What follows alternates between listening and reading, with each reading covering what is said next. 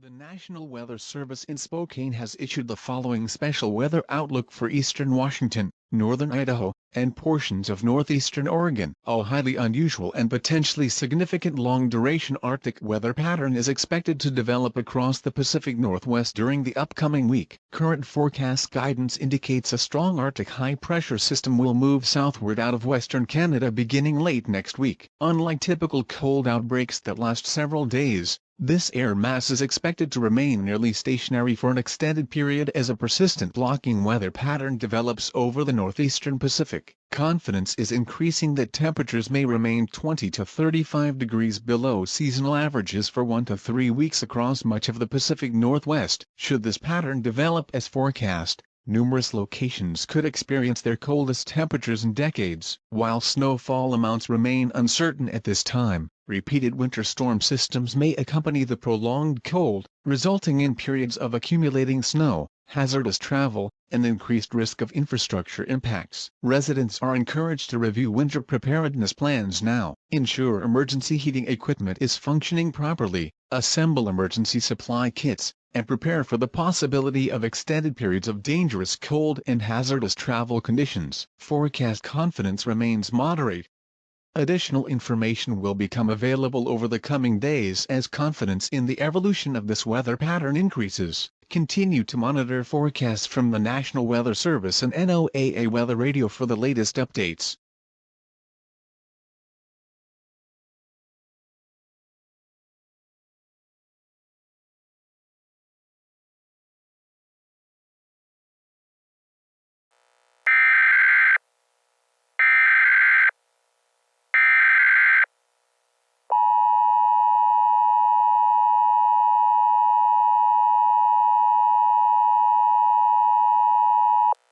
Extreme cold watch in effect from this evening through Monday afternoon. The National Weather Service in Portland has issued an extreme cold watch for much of northwest Oregon and southwest Washington. Dangerously cold Arctic air is expected to move into the region. Overnight low temperatures between 10 and 20 degrees, with wind chills as low as 15 below zero, are possible. Northerly wind gusts between 25 and 40 miles per hour may accompany the arrival of the Arctic front. Locations impacted include the Portland metropolitan area, the northern Willamette Valley, the Columbia River Gorge, southwest Washington including Vancouver, Longview, Kelso, and surrounding communities. The watch extends from this evening through Monday afternoon. Impact: these temperatures could result in frostbite on exposed skin in as little as 20 to 30 minutes. Prolonged exposure could lead to hypothermia. Hazardous travel conditions may develop as moisture freezes on roadways. Confidence continues to increase that this Arctic air mass will persist well beyond Monday. Additional periods of dangerous cold and accumulating snow are possible during the upcoming week. Dress in layers if you must go outdoors. Wear a hat, gloves, and cover exposed skin. Bring pets indoors whenever possible. Protect exposed water pipes by insulating or allowing a slow drip of water.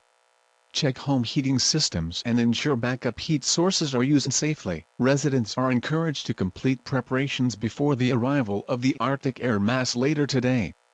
Continue to monitor NOAA Weather Radio and local media for updates. An extreme cold warning may be required if confidence continues to increase or conditions begin sooner than expected.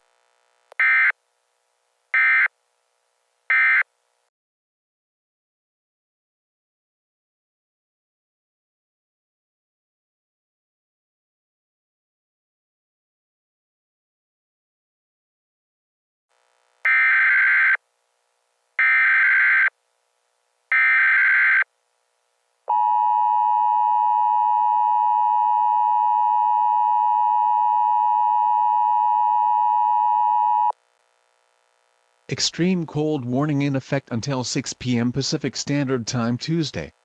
The National Weather Service in Seattle has issued an extreme cold warning for western Washington. Dangerously cold Arctic air is spread across the region. Overnight low temperatures between 5 and 15 degrees are expected, with wind chills as low as 20 below zero. Northerly winds of 20 to 35 miles per hour, with higher gusts along the coast and through the Cascade Gaps, will significantly increase the danger of prolonged outdoor exposure. Locations impacted include western Washington, including the Puget Sound region, the Olympic Peninsula, southwest Washington, the Interstate 5 corridor from Olympia to Bellingham, and the western slopes of the Cascade Mountains. Impact: these dangerously cold wind chills can cause frostbite on exposed skin in as little as 10 minutes. Prolonged exposure may result in hypothermia, untreated water pipes may freeze or burst, and increased electrical demand may lead to scattered power outages. This Arctic air mass is expected to remain over the Pacific Northwest through much of the coming week. Additional winter storms may produce accumulating snow and hazardous travel conditions across the region. Remain indoors whenever possible until conditions improve. If you must go outdoors, dress in multiple loose-fitting layers and cover all exposed skin. Wear insulated gloves, a winter hat, a scarf or face covering, and waterproof footwear. Bring pets indoors and provide adequate shelter for livestock. Check on elderly neighbors, young children, and anyone without reliable heat. Protect exposed water pipes and know the location of your home's main water shutoff valve in the event of a pipe failure. Use portable heaters safely. Never operate generators, charcoal grills, or fuel-burning appliances indoors due to the risk of carbon monoxide poisoning. Continue monitoring NOAA weather radio and local officials for additional information.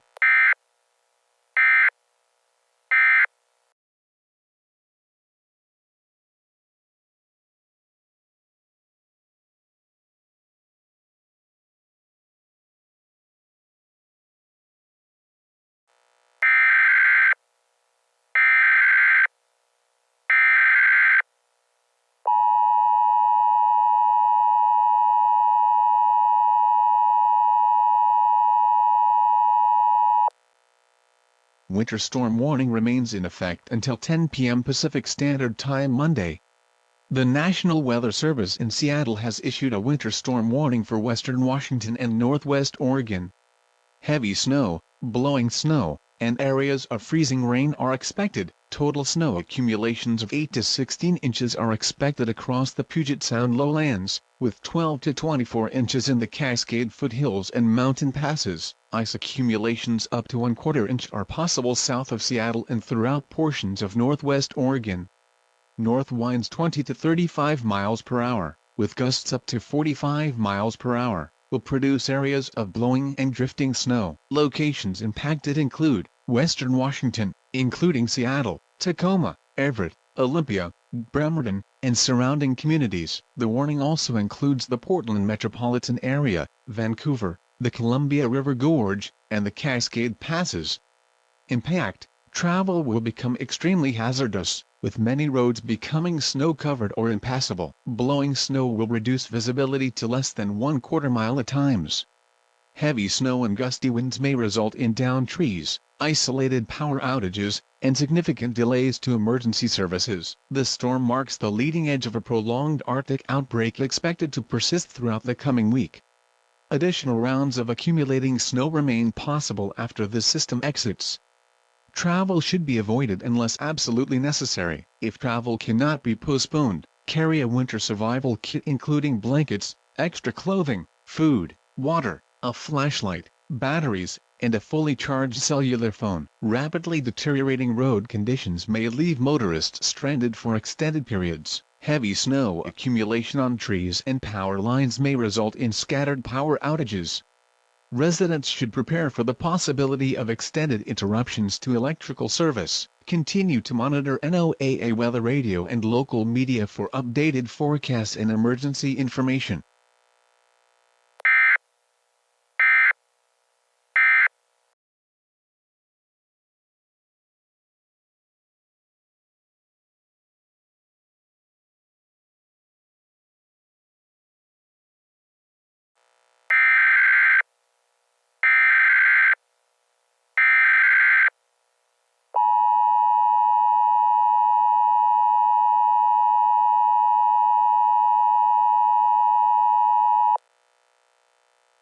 Blizzard warning in effect until 10 a.m. Pacific Standard Time Monday.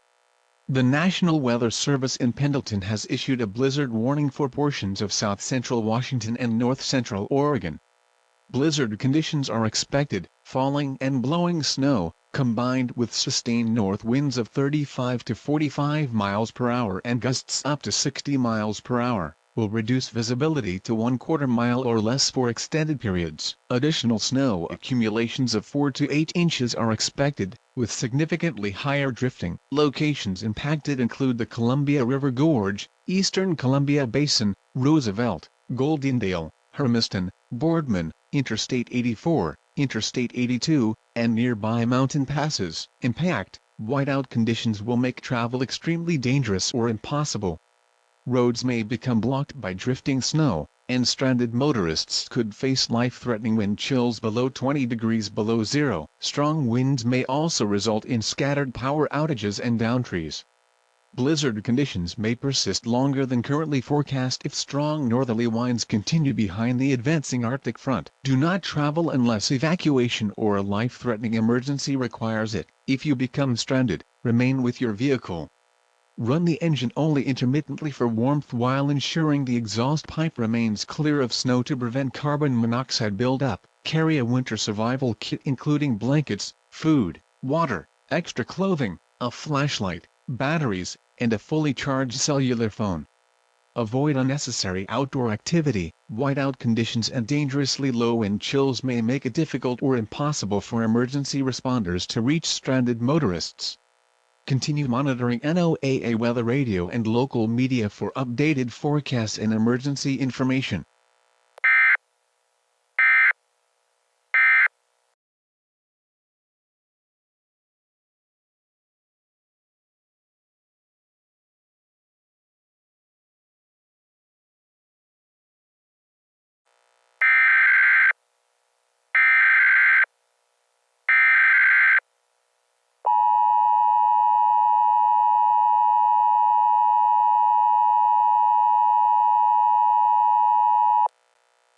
The following message is transmitted at the request of the Washington Emergency Management Division and the Oregon Department of Emergency Management. Dangerously cold temperatures and heavy snowfall have resulted in widespread power outages across portions of Washington and Oregon. Electrical demand has exceeded available generation capacity, requiring controlled rolling power outages to protect the integrity of the regional power grid.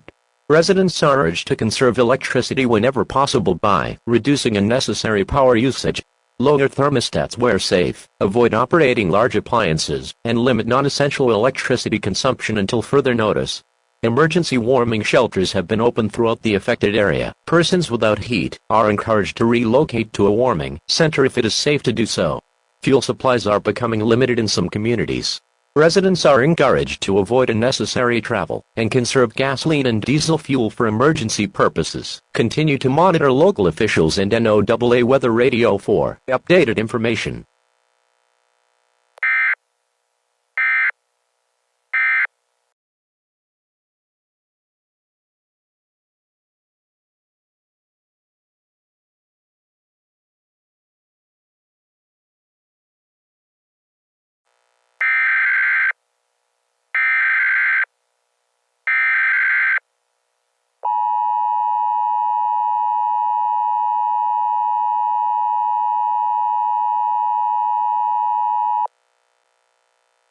The following message is transmitted at the request of Ada County Emergency Management.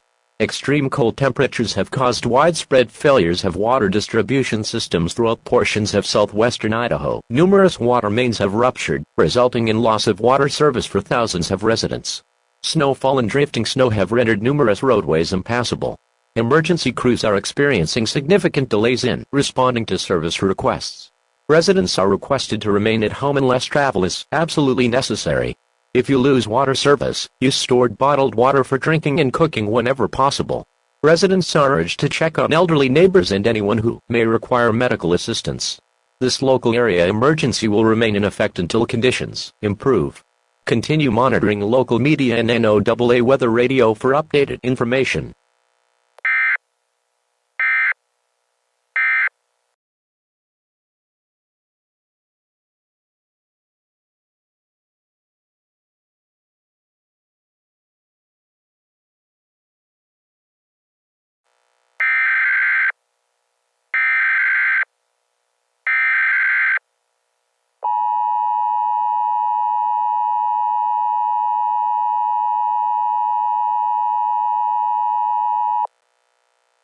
The following message is transmitted at the request of the governors of Washington, Oregon, Idaho, and California.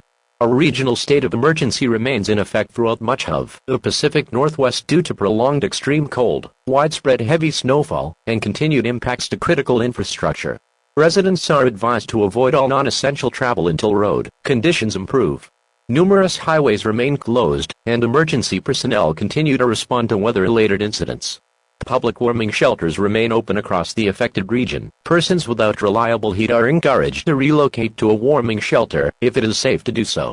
Power restoration efforts are continuing. However, additional rolling outages remain possible as electrical demand continues to exceed available generation capacity. Residents should continue conserving fuel, food, and electricity until conditions improve. Continue monitoring local officials and NOAA weather radio for additional information.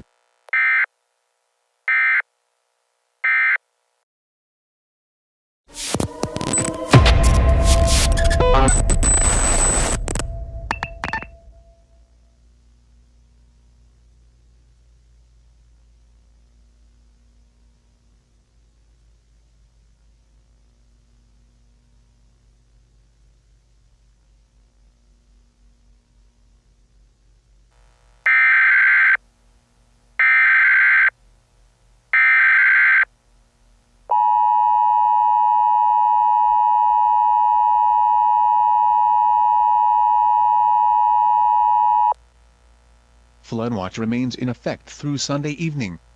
The National Weather Service in Sacramento has issued a flood watch for portions of Northern California. Flooding caused by excessive rainfall continues to be possible. Locations impacted include Butte County, including Oroville, Paradise, Gridley, Biggs, Chico, and surrounding communities. Portions of the Feather River Basin downstream of Oroville Dam are also included. Excessive runoff may result in flooding of rivers, creeks, streams, and other low-lying and flood-prone locations. Smaller waterways may quickly rise out of their banks, and localized flooding of roads is possible. Multiple rounds of moderate to heavy rainfall have affected the northern Sierra Nevada watershed over the past several days, with additional rainfall expected through Sunday. Significant runoff is expected to continue flowing into Lake Oroville as mountain snowmelt combines with persistent rainfall. Reservoir levels continue to rise, and water management officials are closely monitoring conditions at Oroville Dam. At this time, the dam is operating normally.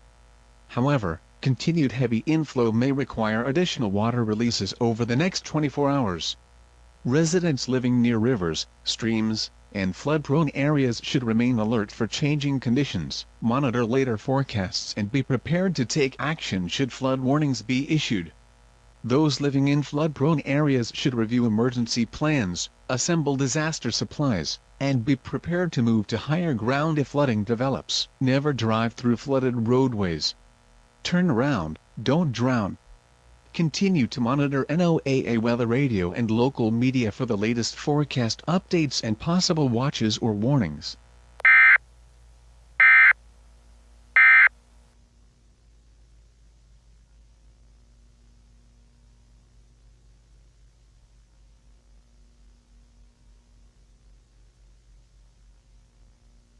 Good morning.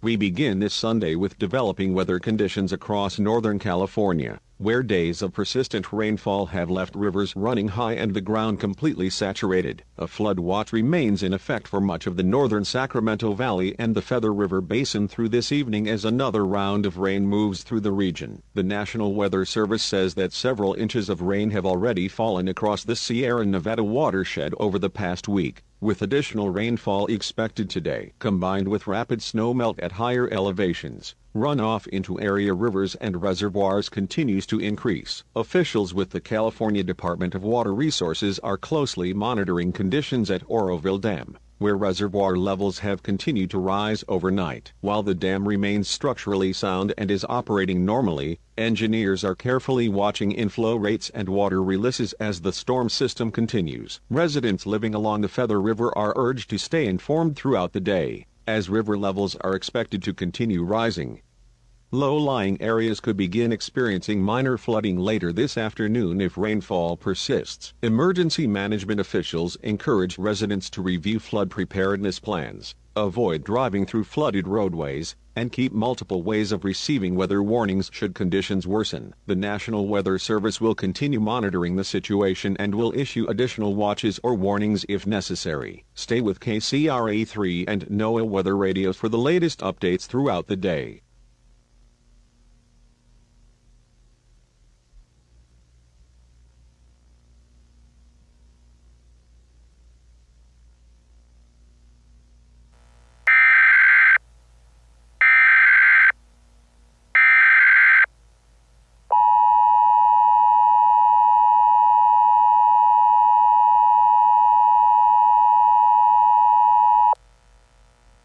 Flood warning in effect until 8 p.m. Pacific Daylight Time this evening. The National Weather Service in Sacramento has issued a flood warning for portions of the Feather River Basin in Northern California. Flooding caused by excessive rainfall and rapidly increasing river levels is occurring. Locations impacted include the Feather River downstream of Oroville Dam, including Oroville, Gridley, Live Oak, Yuba City, Marysville, and surrounding low-lying communities. Impact: floodwaters are beginning to inundate low-lying roads, agricultural land, and areas adjacent to the Feather River. Several roads have been closed due to standing water. Additional flooding is expected as river levels continue to rise throughout the afternoon. At 12:45 p.m. PDT, emergency management officials reported flooding of several low-lying roadways and recreational areas along the Feather River. Heavy rainfall over the past several days, combined with runoff from the Sierra Nevada watershed, continues to produce rapidly rising water levels. Inflows into Lake Oroville remain exceptionally high. Water management officials continue to closely monitor conditions at Oroville Dam while maintaining controlled releases. Additional rainfall of 1 to 2 inches is expected across portions of the watershed this afternoon, which may worsen ongoing flooding. Some locations that will experience flooding include Oroville, Palermo, Gridley, Biggs, Live Oak, Yuba City, Marysville, and communities along the Feather River floodplain. Turn around, don't drown when encountering flooded roads. Most flood-related deaths occur in vehicles. Move valuables from low-lying areas if it can be done safely. Residents living near rivers, streams, and flood-prone locations should be prepared for rapidly changing conditions. Continue monitoring NOAA Weather Radio, local media, and emergency officials for additional information. Additional warnings may be issued if conditions continue to deteriorate.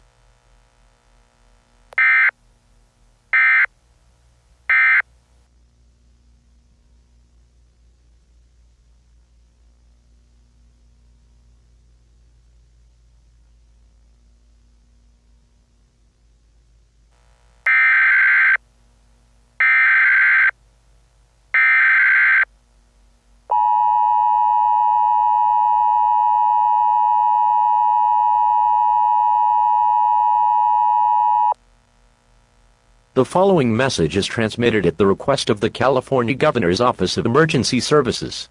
State and local officials are responding to a developing emergency involving Oroville Dam in Butte County. Engineers from the California Department of Water Resources have identified structural concerns requiring immediate evaluation. While the dam has not failed, rapidly increasing inflow and continued stress from prolonged high water have prompted emergency officials to begin precautionary response measures. Residents and businesses located downstream of Oroville Dam, particularly those within the Feather River floodplain, are urged to prepare for the possibility of evacuation should conditions continue to deteriorate. Now is the time to review evacuation routes, gather emergency supplies, secure important documents and medications, and be prepared to leave immediately, if instructed by local authorities. Emergency officials are actively monitoring the situation. Additional emergency messages may be issued with little advance notice if conditions warrant. Do not attempt to travel to Oroville Dam or surrounding restricted areas. Keep roadways clear for emergency personnel and utility crews. Continue monitoring local officials, NOAA Weather Radio, and local media for additional information.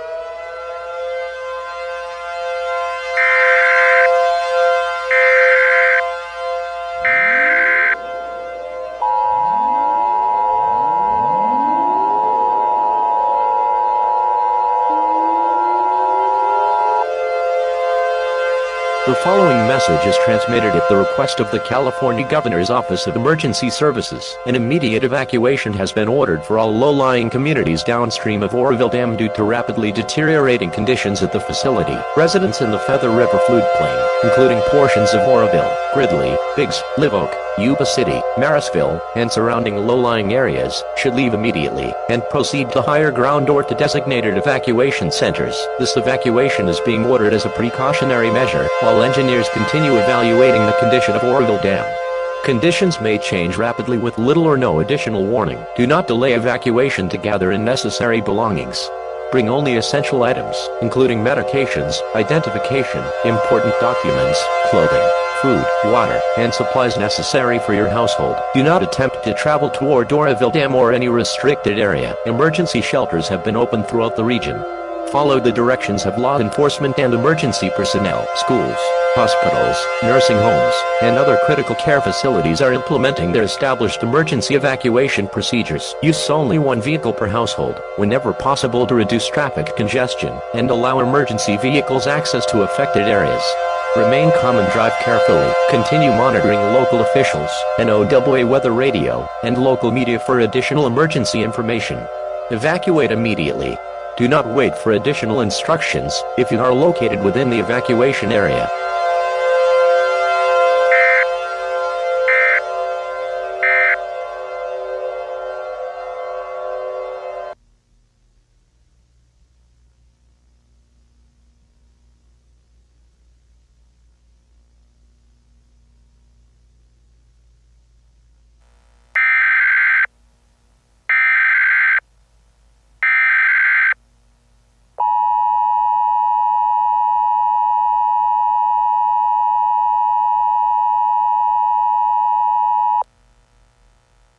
The following message is transmitted at the request of the California Governor's Office of Emergency Services. The Oroville Dam has suffered a catastrophic structural failure. A rapidly moving wall of floodwater is now traveling downstream along the Feather River. This is an extremely dangerous and life-threatening situation. All persons within the Feather River floodplain, including the communities of Oroville, Gridley, Biggs, Live Oak, Yuba City, Marysville, and all surrounding low-lying areas, must move immediately to higher ground. Do not attempt to drive through floodwaters. Floodwaters will rise rapidly and may overtake roads, bridges, and vehicles with little warning. If you cannot safely evacuate by vehicle, move immediately to the highest floor of a sturdy building or to natural high ground away from the river. Emergency response agencies are actively conducting rescue operations. Follow all instructions from law enforcement and emergency personnel.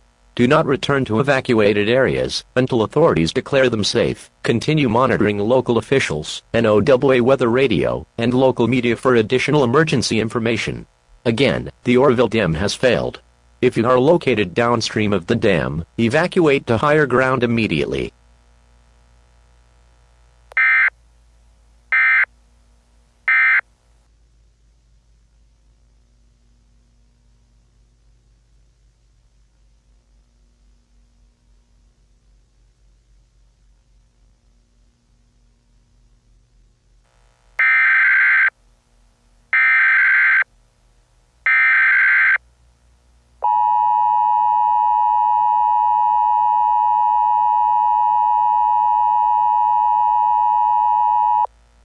Flash flood warning remains in effect until 11 p.m. Pacific Daylight Time this evening. The National Weather Service in Sacramento has issued a flash flood warning for portions of the Feather River Basin in Northern California. Catastrophic flash flooding is occurring due to the failure of Oroville Dam. A rapidly moving flood wave is traveling downstream along the Feather River. Locations impacted include communities along the Feather River, including Oroville, Gridley, Biggs, Live Oak, Yuba City, Marysville, Nicolaus, and surrounding low-lying areas. Impact: catastrophic flooding is occurring. Numerous roads and bridges have been overtopped or washed out. Vehicles may be swept away by rapidly moving water. Floodwaters are expected to inundate residential neighborhoods, businesses, agricultural land, and critical infrastructure. At 5 p.m. PDT, emergency management officials reported rapidly rising floodwaters moving downstream following the catastrophic failure of Oroville Dam. Water levels are rising rapidly and may increase with little or no warning. Search and rescue operations are underway in multiple communities. Additional flooding will continue downstream throughout the evening. Move immediately to higher ground if you are within or near the warned area. Do not attempt to drive through flooded roadways. Roads that appear passable may have been undermined or washed away. Never enter moving flood waters. As little as 6 inches of moving water can knock a person off their feet, and a foot of moving water can carry away most vehicles. Follow all evacuation orders issued by local authorities. Continue monitoring NOAA weather radio and local officials for additional emergency information.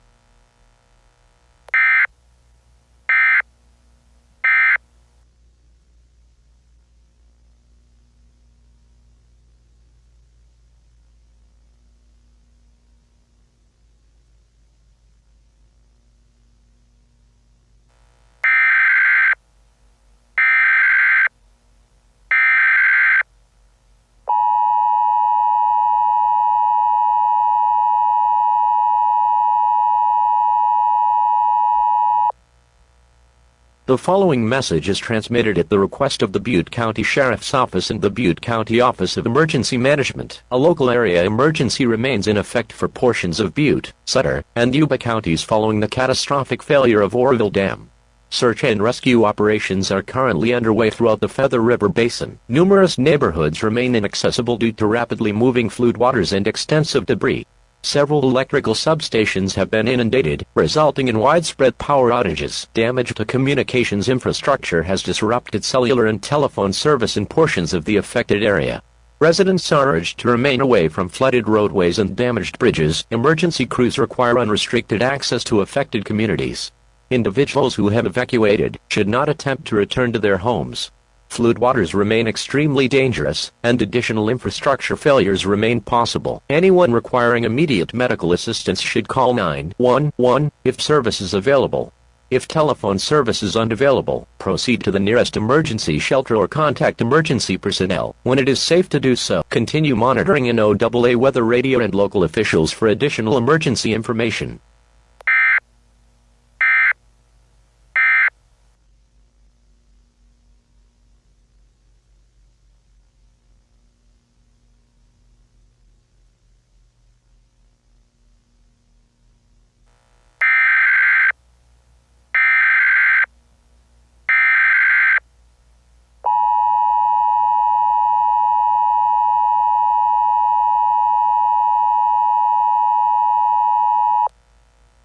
The following message is transmitted at the request of the California Governor's Office of Emergency Services.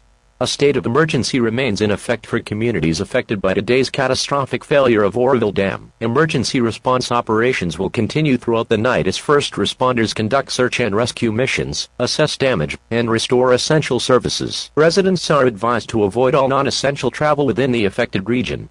Numerous highways and local roads remain closed due to flooding, debris, bridge damage, and emergency operations. A nighttime curfew is now in effect from 10 p.m. until 6 a.m. for evacuated areas within Butte, Sutter, and Yuba counties.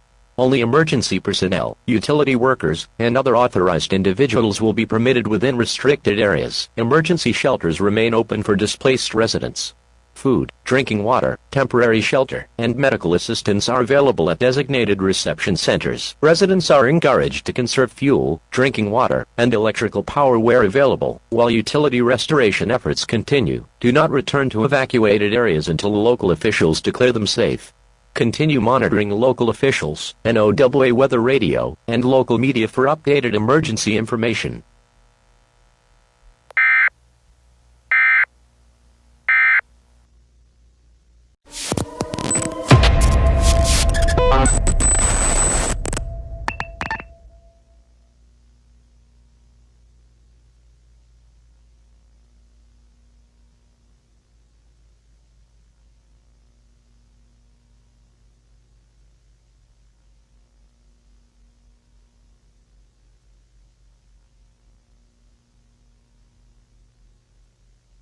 Good morning. We begin with developing conditions across the Port of Baltimore, where dense marine fog has settled over much of Baltimore Harbor and the lower Patapsco River. significantly reducing visibility for both commercial and recreational vessels. The National Weather Service reports visibility has fallen below 1/4 mile in many locations this morning, making navigation hazardous throughout the harbor. In response, the United States Coast Guard has issued a marine safety information broadcast advising all vessels to reduce speed, sound proper fog signals, and exercise extreme caution while entering or departing the Port of Baltimore. Port officials say shipping operations remain open, but vessel traffic is moving more slowly than usual as crews navigate through the thick fog.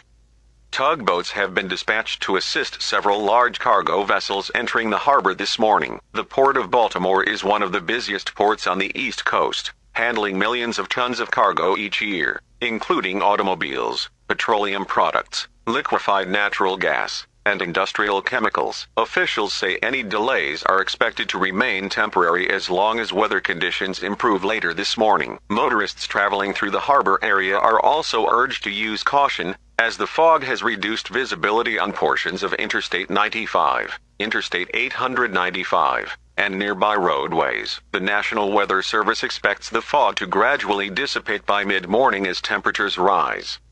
Until then, mariners and commuters are encouraged to allow extra travel time and remain alert for rapidly changing conditions. Stay with WBAL 11 News for continuing coverage throughout the morning.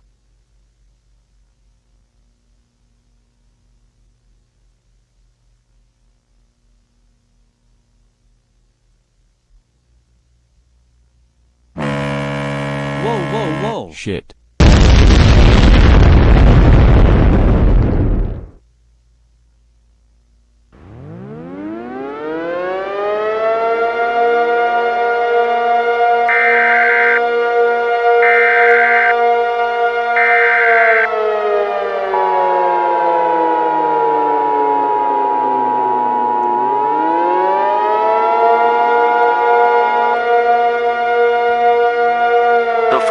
Message is transmitted at the request of the Baltimore City Office of Emergency Management and the Baltimore City Fire Department. A major explosion has occurred within the Port of Baltimore near the lower Patapsco River. Multiple fires are burning across the harbor district, and additional explosions remain possible. Residents, motorists, and all unauthorized personnel must remain away from the Port of Baltimore, including portions of Dundalk, Curtis Bay, Hawkins Point, and nearby industrial waterfront areas. Do not travel toward the harbor to observe the incident.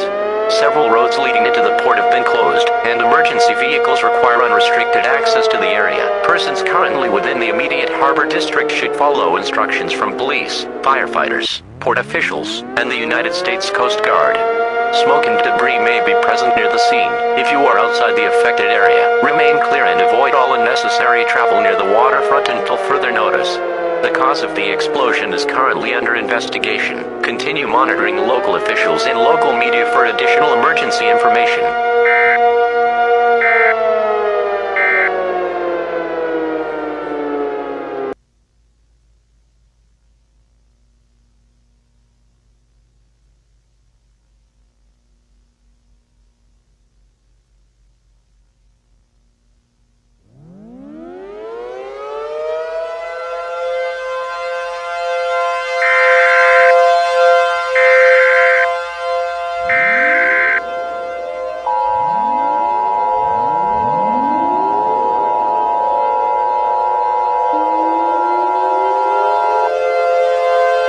The following message is transmitted at the request of the Maryland Department of Emergency Management, the Baltimore City Office of Emergency Management, and Baltimore County Emergency Management. An immediate evacuation has been ordered for residents and businesses located in Dundalk, Fairfield, Curtis Bay, Hawkins Point, portions of Brooklyn Park, the Sparrows Point Industrial District, and other areas immediately adjacent to Baltimore Harbor due to the ongoing maritime emergency at the Port of Baltimore. Multiple industrial fires continue to burn, and additional explosions remain possible as emergency crews respond to the incident. This evacuation is being ordered to protect life and safety as conditions within the harbor continue to deteriorate. Leave the evacuation area immediately using designated evacuation routes, and follow all instructions from law enforcement and emergency personnel. Do not delay evacuation to gather in necessary belongings. Bring only essential items including medications, identification, important documents, clothing, food, water, and supplies necessary for your household. Do not travel toward the Port of Baltimore or attempt to enter any restricted area. Emergency shelters have been opened at designated reception centers outside the evacuation zone. Schools, hospitals, nursing homes, and other critical care facilities are implementing their established emergency evacuation procedures. Use only one vehicle per household, whenever possible, to reduce traffic congestion and allow emergency vehicles unrestricted access to the affected area. Remain calm and drive carefully. Continue monitoring NOAA weather radio, local officials, and local media for additional emergency information. Evacuate immediately. Do not wait for additional instructions if you are located within the evacuation area.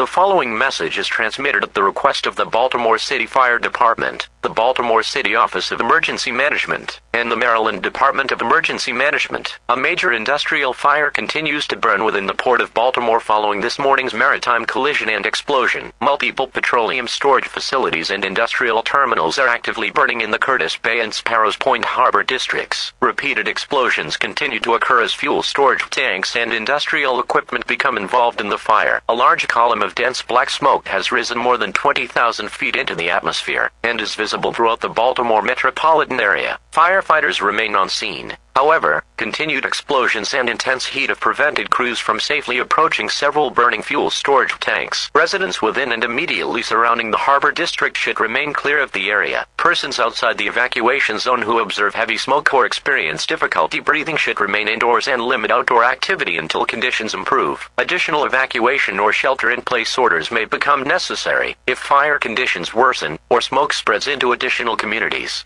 Continue monitoring NOAA weather radio, local officials, and local media for updated emergency information.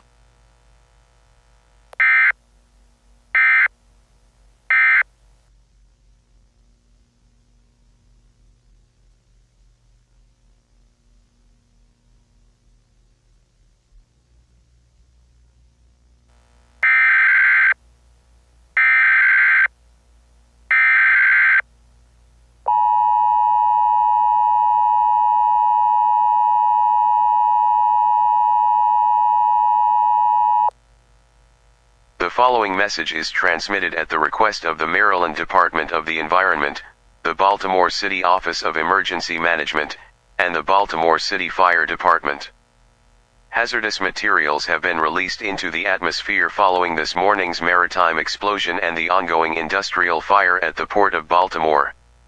Damage to multiple chemical storage facilities has resulted in the release of potentially hazardous gases and airborne contaminants. A smoke plume containing hazardous combustion products is moving northwest from the harbor toward portions of Baltimore City and Baltimore County. Residents in the projected path of the plume are advised to avoid outdoor activity and limit exposure to smoke and fumes. Individuals with asthma, chronic respiratory illnesses, heart disease, and other underlying medical conditions are especially encouraged to remain indoors until further notice. Schools, hospitals, and other public facilities within the affected area should implement protective procedures as directed by local officials. Additional protective actions, including shelter-in-place orders, may become necessary as air quality conditions continue to be monitored. Do not enter the evacuation zone or attempt to travel toward the Port of Baltimore. Continue monitoring NOAA weather radio, local officials, and local media for updated emergency information.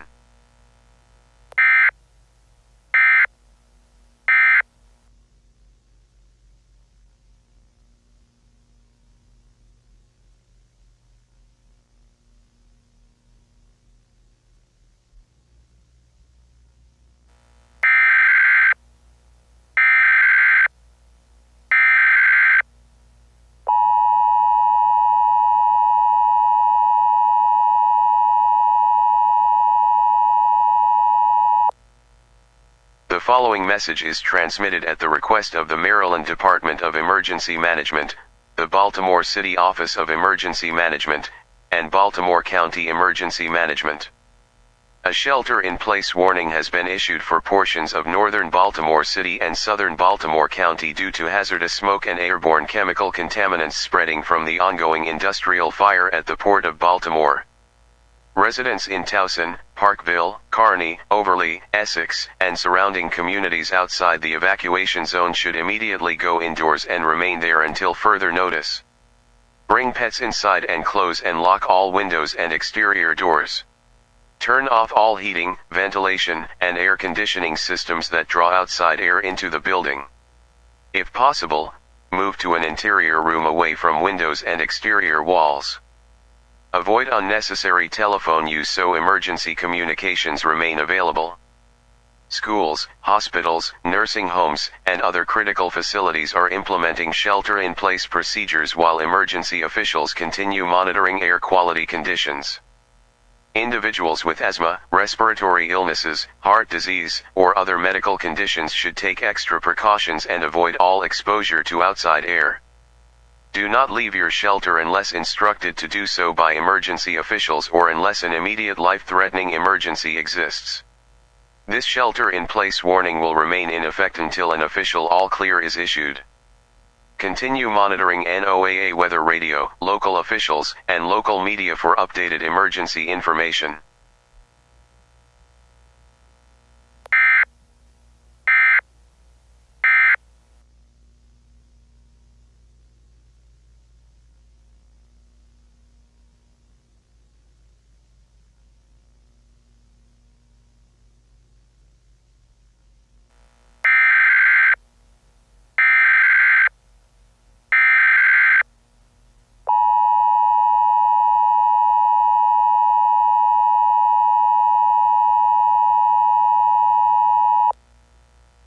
The following message is transmitted at the request of the Governor of Maryland and the Maryland Department of Emergency Management.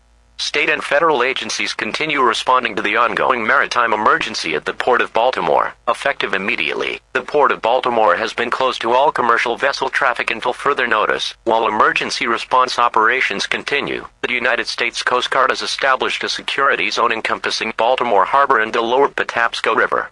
Entry into the restricted area is prohibited except for authorized emergency response, military, and government vessels. The Federal Aviation Administration has established a temporary flight restriction over the affected area to ensure the safe operation of emergency aircraft and to prevent unauthorized air traffic from entering the response zone. The Governor of Maryland has activated the Maryland National Guard to assist local authorities with evacuation operations, traffic control, security, logistics, and humanitarian support. Additional state resources continue to arrive in Baltimore as firefighting operations, hazardous materials response, and damage assessments remain ongoing. Residents are reminded to avoid all travel near Baltimore Harbor, unless absolutely necessary, and to comply with all evacuation and shelter-in-place orders currently in effect. Do not enter restricted areas or attempt to bypass road closures. The Port of Baltimore is expected to remain closed until emergency officials determine that conditions are safe for maritime operations to resume. Continue monitoring NOAA weather radio, local officials, and local media for updated emergency information.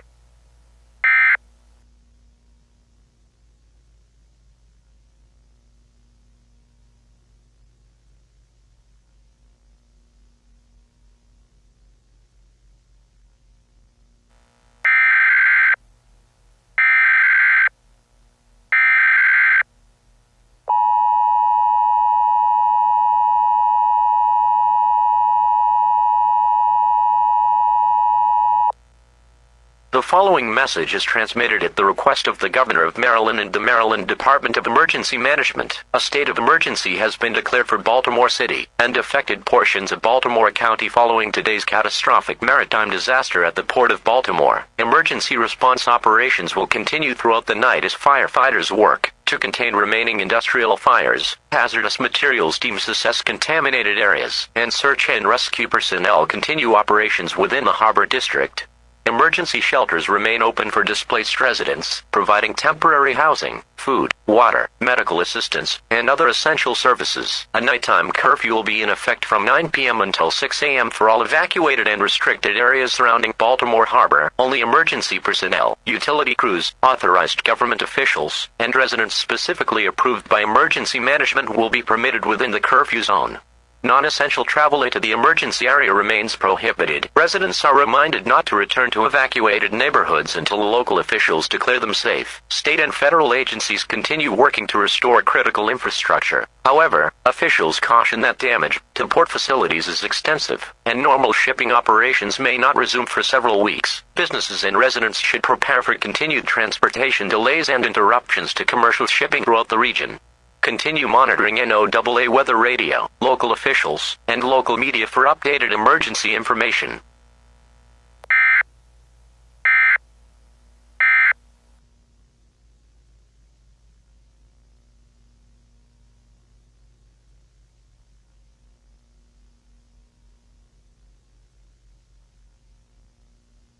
Good morning. Recovery efforts are continuing this morning following yesterday's catastrophic maritime disaster at the Port of Baltimore, one of the worst industrial accidents in Maryland history. Firefighters remain on scene as crews work to extinguish isolated fires that continue burning within several damaged petroleum storage facilities. Hazardous materials teams are conducting air and water quality monitoring throughout Baltimore Harbor, while investigators from the National Transportation Safety Board, the United States Coast Guard, and federal law enforcement agencies begin determining the cause of the collision that triggered the disaster. The Port of Baltimore remains closed to all commercial vessel traffic. More than 100 cargo vessels are currently anchored offshore or have been diverted to other East Coast ports as officials inspect shipping channels, damaged terminals, and waterfront infrastructure for safety.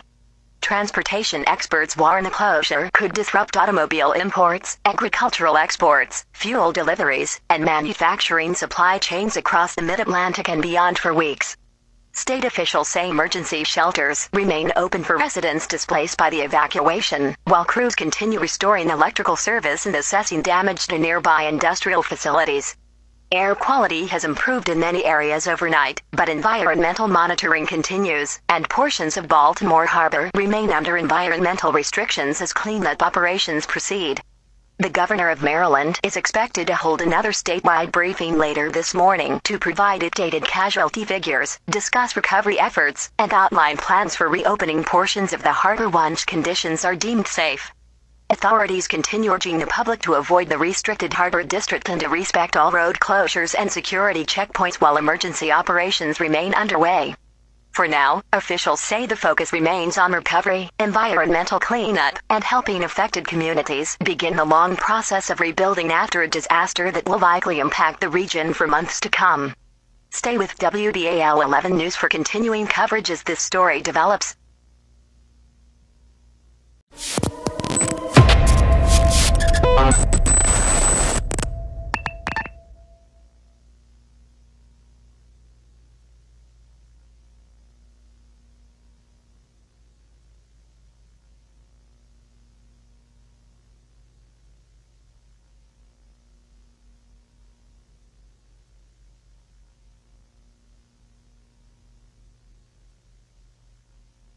Good morning.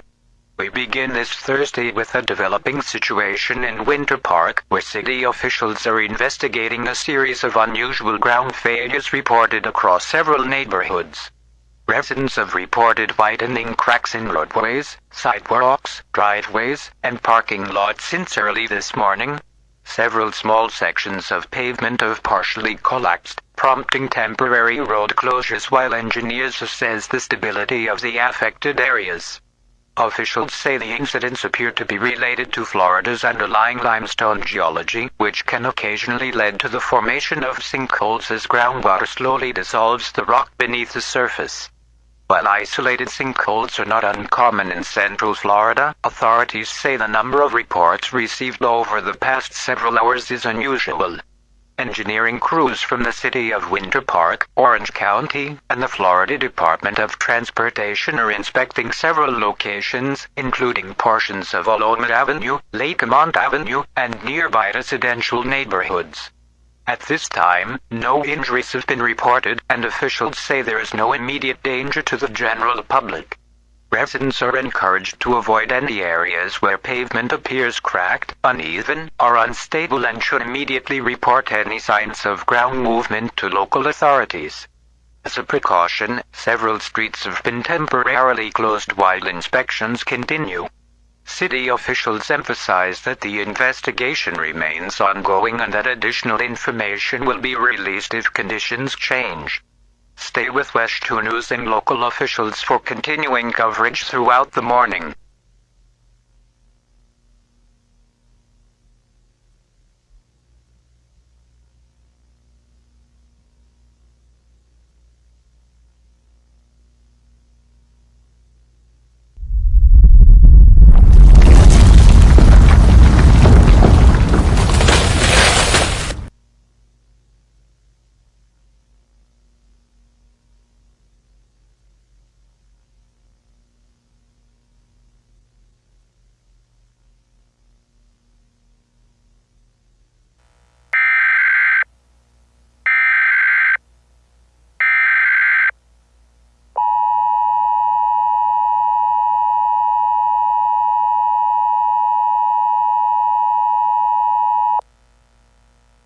The following message is transmitted at the request of the Orange County Emergency Management and the Winter Park Fire Department. A major ground collapse has occurred near the intersection of Aloma Avenue and Lakemont Avenue in Winter Park. A large sinkhole has destroyed multiple homes, vehicles, and sections of roadway, and additional ground movement is occurring within the immediate area. Emergency responders are conducting search and rescue operations, and numerous roads have been closed. Residents are urged to avoid the affected area and obey all instructions from law enforcement and emergency personnel. Do not approach the edge of the sinkhole or attempt to enter damaged neighborhoods, as unstable ground may collapse without warning. Nearby residents should be prepared for rapidly changing conditions as engineers continue evaluating the extent of the underground collapse. Additional emergency messages, including evacuation orders, may be issued with little advance notice if conditions deteriorate. Continue monitoring local officials, local media, and emergency management for updated emergency information.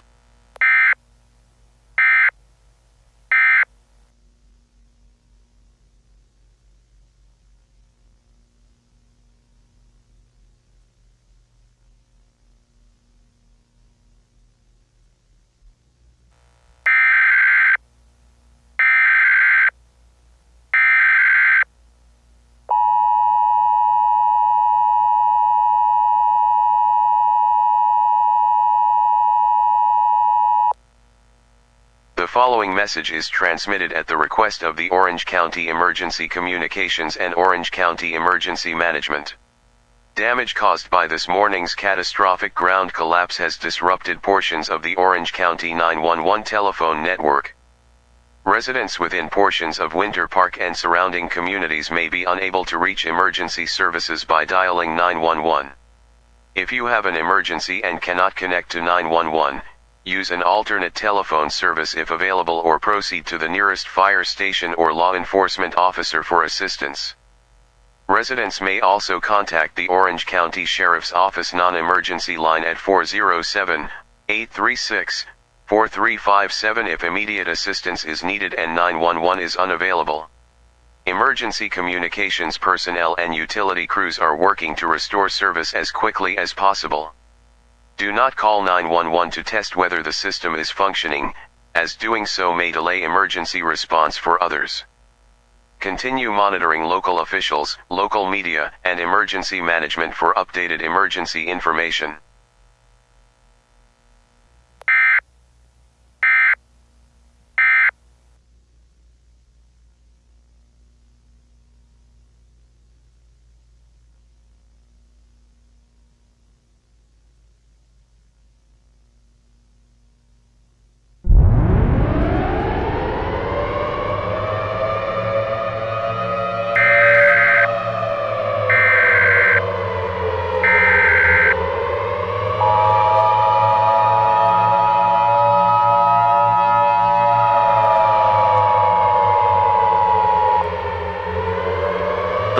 following message is transmitted at the request of the Orange County Emergency Management and the City of Winter Park. An immediate evacuation has been ordered for portions of Winter Park following the discovery of an extensive underground limestone cavern system beneath the initial sinkhole. Geologists have determined that the unstable ground extends beneath several residential neighborhoods in portions of Aloma Avenue, Lakemont Avenue, and nearby commercial districts, where additional ground collapse could occur with little or no warning. Residents and businesses within the designated evacuation area should leave immediately using approved evacuation routes, and follow all instructions from law enforcement and emergency personnel. Do not remain in damaged structures or attempt to return to evacuated areas to retrieve personal belongings. Bring only essential items, including medications, identification, important documents, clothing, food, and water. Utility crews are shutting down natural gas, electrical, and water service in portions of the evacuation zone. To reduce the risk of additional hazards, several major roadways have been closed, and motorists should expect significant traffic delays throughout the Winter Park and Orlando area. Emergency shelters have been opened for displaced residents. Continue monitoring local officials, local media, and emergency management for updated emergency information.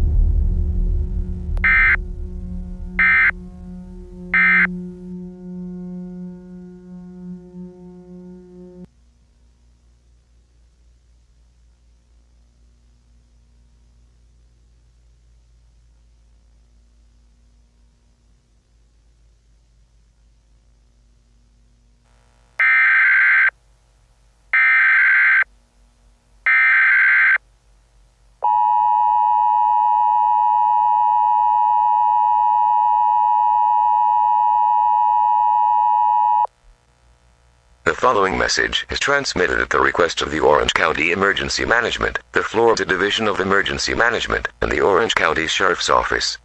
A local area emergency remains in effect for portions of Winter Park in northeastern Orlando following this morning's catastrophic ground collapse.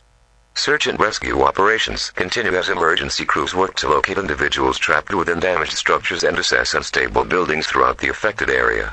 Geologists have confirmed that the original sinkhole is connected to an extensive underground limestone cavern system, and several additional ground collapses have been reported throughout nearby residential and commercial areas. Water, natural gas, electrical, and telecommunications services remain interrupted to thousands of customers as utility companies continue emergency shutdowns to prevent further damage. Numerous roads remain closed, including portions of Aloma Avenue, Lakemont Avenue, and surrounding streets, and motorists should avoid the area. Several schools, businesses, and public facilities within the affected zone have closed until further notice due to ongoing safety concerns.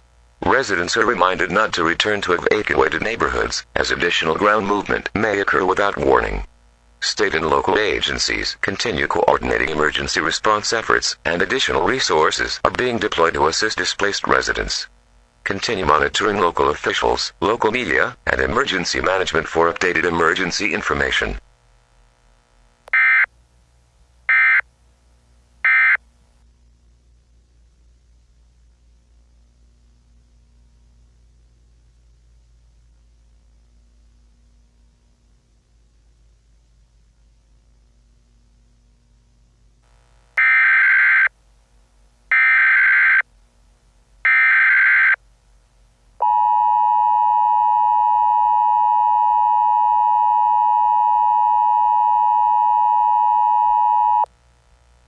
The following message is transmitted at the request of the Governor of Florida and the Florida Division of Emergency Management. A state of emergency has been declared for portions of Orange County following today's catastrophic sinkhole disaster in Winter Park. State and local emergency response operations continue as search and rescue teams, engineers, and utility crews work throughout the affected area. The Florida National Guard has been activated to assist with evacuation operations, traffic control, security, logistics, and humanitarian support for displaced residents.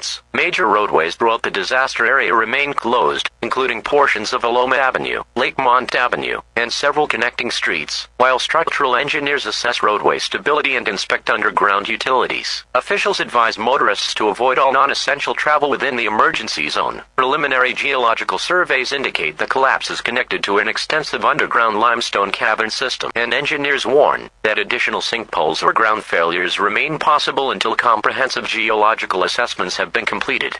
Residents are reminded not to return to evacuated neighborhoods until authorized by emergency officials. Emergency shelters remain open for displaced residents, and utility restoration efforts are expected to continue for several days.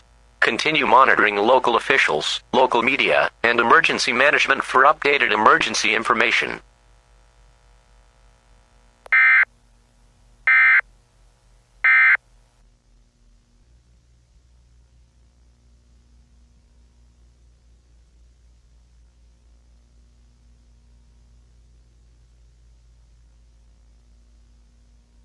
Good morning. Recovery operations continued today across Winter Park following yesterday's catastrophic sinkhole disaster, one of the largest and most destructive ground collapses ever recorded in Central Florida. Emergency crews remain unseen as engineers and geologists continue assessing the stability of the underground limestone cavern system believed to have caused the collapse. Officials say the original sinkhole and several smaller ground failures have left hundreds of residents displaced, with dozens of homes and businesses either destroyed or declared unsafe to occupy. Search and rescue operations have now transitioned into damage assessment and recovery efforts, though emergency officials caution that additional areas remain unstable and access to portions of the disaster zone continues to be restricted. Utility companies are working to restore electrical service, natural gas, water, and telecommunications to thousands of affected customers. While power has been restored to some neighborhoods, officials estimate that full restoration of underground utilities could take several weeks. Engineers also warn that damaged roadways, sewer systems, and other underground infrastructure may require months of reconstruction before normal traffic patterns can resume. State officials continue urging residents to avoid the affected area while geological surveys are completed. Authorities say evacuated neighborhoods will remain closed until engineers determine that the ground is stable and safe for residents to return. The governor's state of emergency remains in effect for portions of Orange County, and emergency shelters continue operating for families displaced by the disaster. Officials say this event serves as a reminder of the unique geological conditions that exist beneath much of Central Florida and emphasize that long-term monitoring of the affected area will continue well after the immediate emergency has ended. Stay with WESH 2 News for continuing coverage as recovery efforts progress and additional information becomes available.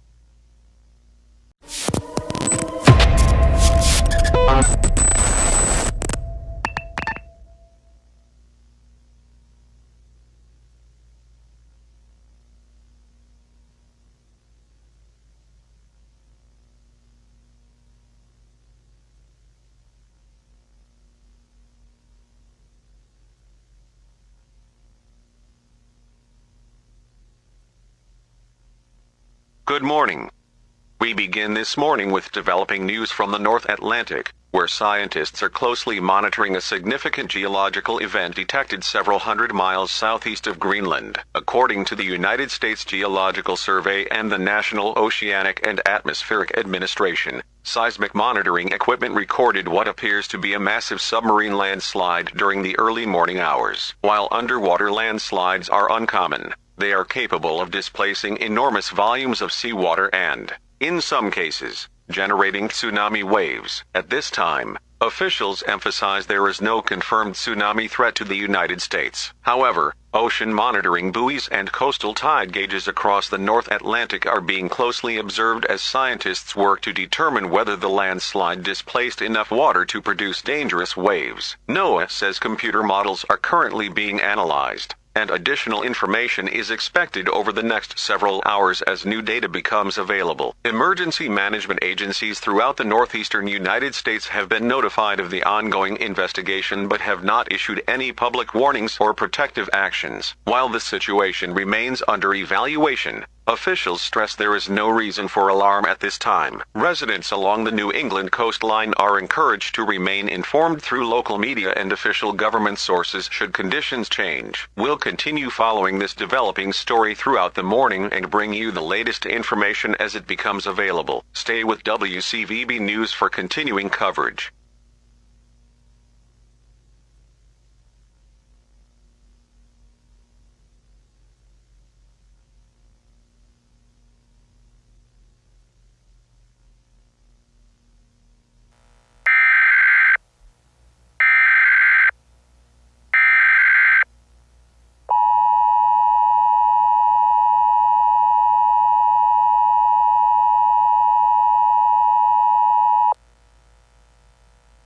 following message is transmitted at the request of the National Weather Service, the National Tsunami Warning Center, and the National Oceanic and Atmospheric Administration.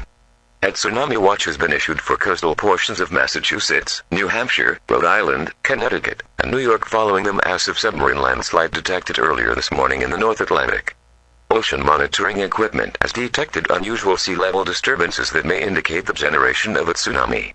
At this time, it has not been confirmed that a destructive tsunami will impact the northeastern United States. However, emergency officials advise that dangerous waves are possible, and residents should be prepared to take immediate protective action if conditions worsen. Residents in low-lying coastal communities, barrier islands, beaches, marinas, harbors, and waterfront districts are encouraged to review their evacuation plans and prepare to move to higher ground if a tsunami warning is issued. Individuals wishing to leave vulnerable coastal areas may do so at this time. This is a voluntary evacuation and not a mandatory evacuation order.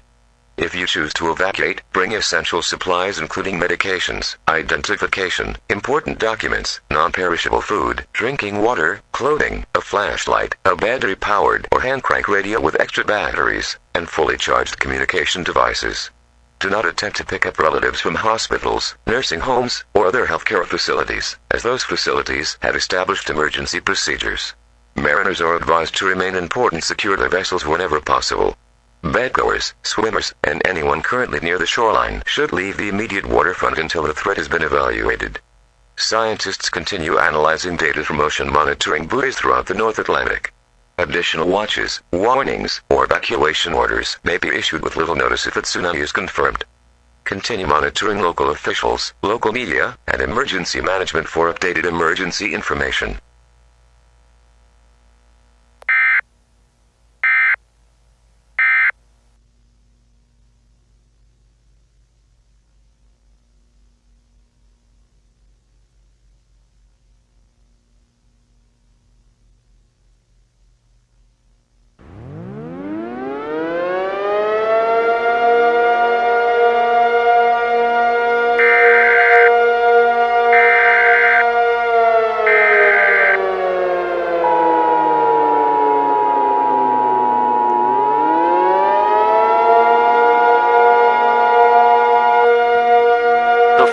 Message is transmitted at the request of the National Weather Service, the National Tsunami Warning Center, and the National Oceanic and Atmospheric Administration. A tsunami warning has been issued for coastal portions of Massachusetts, New Hampshire, Rhode Island, Connecticut, and New York at approximately 10:45 a.m. Eastern Daylight Time. Data from Deep Ocean Tsunami Detection Buoys confirmed that a destructive tsunami was generated by this morning's massive submarine landslide in the North Atlantic. The leading waves are expected to reach portions of the New England coastline within the next 1 to 2 hours. Forecast models indicate that tsunami run-up heights exceeding 50 feet are possible in localized coastal areas, particularly within harbors, bays, inlets, and other locations where coastal geography may amplify wave heights. Dangerous coastal flooding, powerful currents, and widespread destruction are expected in vulnerable waterfront communities. Everyone within low-lying coastal areas should evacuate immediately. This includes beaches, barrier islands, marinas, ports, waterfront districts, and all areas identified within local tsunami evacuation zones. Move immediately to higher ground or land away from the coastline. Do not wait to observe the incoming wave. The first wave may not be the largest, and multiple destructive waves may continue for several hours after the initial arrival. If you are evacuating, take only essential items, including medications, identification, important documents, drinking water, non-perishable food, clothing, a flashlight, a battery-powered or hand-crank radio with extra batteries, and fully charged communication devices. Use one vehicle per household, whenever possible, to reduce traffic congestion, and allow emergency vehicles unrestricted access to evacuation routes. Do not attempt to pick up relatives from hospitals, nursing homes, or other healthcare facilities. These facilities have established emergency evacuation procedures and are coordinating directly with emergency management officials. Boaters should not attempt to return to port. Individuals currently on beaches, piers, or along the shoreline should leave the area immediately. Stay away from rivers, estuaries, and tidal waterways, as dangerous tsunami currents may travel well inland. Emergency shelters have been opened throughout inland portions of Massachusetts, Connecticut, Rhode Island, New Hampshire, and New York. followed all evacuation routes and instructions issued by local officials and law enforcement personnel. Evacuate immediately. Conditions along the coastline will become increasingly dangerous as the tsunami approaches. Continue monitoring local officials, local media, and emergency management for updated emergency information.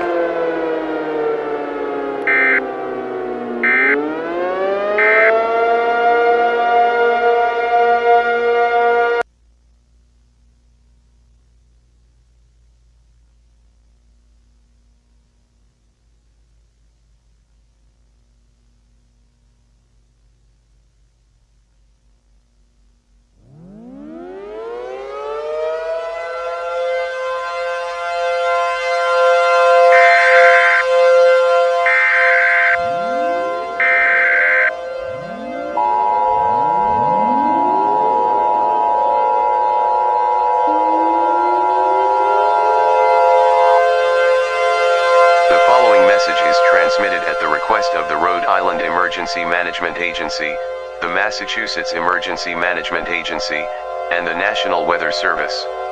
An immediate evacuation has been ordered for all low-lying coastal communities, beaches, barrier islands, harbors, and waterfront districts throughout the state of Rhode Island and portions of southeastern Massachusetts due to the imminent arrival of a destructive tsunami. Emergency officials advise that the first tsunami waves are expected to reach the southern New England coastline within approximately 1 hour. Forecasts indicate that severe coastal flooding, destructive currents, and localized wave heights approaching 50 feet are possible in vulnerable harbors, bays, and inlets.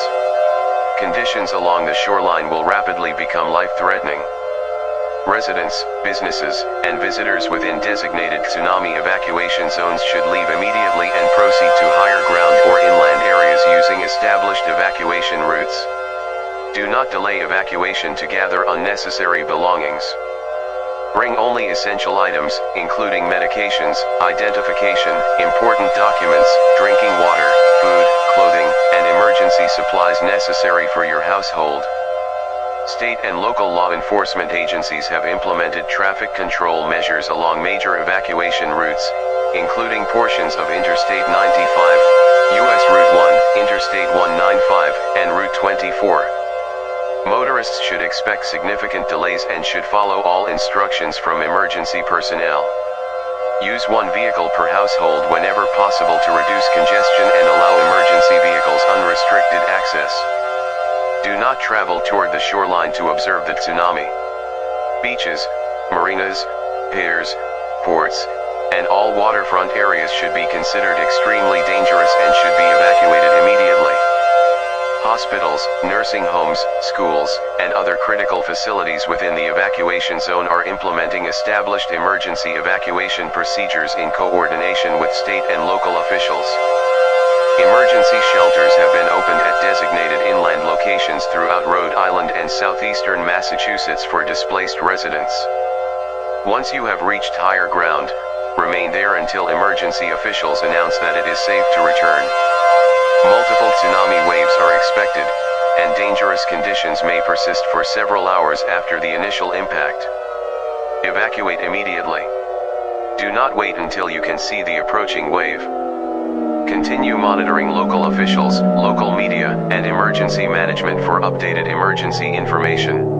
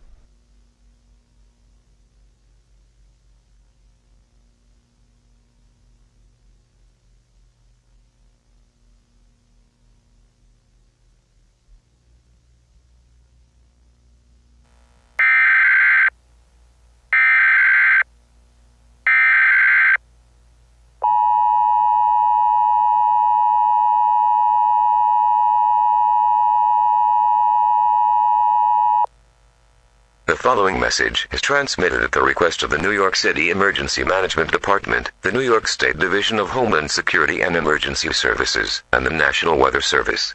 A local area emergency has been declared for the city of New York following the arrival of a destructive tsunami that entered New York Harbor this afternoon. Emergency officials report significant coastal flooding throughout portions of Lower Manhattan, Staten Island, southern Brooklyn, and low-lying waterfront communities in Queens. Numerous streets remain underwater, and swift-moving floodwaters continue to inundate coastal neighborhoods, causing extensive damage to buildings, transportation infrastructure, and utilities. Search and rescue operations are currently underway for individuals trapped by rapidly rising water. All Staten Island ferry service has been suspended until further notice due to hazardous water conditions and damage to ferry terminals. The Harlan Tunnel and Battery Park underpass have been closed because of severe flooding, and additional closures remain possible as emergency crews continue assessing damage throughout the transportation network. Motorists should avoid all travel into Lower Manhattan and to the flooded coastal areas. Residents within affected neighborhoods should remain on higher floors of structurally sound buildings if evacuation is no longer possible. Do not enter floodwaters on foot or by vehicle. Floodwaters may conceal submerged hazards, damaged roadways, energized electrical equipment, and dangerous debris. Emergency responders are actively conducting water rescues throughout the harbor and adjacent communities, and response times may be delayed due to the number of ongoing emergencies. Utility outages have been reported in several waterfront districts, and emergency officials are continuing damage assessments to bridges, tunnels, seawalls, and other critical infrastructure. Additional flooding remains possible as tsunami activity continues, and residents should not return to evacuated coastal areas until authorized by emergency officials. Continue monitoring local officials, local media, and emergency management for updated emergency information.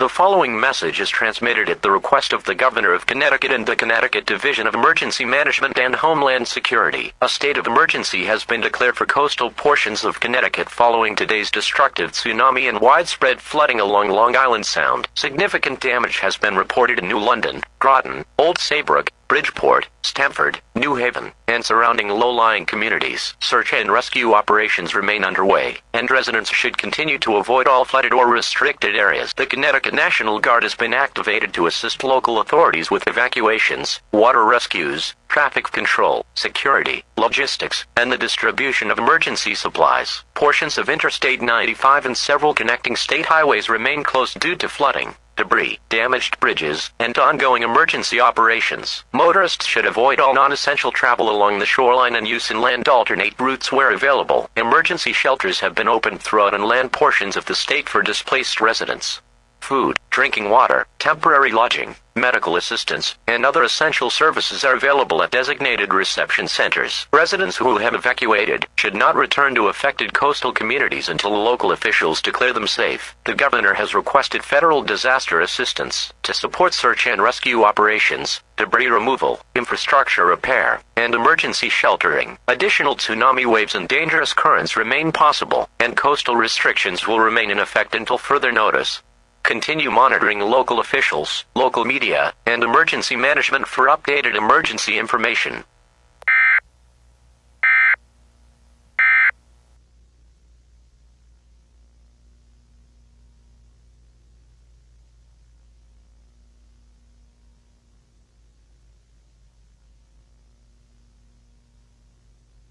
Good morning. Recovery efforts are continuing this morning across New England and portions of the Northeast following yesterday's catastrophic tsunami, one of the most destructive natural disasters to strike the Atlantic coast in modern American history. Emergency management officials report that search and rescue operations continued throughout the night in Massachusetts, Rhode Island, Connecticut, New Hampshire, and New York, where thousands of emergency personnel remain deployed. Preliminary reports indicate that dozens of people have been killed, hundreds have been injured, and thousands more have been displaced after powerful tsunami waves inundated coastal communities, ports, and waterfront districts. Some of the most extensive damage has been reported in Boston Harbor, Providence, New London, portions of Long Island, Staten Island, and Lower Manhattan, where floodwaters damaged homes, businesses, transportation infrastructure, and public utilities.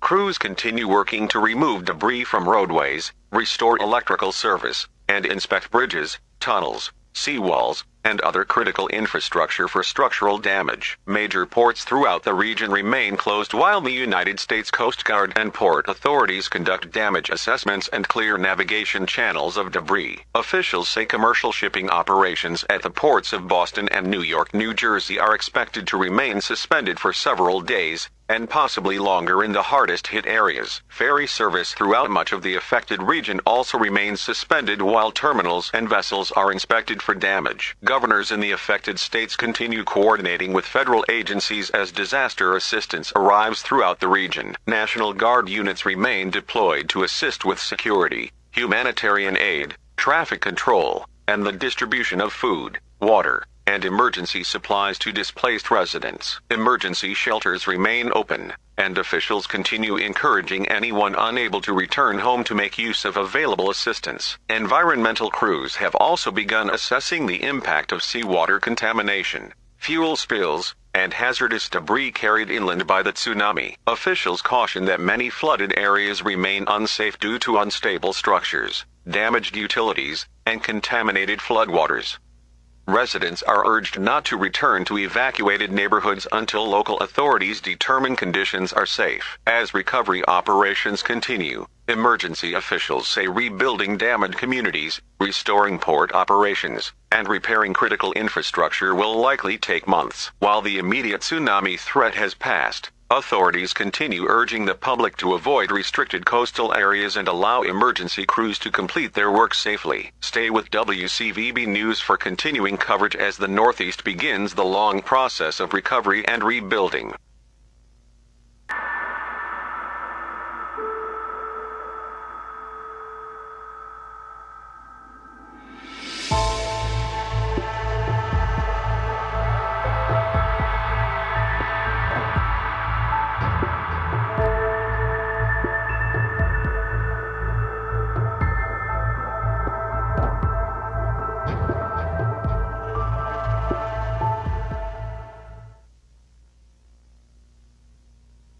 Good morning.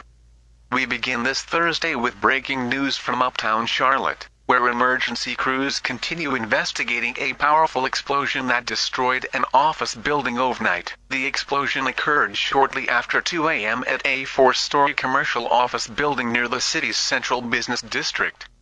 Firefighters battled the resulting blaze for several hours before bringing it under control just before sunrise. The building has been declared a total loss, and several nearby businesses sustained damage from the blast and flying debris. Officials say there have been no confirmed fatalities at this time, though several individuals were treated for minor injuries. Search crews remain on scene as structural engineers assess the stability of the remaining portions of the building before a full investigation can begin. Investigators believe a natural gas leak is currently the most likely cause of the explosion. However, authorities caution that the investigation is still in its early stages, and no official determination has been made. Representatives from the Charlotte Fire Department, Charlotte-Mecklenburg Police Department, and the North Carolina Office of the State Fire Marshal continue examining the scene. Road closures remain in effect throughout portions of the surrounding area as emergency personnel work to clear debris and secure damaged utilities. Motorists are encouraged to avoid the area and use alternate routes while cleanup operations continue. Officials are asking anyone who may have witnessed unusual activity near the building overnight or who has surveillance footage from nearby businesses or residences to contact investigators. While a natural gas leak remains the leading theory, authorities emphasize that all potential causes remain under investigation, and additional information will be released as it becomes available. We'll continue following this developing story throughout the morning. Stay with WBTV News for continuing coverage.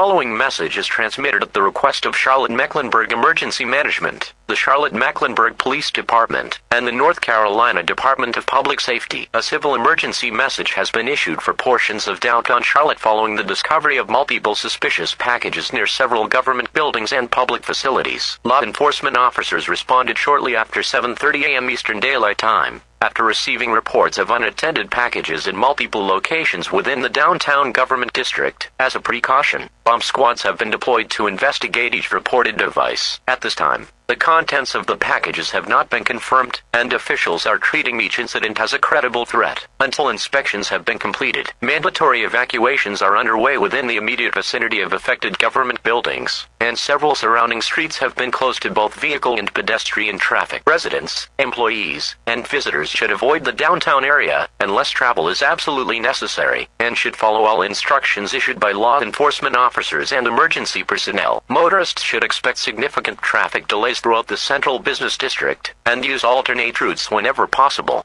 Public transit service may experience temporary delays or reroutes as emergency operations continue. Members of the public are reminded not to approach or handle any unattended packages, bags, or other suspicious items. If you observe an object that appears unusual or out of place, leave the area immediately and report it to law enforcement. Emergency officials emphasize that this remains an active investigation.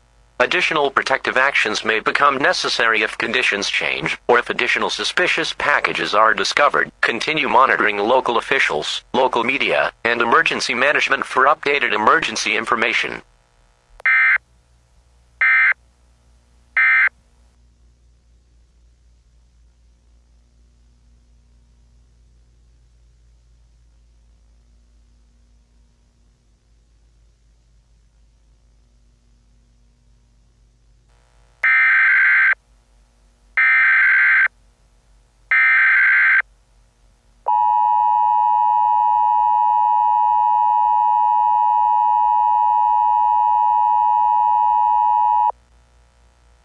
The following message is transmitted at the request of Charlotte-Mecklenburg Emergency Management, the Charlotte Fire Department, Charlotte-Mecklenburg Police Department, and the North Carolina Department of Public Safety.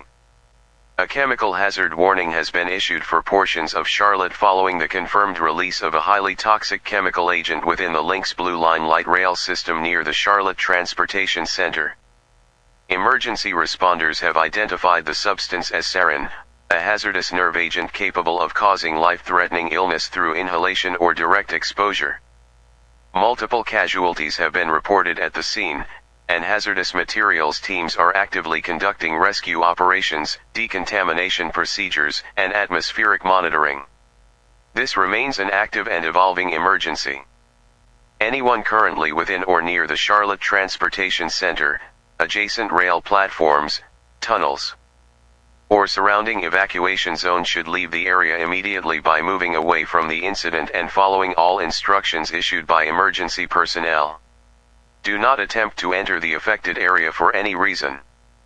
Residents and businesses outside the immediate evacuation zone are advised to remain clear of the downtown transit district and avoid all unnecessary travel until emergency officials determine the area is safe.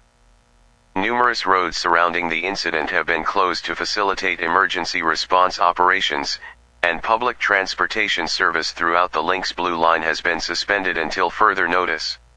Individuals who believe they may have been present near the affected station at the time of the release and who begin experiencing symptoms such as difficulty breathing, blurred vision, excessive sweating, muscle weakness, or confusion should immediately seek assistance from emergency responders or proceed to a designated medical evaluation and decontamination site as directed by public health officials.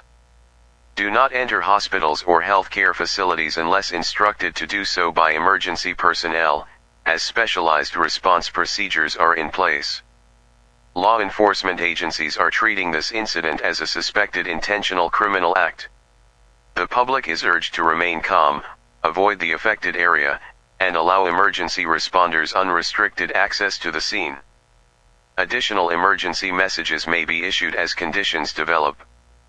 Continue monitoring local officials, local media, and emergency management for updated emergency information.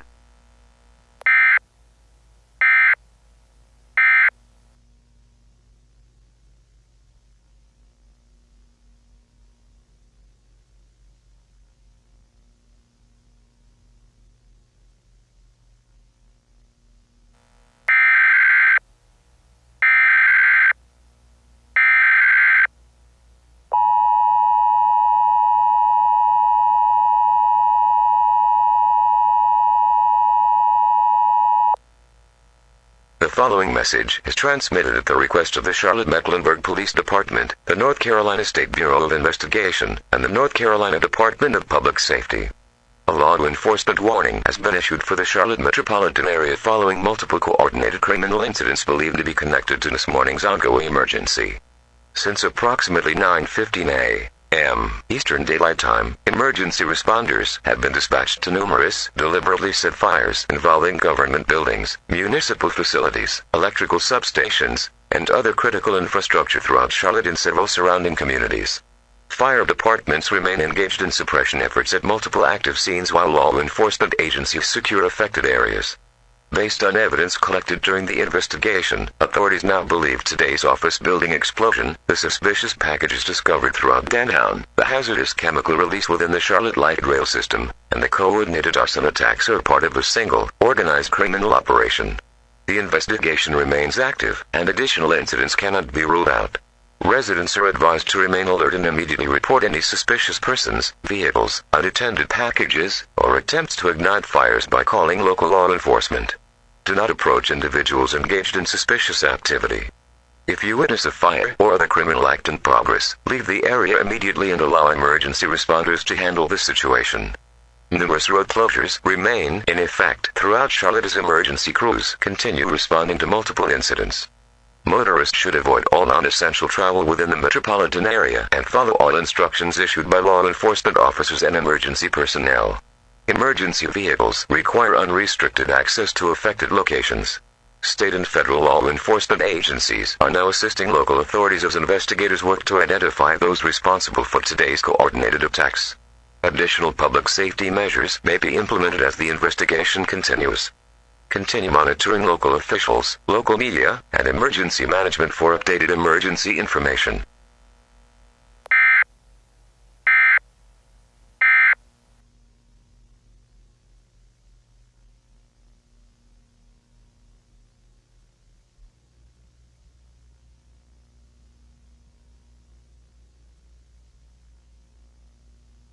And while investigators continue processing evidence from multiple crime scenes across the Charlotte metropolitan area, police have not identified any suspects or announced a possible motive behind today's attacks. Officials continue urging residents to remain calm, avoid affected areas, and report any suspicious activity immediately. Emergency crews remain on scene following the chemical release at the Charlotte Transportation Center, while firefighters continue battling several deliberately set fires at government buildings and utility facilities throughout the city. Authorities say there is currently no evidence suggesting an immediate threat outside the affected areas, although residents should continue following instructions from local emergency officials. We have also learned that federal investigators are expected to arrive in Charlotte later this morning to assist local authorities. Officials continue emphasizing that today's incidents appear to be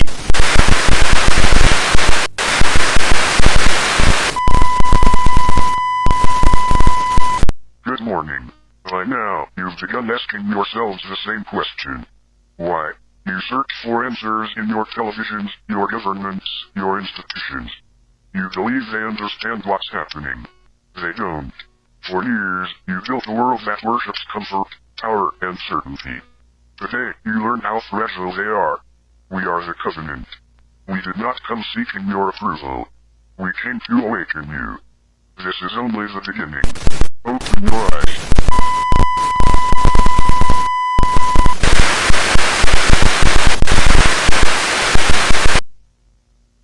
Ladies and gentlemen, we appear to have experienced an unauthorized interruption to our broadcast. We are working to determine exactly what just happened. If you are just joining us, our live coverage of today's coordinated incidents was interrupted by an unknown video transmission.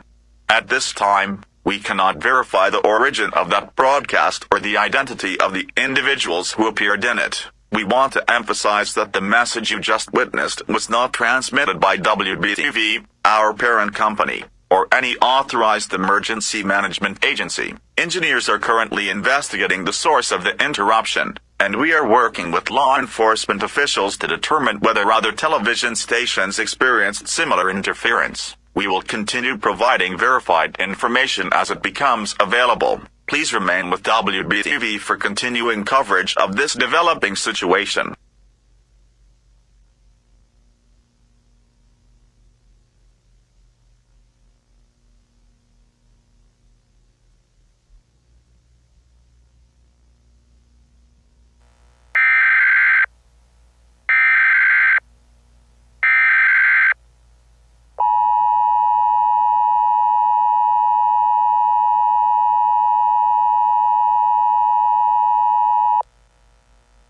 The following message is transmitted at the request of the Federal Bureau of Investigation, the United States Department of Homeland Security, the North Carolina Department of Public Safety, and Charlotte-Mecklenburg Emergency Management. A civil emergency message has been issued following this morning's series of coordinated criminal incidents throughout the Charlotte metropolitan area and the unauthorized interruption of local television broadcasts. Federal officials have confirmed that the video message broadcast during a live local news program at approximately 11:30 a.m. Eastern Daylight Time was not transmitted by any authorized television station, emergency management agency, or government entity.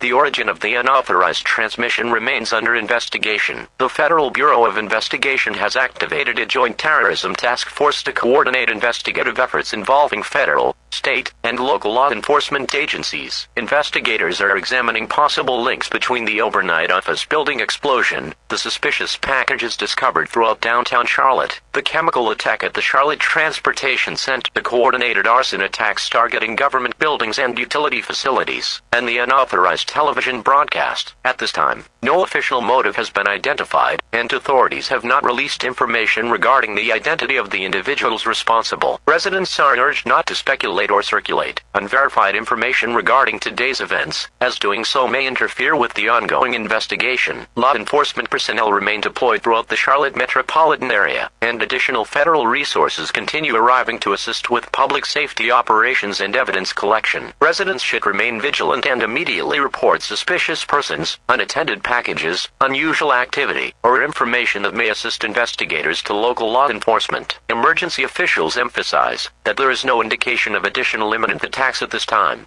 However, the investigation remains active, and additional emergency messages may be issued should conditions change. Continue monitoring local officials, local media, and emergency management for updated emergency information.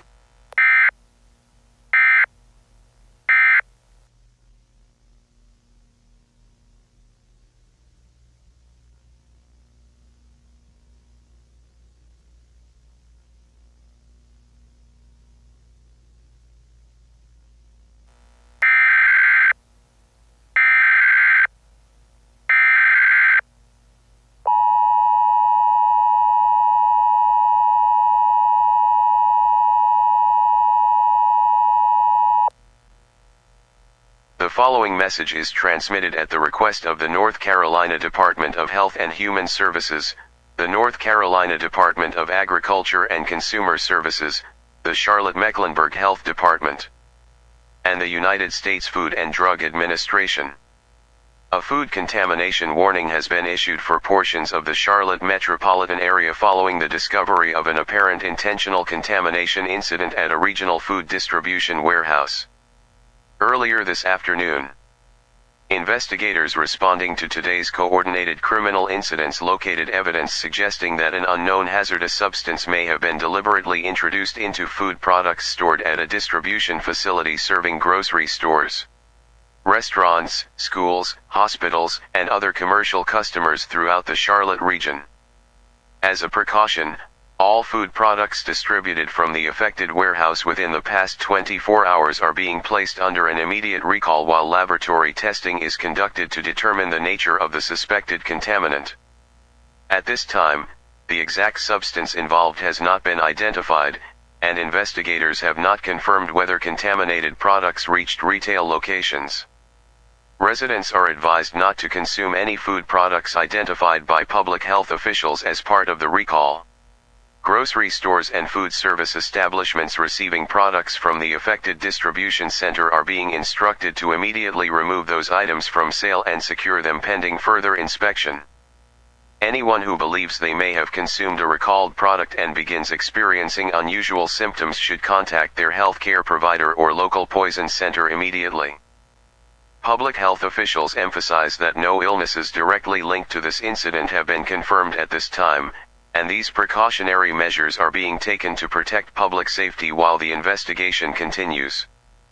Federal, state, and local investigators are treating this incident as part of the ongoing coordinated criminal investigation. Additional recall information and lists of affected products will be released as they become available. Continue monitoring local officials, local media, and emergency management for updated emergency information.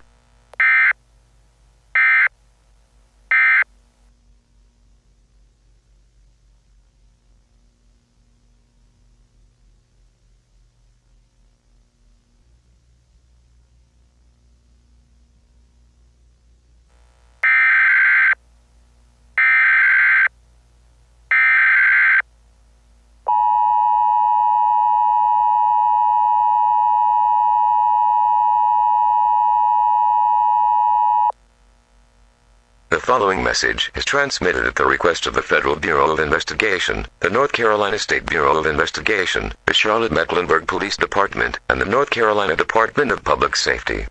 A law enforcement warning has been issued for the Charlotte metropolitan area as investigators continue searching for multiple individuals believed to be responsible for today's coordinated criminal attacks. Investigators have identified several persons of interest believed to be associated with a group that identified itself during this morning's unauthorized television broadcast as the Covenant. Based on evidence collected throughout the day, authorities believe several suspects remain at large and may still be operating within the Charlotte region. Law enforcement agencies have established numerous roadblocks and vehicle checkpoints along major highways and primary routes leading into and out of Charlotte, including portions of Interstate 77, 85, and 485, as well as several state highways. Motorists should expect significant delays and should comply with all instructions issued by law enforcement officers.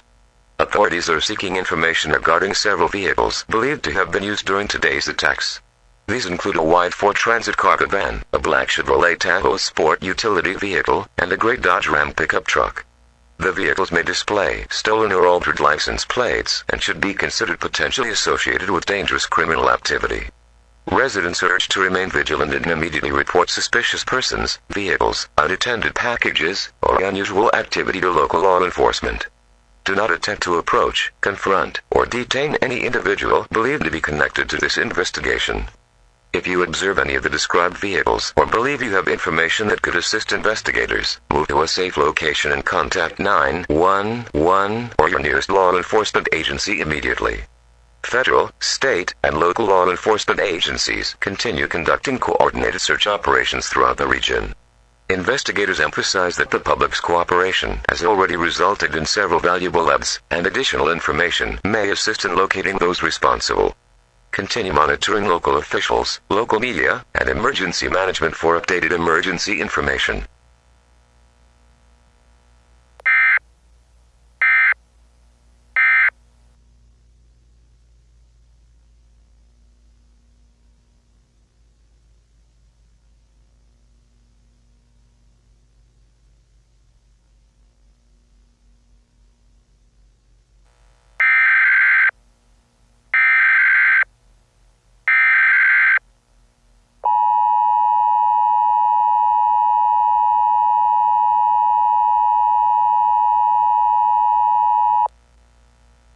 The following message is transmitted at the request of the North Carolina Department of Public Safety, the Federal Emergency Management Agency, and the United States Department of Homeland Security. An administrative message is being issued to provide an update regarding today's coordinated criminal attacks within the Charlotte metropolitan area as of 6 p.m. Eastern Daylight Time. No additional coordinated attacks have been reported since the food contamination warning issued earlier this afternoon. Federal, state, and local authorities continue investigating multiple crime scenes associated with today's incidents, including the overnight office building explosion, the suspicious packages discovered throughout downtown Charlotte, the chemical attack on the LYNX Blue Line light rail system, the coordinated arson attacks targeting government facilities and critical infrastructure, the unauthorized television broadcast interruption, and the suspected food contamination incident. The investigation remains active under the direction of the Federal Bureau of Investigation Joint Terrorism Task Force. Evidence recovered throughout the day continues to be processed, and investigators are pursuing multiple leads regarding individuals believed to be associated with the organization identifying itself as the Covenant. At the request of the Governor of North Carolina National Guard personnel have been deployed throughout the Charlotte metropolitan area to assist local authorities in protecting critical infrastructure, including government facilities, transportation hubs, utility substations, communications centers, and other essential public services.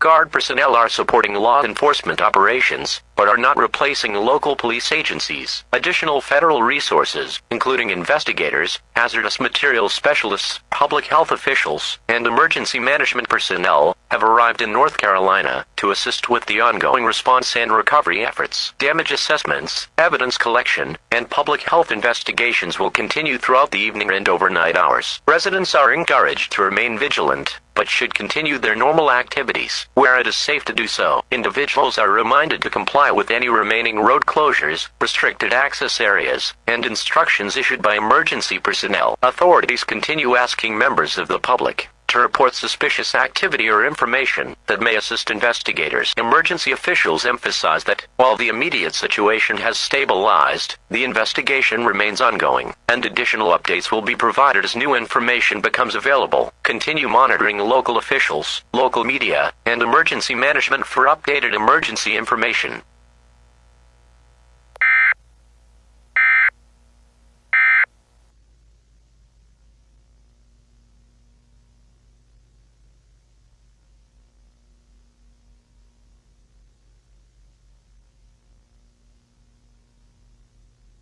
Good morning. Recovery efforts continue across the Charlotte metropolitan area this morning following yesterday's unprecedented series of coordinated attacks that left the region shaken and prompted one of the largest law enforcement investigations in North Carolina history. Federal, state, and local officials say progress was made overnight as investigators continued executing search warrants and following hundreds of tips submitted by members of the public. Authorities have confirmed that dozens of individuals believed to be connected to yesterday's attacks have been taken into custody for questioning, while several others have been formally charged with offenses ranging from conspiracy and arson to terrorism-related crimes.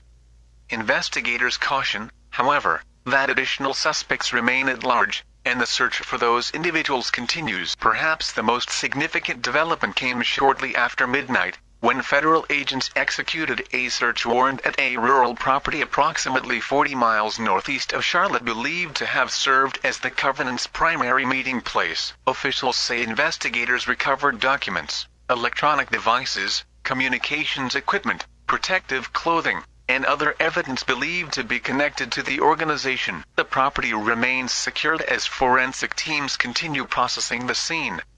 Authorities have not released additional information regarding the group's leadership or possible motive, citing the ongoing criminal investigation. Federal officials say evidence recovered from the compound will play a critical role in determining whether additional attacks had been planned and whether other members of the organization remain active elsewhere. Meanwhile, recovery operations continue throughout Charlotte. Cleanup crews remain at the site of yesterday's office building explosion, while hazardous materials specialists continue monitoring the Charlotte Transportation Center following the sarin attack. Officials say decontamination operations have been completed, though portions of the transit system will remain closed pending additional safety inspections. Fire investigators also continue examining several government buildings and utility facilities damaged during yesterday's coordinated arson attacks. Public health officials report that the precautionary recall of food products linked to yesterday's contamination investigation remains in effect while laboratory testing continues. At this time, no confirmed illnesses have been linked to the recalled products,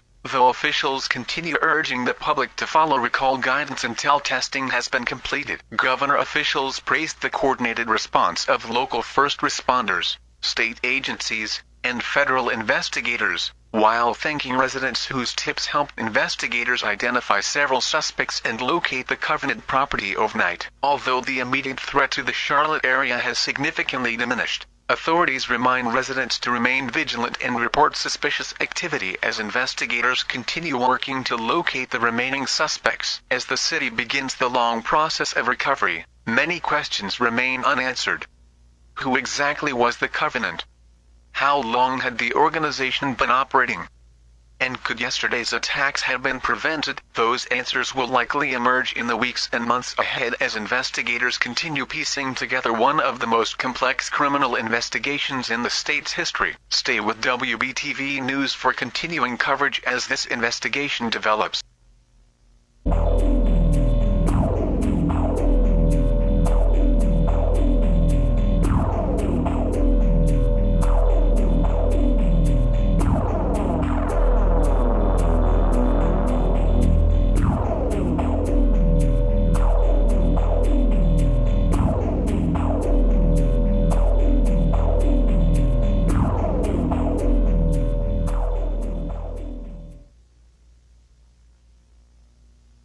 Good morning.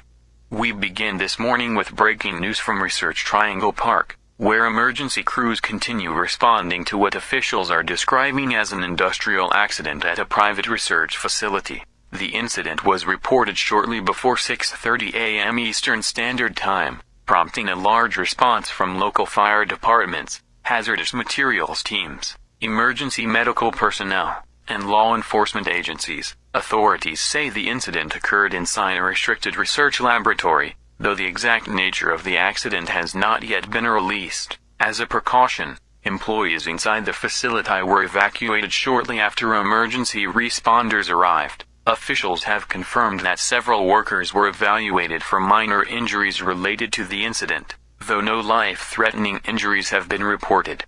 The affected laboratory remains secured while investigators assess the situation. Roads immediately surrounding the research campus have been temporarily closed to allow emergency vehicles unrestricted access to the facility. Motorists traveling through portions of Research Triangle Park should expect delays and are encouraged to use alternate routes until the response has concluded. Representatives from the North Carolina Department of Environmental Quality, the North Carolina Department of Public Safety, and multiple federal agencies have arrived at the scene to assist with the ongoing investigation. Officials have not commented on the specific research being conducted at the facility, citing proprietary information in the early stage of the investigation. Authorities are emphasizing that there is currently no danger to the public. Air quality monitoring has begun as a precaution, and officials say there is no evidence at this time that any hazardous materials have escaped the facility or pose a threat to nearby communities.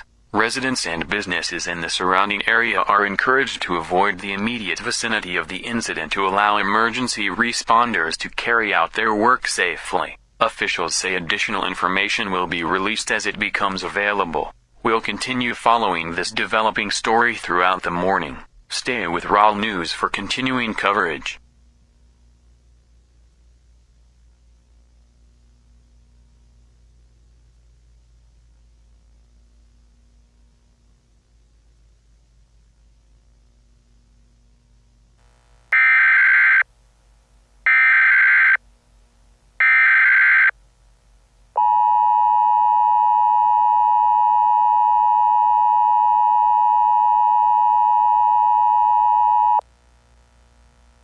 The following message is transmitted at the request of the North Carolina Department of Public Safety, the North Carolina Department of Environmental Quality, and Wake County Emergency Management. An administrative message is being issued regarding the ongoing emergency at a research facility within Research Triangle Park. Emergency officials report that the affected facility has now been fully evacuated, and all employees have been accounted for. Hazardous materials response teams remain on scene conducting atmospheric monitoring, evaluating laboratory conditions, and assisting investigators as efforts continue to determine the cause of this morning's industrial accident. As a precaution, portions of Davis Drive, Hobson Road, and several adjacent roadways within Research Triangle Park remain closed to all non-emergency traffic. Motorists should avoid the area and follow posted detours until emergency operations have concluded. Officials emphasize that the incident remains contained within the research facility, and there is no indication at this time of a hazard to surrounding communities. Air monitoring equipment positioned around the facility has not detected hazardous conditions outside the secured perimeter. Residents and businesses in the surrounding area may continue normal activities. police, but are asked to avoid the immediate vicinity of the research campus, to allow emergency responders unrestricted access. Members of the public should not attempt to enter restricted areas, or interfere with ongoing emergency operations. Representatives from state and federal agencies continue working alongside facility personnel to determine the cause of the incident.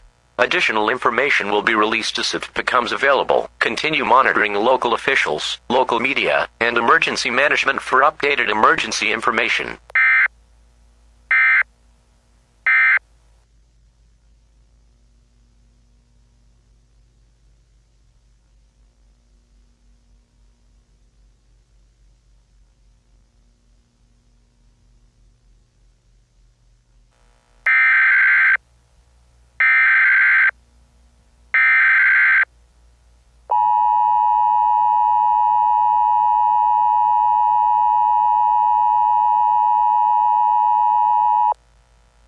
The following message is transmitted at the request of the North Carolina Department of Public Safety, Durham County Emergency Management, and the North Carolina Emergency Management Agency. A civil emergency message has been issued for portions of southern Durham County and the Research Triangle Park area following a significant deterioration of conditions at the research facility involved in this morning's industrial accident. At approximately 10:40 a.m. Eastern Standard Time, emergency officials were notified that personnel inside the facility had lost containment of an unidentified experimental material. The material has since spread beyond the original containment area, and emergency responders report observing an unexplained phenomenon affecting vegetation and other organic matter immediately outside the facility. Authorities report that grass, shrubs, and several small trees within the affected area have undergone rapid structural deterioration for reasons that have not yet been determined. Emergency officials are continuing to investigate the nature of the material involved and have not identified the mechanism responsible for these observations. Emergency responders have also reported several missing individuals who were believed to be operating within the containment zone during the initial response. At this time, officials have not confirmed the circumstances surrounding these disappearances, and search operations remain underway. As a precaution, the secured perimeter surrounding the research facility has been expanded. Residents and businesses within the immediate vicinity are urged to avoid the affected area and comply with all instructions issued by emergency personnel. Do not approach the containment zone or attempt to observe emergency operations. Numerous additional road closures have been established, and motorists should expect significant delays throughout portions of Research Triangle Park in southern Durham County. State and federal agencies continue working alongside scientific personnel to determine the nature of the incident. Emergency officials emphasize that the situation remains active and rapidly evolving, and additional protective actions may become necessary if conditions continue to deteriorate. Continue monitoring local officials, local media, and emergency management for updated emergency information.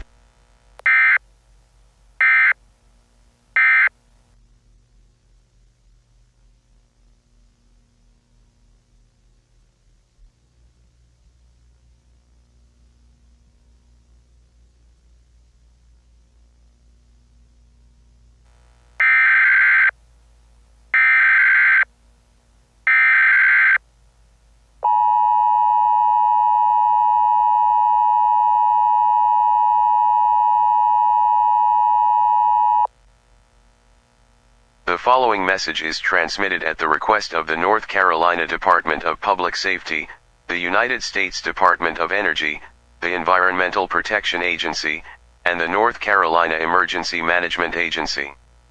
A hazardous materials warning has been issued for portions of Durham County and the Research Triangle Park area following the confirmation of an uncontrolled release of experimental self-replicating nanotechnology.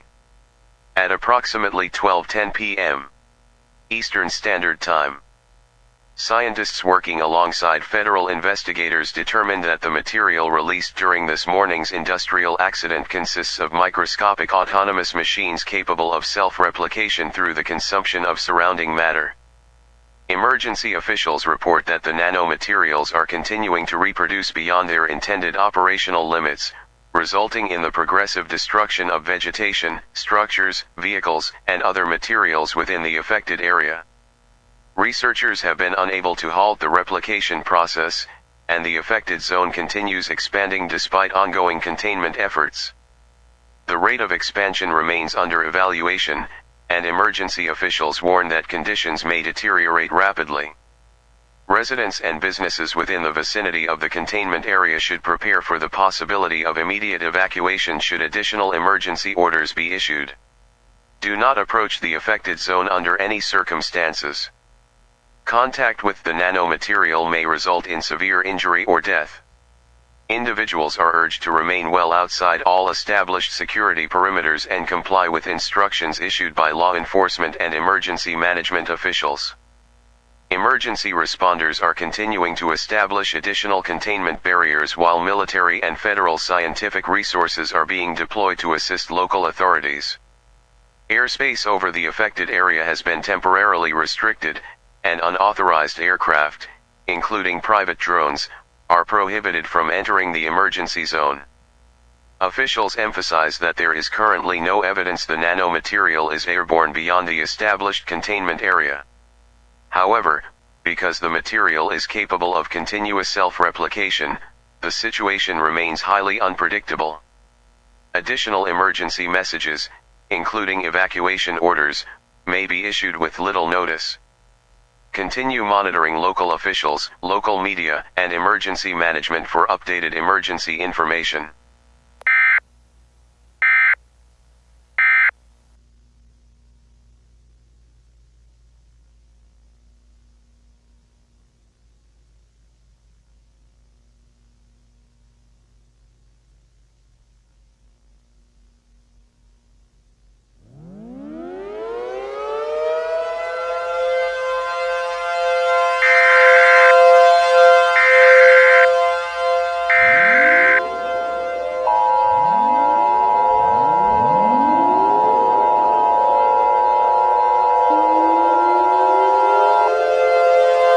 The following message is transmitted at the request of the North Carolina Department of Public Safety, the North Carolina Emergency Management Agency, the United States Department of Defense, and Wake County Emergency Management. An evacuation immediate has been issued for portions of Cary, Morrisville, and western Raleigh following the uncontrolled expansion of experimental self-replicating nanotechnology released earlier today in Research Triangle Park. Since the issuance of the previous hazardous materials warning, emergency officials report that the affected area has continued expanding beyond the original containment zone despite ongoing efforts by scientific personnel and hazardous materials teams. Authorities have determined that existing containment measures are no longer sufficient to prevent further spread. All residents, businesses, schools, and visitors located within approximately 5 miles of the established containment perimeter are ordered to evacuate immediately. Delay may place you in immediate danger. Evacuate using designated routes away from the containment area. Traffic control points have been established by law enforcement officers and North Carolina National Guard personnel to assist with evacuation operations. Follow all posted detours and instructions from emergency personnel. Use only one vehicle per household, whenever possible, to reduce traffic congestion, and allow emergency vehicles unrestricted access. Take only essential items, including medications, identification, important documents, drinking water, clothing, communication devices, and emergency supplies sufficient for at least 72 hours. Do not delay your evacuation to collect unnecessary belongings. Hospitals, nursing homes, schools, and other critical facilities within the evacuation zone are implementing established emergency relocation procedures in coordination with state emergency management officials. Do not attempt to enter these facilities unless specifically instructed to do so. A military security perimeter has now been established surrounding the affected area. Once evacuation operations have been completed, no civilian entry will be permitted beyond designated checkpoints. Individuals attempting to bypass barricades or enter the restricted zone will be turned away for their own safety. Emergency officials emphasize that the nanomaterial continues to consume surrounding matter and remains uncontrolled. Conditions within the containment area are expected to deteriorate rapidly. Evacuate immediately. Continue monitoring local officials, local media, and emergency management for updated emergency information.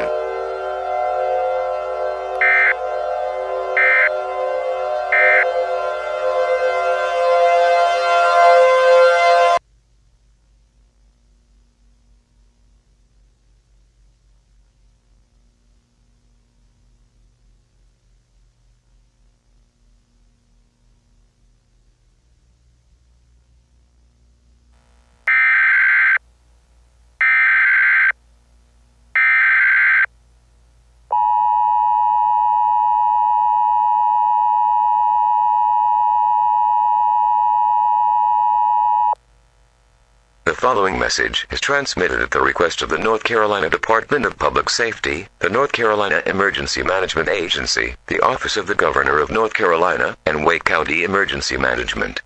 A local area emergency has been declared for portions of Wake, Durham, and Orange counties following the continued expansion of the uncontrolled nanotechnology incident originating within Research Triangle Park. Emergency officials report that the containment perimeter has been breached.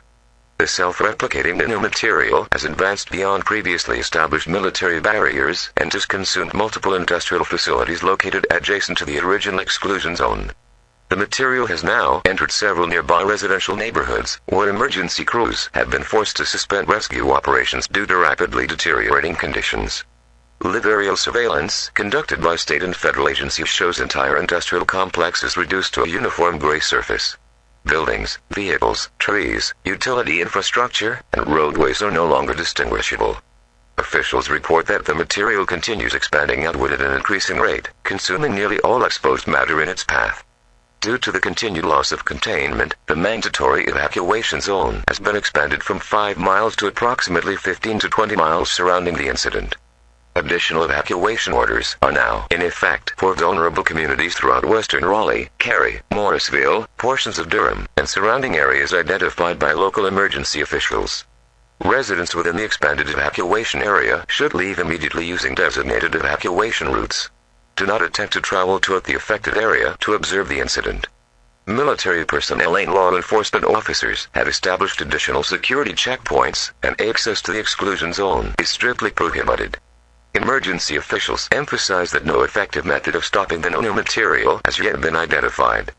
Scientific teams continue evaluating possible containment and neutralization strategies while federal military assets prepare additional response operations. Residents outside the evacuation zone should remain alert and prepared for the possibility of additional protective actions should the affected area continue to expand. Continue monitoring local officials, local media, and emergency management for updated emergency information.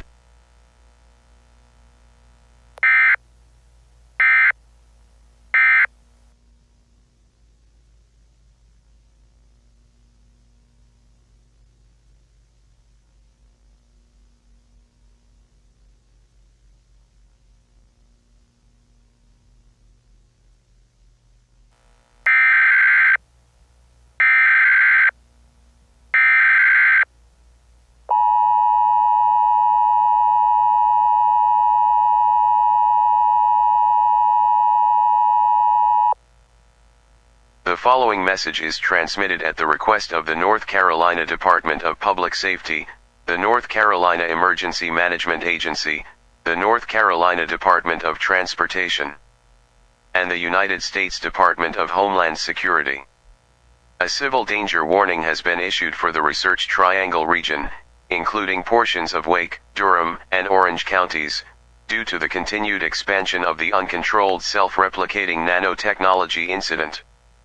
Since the declaration of a local area emergency earlier this afternoon, emergency officials report that the nanomaterial has continued expanding beyond the previously established evacuation zone and is now causing widespread destruction of critical infrastructure throughout the region. Authorities report that numerous roadways, bridges, vehicles, electrical transmission lines, communication towers, and utility facilities have been consumed by the expanding nanomaterial. Several major transportation corridors have become impassable, and emergency responders are experiencing increasing difficulty reaching affected communities. Power outages are now widespread throughout portions of the Research Triangle.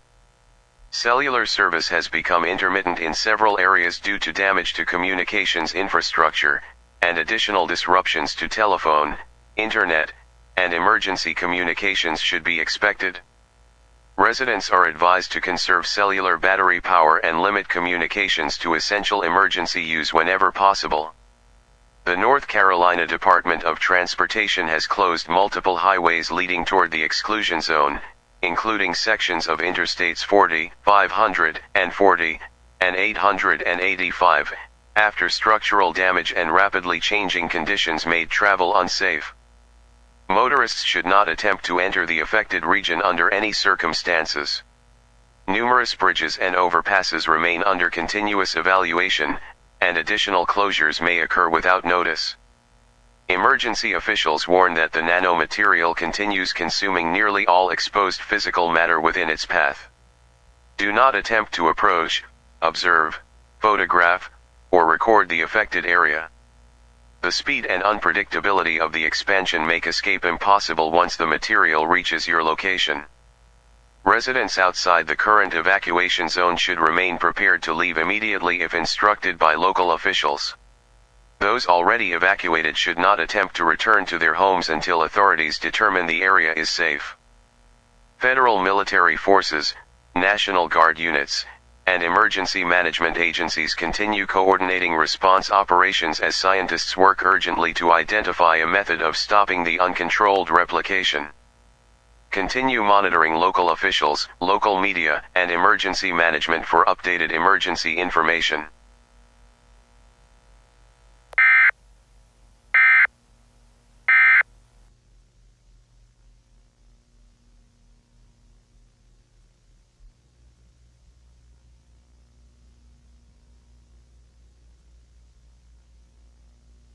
Good evening, my fellow Americans. Today, our nation has witnessed an emergency unlike anything in our history. Early this morning, an industrial accident occurred at a research facility within North Carolina's Research Triangle Park. What was initially believed to be a routine laboratory incident has since developed into a rapidly expanding technological disaster affecting communities throughout the Research Triangle region. This evening, federal scientists confirmed that the material responsible for this disaster is part of an experimental nanotechnology program known internally as Project Gray. The technology was originally developed for advanced industrial applications involving autonomous construction and material processing. Preliminary findings indicate that the nanomachines have suffered a catastrophic systems failure, allowing them to replicate continuously while consuming surrounding matter without limitation. Despite the extraordinary efforts of scientists, engineers, emergency responders, and military personnel throughout the day,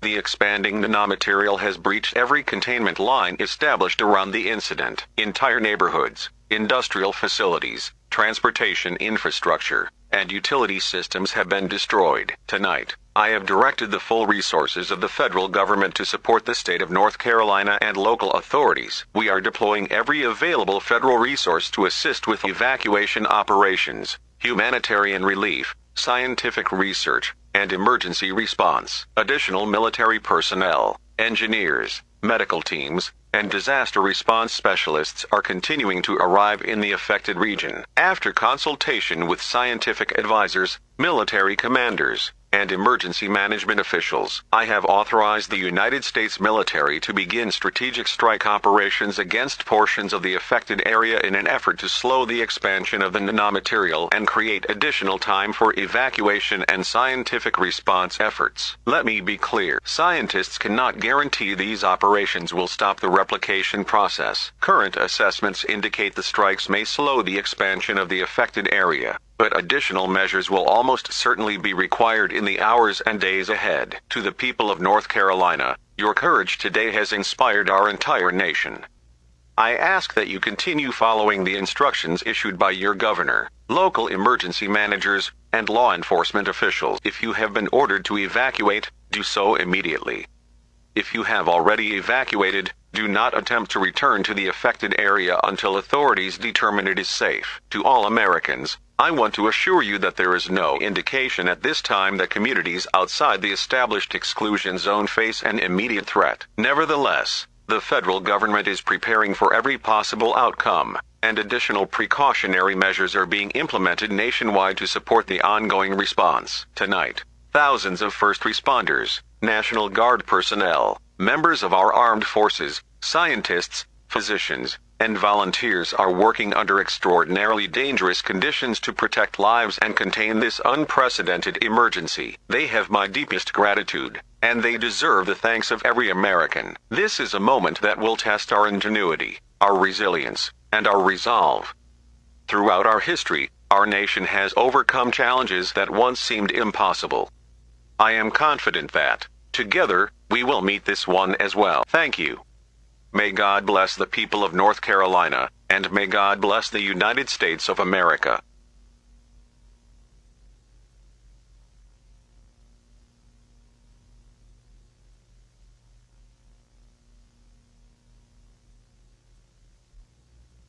Good morning. We begin this morning with the latest developments following yesterday's unprecedented nanotechnology disaster that transformed portions of North Carolina's Research Triangle into a federally restricted disaster zone. Federal officials report that overnight strategic military strike operations succeeded in significantly slowing the expansion of the self-replicating nanomaterial responsible for yesterday's catastrophe.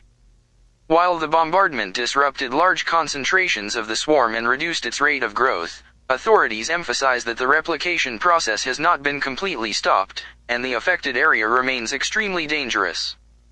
Overnight aerial reconnaissance and satellite imagery indicate that the swarm now covers dozens of square miles throughout portions of Research Triangle Park and surrounding communities. Entire industrial districts, residential neighborhoods, roadways, forests, and public infrastructure have been reduced to what officials describe as a continuous gray landscape, leaving little indication that developed communities once occupied the area. Search and rescue operations have now transitioned primarily to the outer edge of the exclusion zone, where emergency crews continue assisting displaced residents in accounting for individuals who remain missing. Authorities have not yet released official casualty figures, citing the difficulty of safely entering heavily affected areas. Thousands of residents remain displaced as emergency shelters throughout central North Carolina continue operating at elevated capacity. Late last night, federal and state officials established a temporary exclusion zone surrounding the affected region. Access is restricted to authorized military personnel, emergency responders, and scientific teams.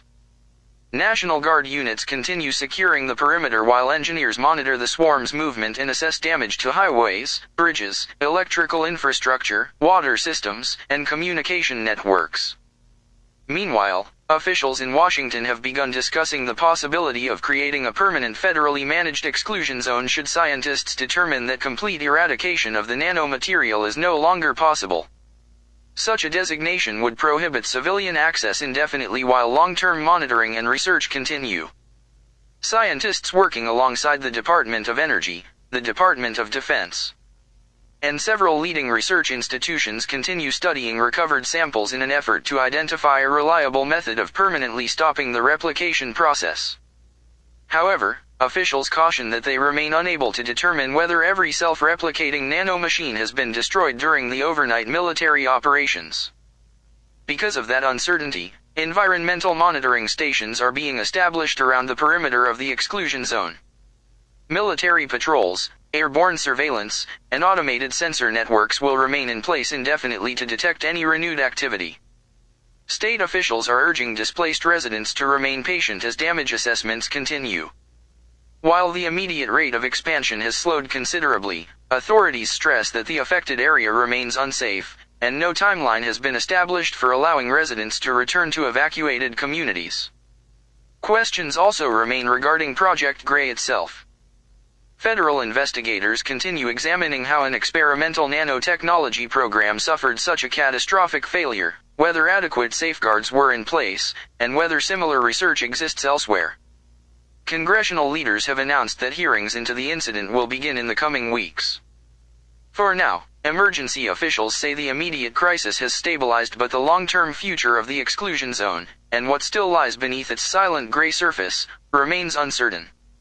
Stay with WRAL News for continuing coverage of this developing story.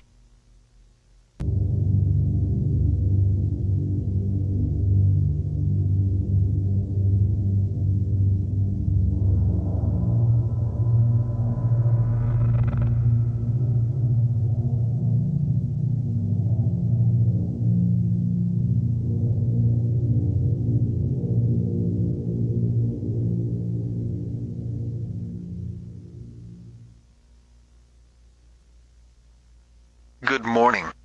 We begin this Monday with developing news from southern Utah, where search and rescue teams are continuing efforts to locate several hikers reported missing over the weekend. According to the Washington County Sheriff's Office, the missing individuals were reported overdue after failing to return from separate hiking trips in remote areas near Zion National Park and surrounding public lands. While authorities have not confirmed whether the disappearances are connected, officials say all known reports occurred within the same general region over the past 48 hours. Ground search teams, helicopters, drones, and volunteer search and rescue personnel have been deployed since before sunrise. Crews are focusing on several popular hiking trails, slot canyons, and backcountry camping areas while investigators work to determine the missing hikers' intended routes. Sheriff's officials say weather conditions throughout the weekend were generally favorable, and there are currently no reports of flash flooding, severe storms, or other natural hazards that would normally complicate search operations. Rangers also report that none of the missing parties activated emergency locator beacons prior to losing contact. Authorities are asking anyone who visited the affected recreation areas during the past 2 days and may have seen any of the missing hikers to contact the Washington County Sheriff's Office. Investigators are especially interested in dash camera footage, trail camera images,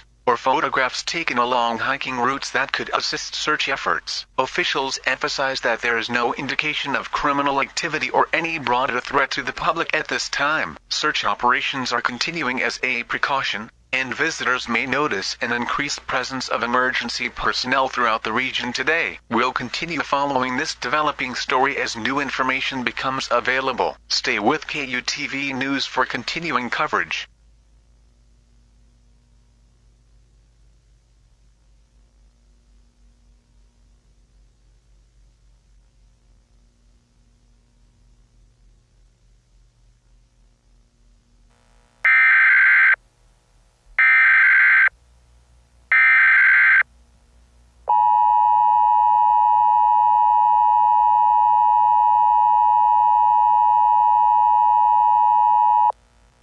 The following message is transmitted at the request of the Utah Department of Public Safety, the Washington County Sheriff's Office, the Kane County Sheriff's Office, and Utah Emergency Management. A civil emergency message has been issued for portions of southern Utah due to the continued search for multiple missing persons and several unusual incidents reported throughout the region. Since the beginning of search operations early this morning, authorities have received additional reports of overdue hikers, campers, and off-road vehicle operators who failed to return from remote public lands within Washington and Kane counties. Search and rescue operations have been expanded, and additional personnel have been requested from neighboring jurisdictions. Emergency dispatch centers have also received several unusual 911 calls from individuals within or near the active search area. While investigators have not identified a connection between these reports and the missing persons investigation, officials confirm that several callers described hearing voices or other unexplained sounds originating from isolated areas of the surrounding wilderness. In one reported incident, a caller stated that he repeatedly heard his wife's voice calling to him from outside his residence.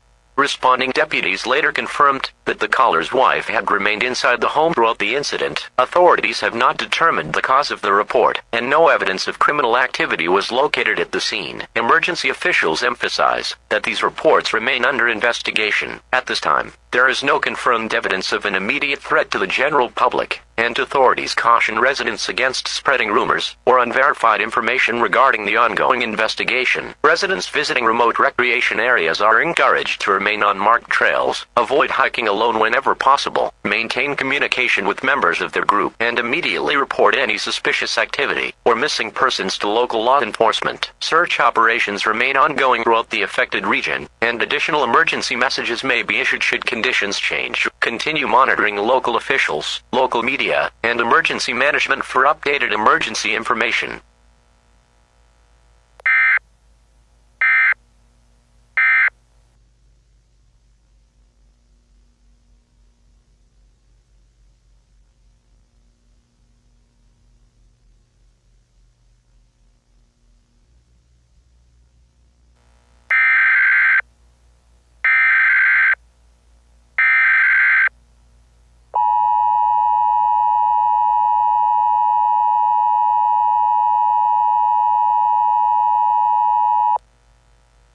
The following message is transmitted at the request of the Utah Department of Public Safety, the Washington County Sheriff's Office, the Kane County Sheriff's Office, and Utah Emergency Management. A law enforcement warning has been issued for portions of southern Utah as law enforcement agencies continue investigating a growing number of missing person reports and unusual incidents within the active search area. Since the issuance of the previous civil emergency message, sheriff's deputies and search and rescue personnel have located multiple abandoned vehicles, campsites, and hiking equipment throughout remote areas of Washington and Kane counties believed to be associated with several of the missing individuals. Investigators report no signs of a struggle, theft, or animal attack at any of the locations examined. Personal belongings, food, camping supplies, and vehicles remain undisturbed. Search personnel have also documented an unusual pattern at several scenes. Footprints leading toward campsites, vehicles, and nearby wooded areas have been located. However, investigators have been unable to identify corresponding footprints leading away from those same locations. Officials have not determined the reason for these findings, and forensic teams continue examining the affected areas. Additional deputies, Utah Highway Patrol troopers, and specialized search and rescue teams have been deployed as the search area expands into neighboring public lands. Aviation units, mounted search teams, drones, and tracking specialists continue conducting systematic searches throughout the region. Residents and visitors are advised to avoid entering closed trails or restricted search areas.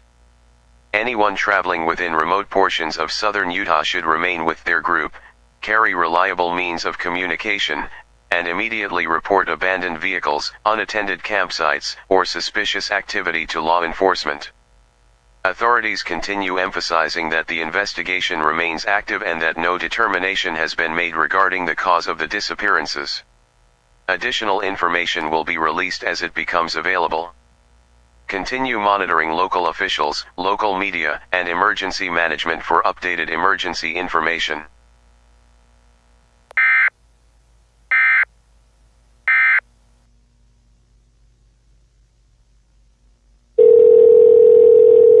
"911, what's your emergency?" "There's someone outside." "Ma'am, are you in a safe location?" "I think so." "Can you see the person?" "Yes." "Can you describe them?" It's me."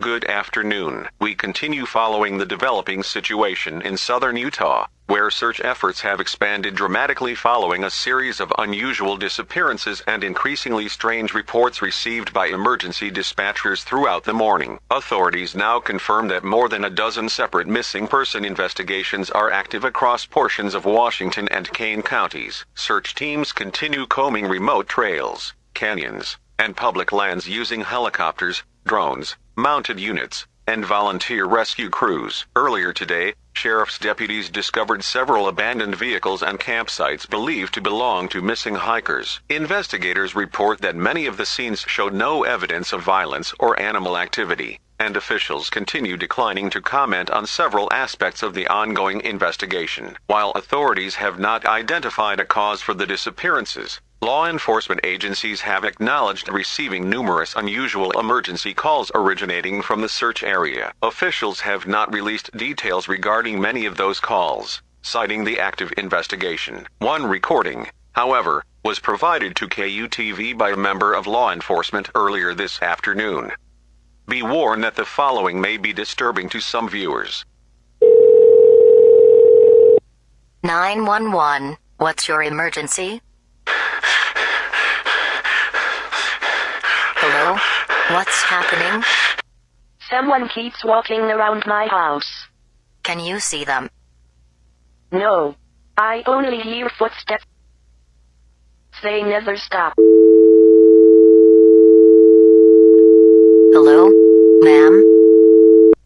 Authorities have declined to comment on the authenticity or circumstances surrounding the recording, stating only that investigators are reviewing numerous emergency calls as part of the ongoing investigation. Residents throughout the affected area are encouraged to remain alert, avoid isolated backcountry locations, and report suspicious activity to local law enforcement. Officials continue emphasizing that no definitive explanation has been identified for today's events and urge the public not to circulate unverified rumors or speculation on social media. We'll continue following this developing story and bring you additional information as it becomes available. Stay with KUTV News for continuing coverage.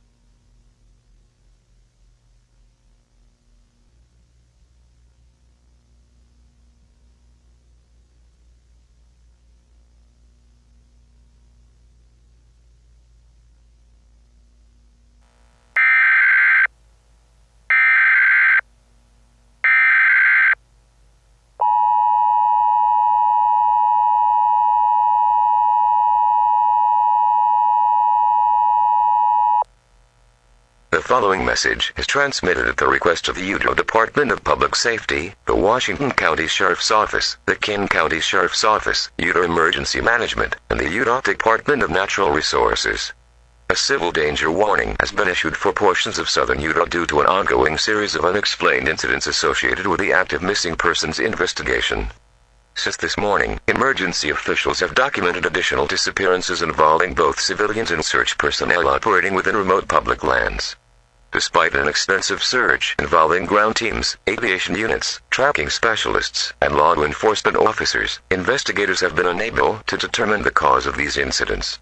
Based upon information gathered during the ongoing investigation, authorities are issuing the following precautionary guidance for all residents and visitors within the affected area. Do not investigate unexplained cries for help or voices calling your name after dark. Do not respond to unknown voices originating from wooded areas, canyons, or outside your residence unless their identity can be independently confirmed. Verify the identity of any person requesting entry into your home before opening the door. Immediately report unusual behavior, suspicious persons, or unexplained activity to local law enforcement. Avoid traveling alone in remote areas, especially after sunset. As a precaution, all recreational access to designated public lands within the active search area has been suspended until further notice. Numerous trails, campgrounds, and backcountry access roads have been closed while search operations continue. Law enforcement agencies emphasize that these recommendations are being issued solely as precautionary measures while investigators continue evaluating several unusual reports received throughout today's investigation. Officials have not identified the source or cause of the incidents and continue urging the public to avoid speculation or the spread of unverified information. Residents who encounter suspicious activity should move to a secure location immediately and contact law enforcement. Do not attempt to investigate unusual sounds or isolated disturbances on your own. Additional emergency messages may be issued should conditions continue to change. Continue monitoring local officials, local media, and emergency management for updated emergency information.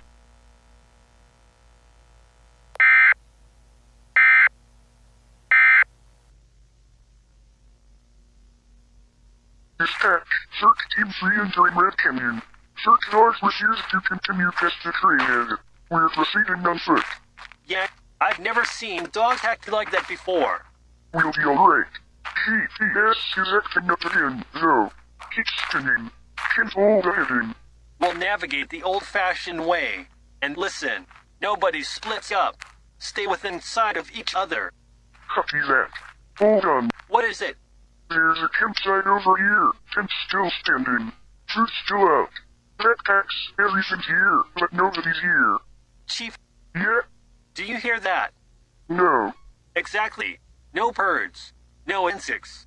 No wind. Nothing. Ground. Please. Did you hear that? Don't answer. Wait, what the hell? The GPS is going anywhere. What the hell is that?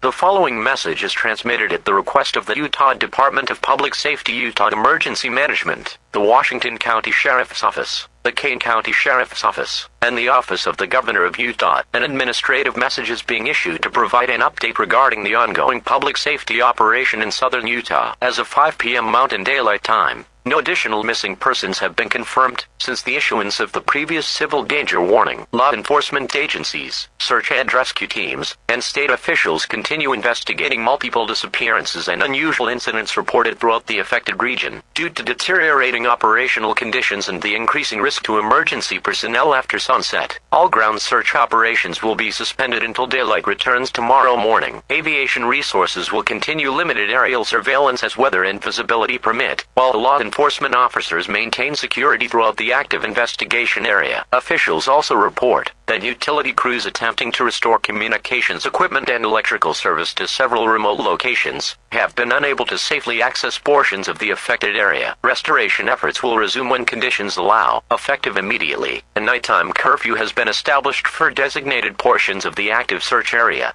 Residents should remain inside their homes after dark, unless travel is necessary for a life-threatening emergency. Visitors are strongly advised to leave remote recreation areas before sunset, and avoid all closed trails, canyons, and public lands until further notice. At the request of the Governor of Utah, Utah National Guard personnel have been deployed to assist local authorities with traffic control, security at road closures, aerial reconnaissance, logistics, and the protection of critical infrastructure. Guard personnel are supporting law enforcement operations, but are not conducting independent search activities. Emergency officials continue urging residents to remain vigilant and comply with all previously issued public safety guidance. Report suspicious activity immediately to law enforcement, but do not investigate unusual sounds, voices, or cries for help on your own. Additional updates will be released as new information becomes available. Continue monitoring local officials, local media, and emergency management for updated emergency information.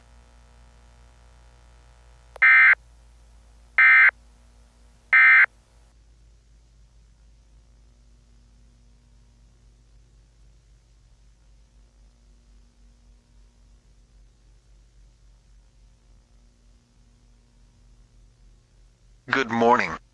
Search and rescue operations resumed at first light this morning across portions of southern Utah following yesterday's suspension of ground operations after sunset. Federal, state, and local authorities continue searching remote canyons, forests, and public lands throughout Washington and Kane counties after a series of unexplained disappearances prompted an extensive emergency response involving hundreds of personnel. Authorities confirmed overnight that several victims had been located.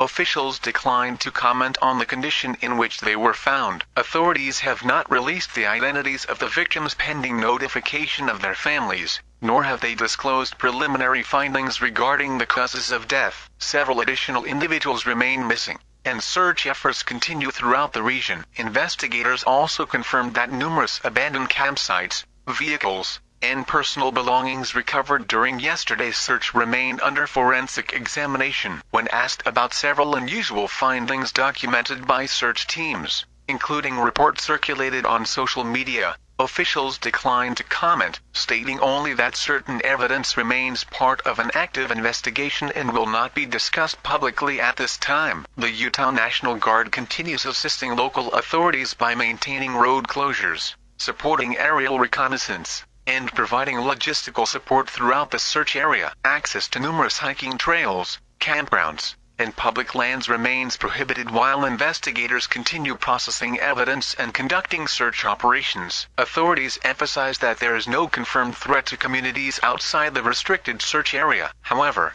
as a precaution, officials are asking residents and visitors throughout southern Utah to follow several public safety recommendations until the investigation has concluded. Residents are advised to never travel alone after sunset. Keep exterior lights illuminated during nighttime hours whenever possible. Do not investigate unexplained cries for help or unfamiliar voices originating from wooded or isolated areas. Instead, contact local law enforcement immediately. Officials continue encouraging anyone with information regarding the missing individuals or anyone who may have witnessed unusual activity in the affected area during the past several days to contact the Washington County Sheriff's Office. Many questions remain unanswered this morning. Investigators have not announced what caused yesterday's disappearances, nor have they offered an explanation for several of the unusual reports received by emergency dispatchers throughout the day. Authorities say the investigation will continue until every missing person has been accounted for and all available evidence has been thoroughly examined. For now, the search continues. Officials also confirmed that all recreational access to Red Canyon has been suspended indefinitely pending the outcome of the investigation. Stay with KUTV News for continuing coverage as this investigation develops.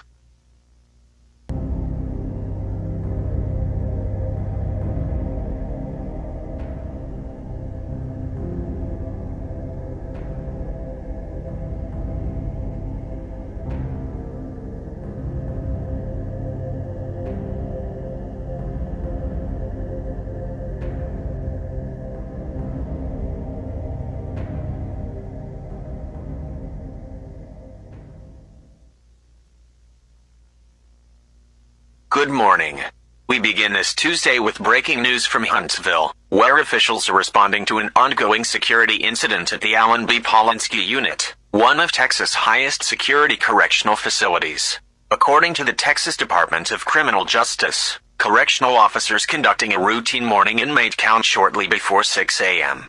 discovered discrepancies involving several inmates housed within one of the prison's maximum security housing units.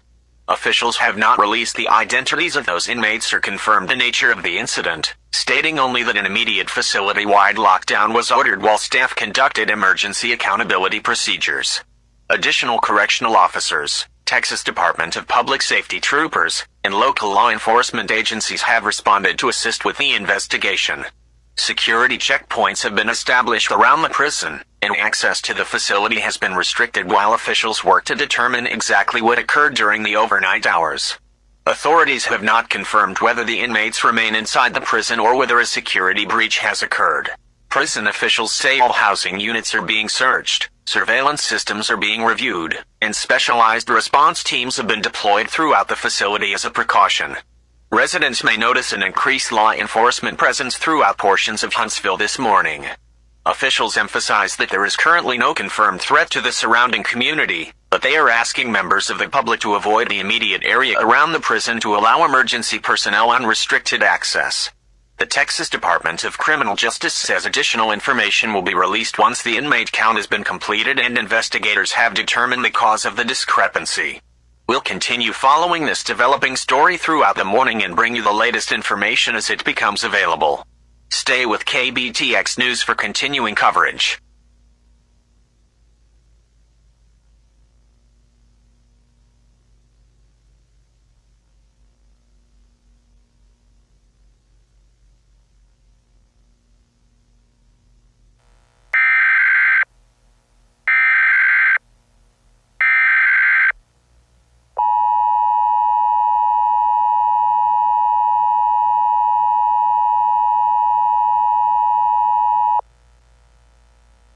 The following message is transmitted at the request of the Texas Department of Criminal Justice, the Texas Department of Public Safety, the Walker County Sheriff's Office, and the Huntsville Police Department. A law enforcement warning has been issued for Walker County and surrounding portions of southeastern Texas following the confirmed escape of 7 inmates from a maximum security correctional facility near Huntsville shortly after 8 a.m. Central Daylight Time. Correctional officials confirmed that 7 inmates are unaccounted for following this morning's emergency inmate count. Investigators have determined that the individuals escaped from the facility during the overnight hours. An active investigation is underway to determine the circumstances surrounding the escape. The escaped inmates should be considered extremely dangerous. They include individuals incarcerated for violent offenses, organized criminal activity, explosives-related crimes, arson, burglary, terrorism-related offenses, and sexual assault. Members of the public should not approach or attempt to apprehend any person believed to be connected with this incident. Law enforcement agencies have established roadblocks and security checkpoints along major highways throughout the Huntsville area, including portions of Interstate 45, State Highway 19, and State Highway 30. Motorists should expect significant traffic delays and comply with all instructions issued by law enforcement officers. As a precaution, area school districts have been notified of the ongoing situation. Several schools have implemented enhanced security procedures, and outdoor activities may be modified or suspended, while authorities continue the search. Residents are urged to remain vigilant, keep homes and vehicles secured, report suspicious persons or unusual activity immediately to local law enforcement, and avoid providing transportation or assistance to anyone matching descriptions released by authorities. Numerous federal, state, and local law enforcement agencies, including aviation units, K-9 teams, and tactical response personnel, are actively searching for the escaped inmates. Additional information, including suspect descriptions, will be released as it becomes available. Do not approach any escaped inmate. If you observe suspicious activity, or believe you have seen one of the escapees, move to a safe location immediately, and call 911. Continue monitoring local officials, local media, and emergency management for updated emergency information.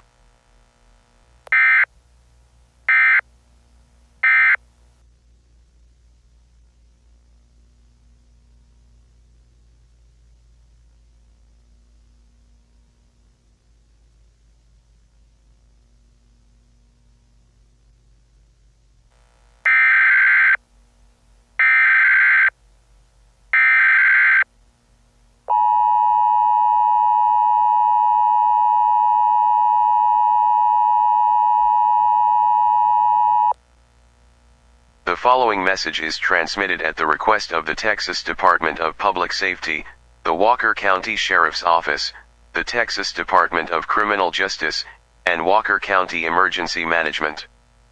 A civil emergency message has been issued for portions of Walker County, including the communities of New Waverly, Huntsville, and surrounding rural areas. Due to the ongoing search for 7 escaped inmates from a maximum security correctional facility. Since the issuance of the previous law enforcement warning, authorities have confirmed that several of the escaped inmates have been involved in multiple violent criminal incidents while attempting to flee the area. At approximately 9:05 a.m. Central Daylight Time, a vehicle was forcibly taken from its driver along State Highway 75 near New Waverly. The victim sustained minor injuries and is cooperating with investigators. Shortly thereafter, deputies responded to a reported home invasion at a residence east of New Waverly. The occupants were able to escape without serious injury before law enforcement arrived. Authorities believe one or more of the escaped inmates may have stolen clothing, food, and additional supplies from the residence before fleeing.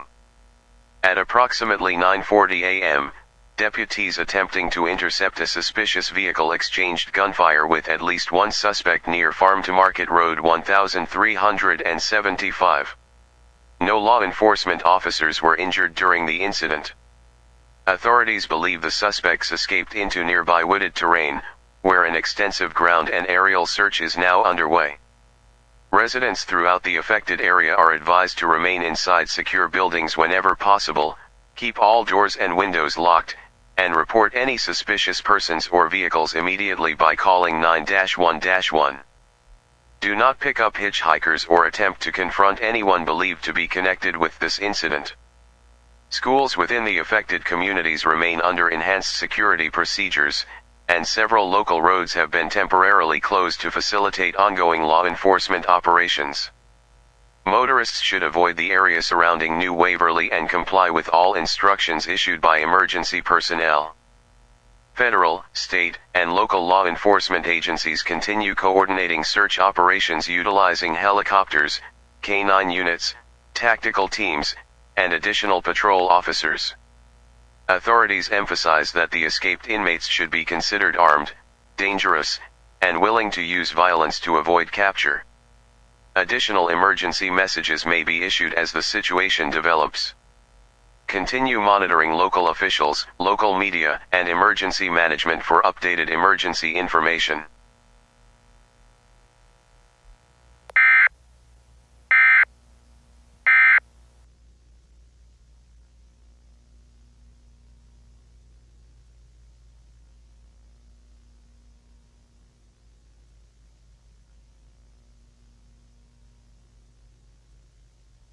Good afternoon. We continue following the breaking story out of Walker County. where a massive multi-agency manhunt remains underway after 7 inmates escaped from a maximum security prison near Huntsville during the overnight hours. Officials confirmed within the past hour that 2 of the escaped inmates have been apprehended without further incident following separate encounters with law enforcement. One suspect was located hiding inside an abandoned storage building south of Huntsville, while another was taken into custody after attempting to flee from deputies near New Waverly. Authorities say neither arrest resulted in injuries to law enforcement officers or members of the public. However, 5 inmates remain at large, and investigators continue warning that the remaining fugitives should be considered armed, dangerous, and willing to use violence to avoid capture. Authorities believe the remaining fugitives are traveling in smaller groups.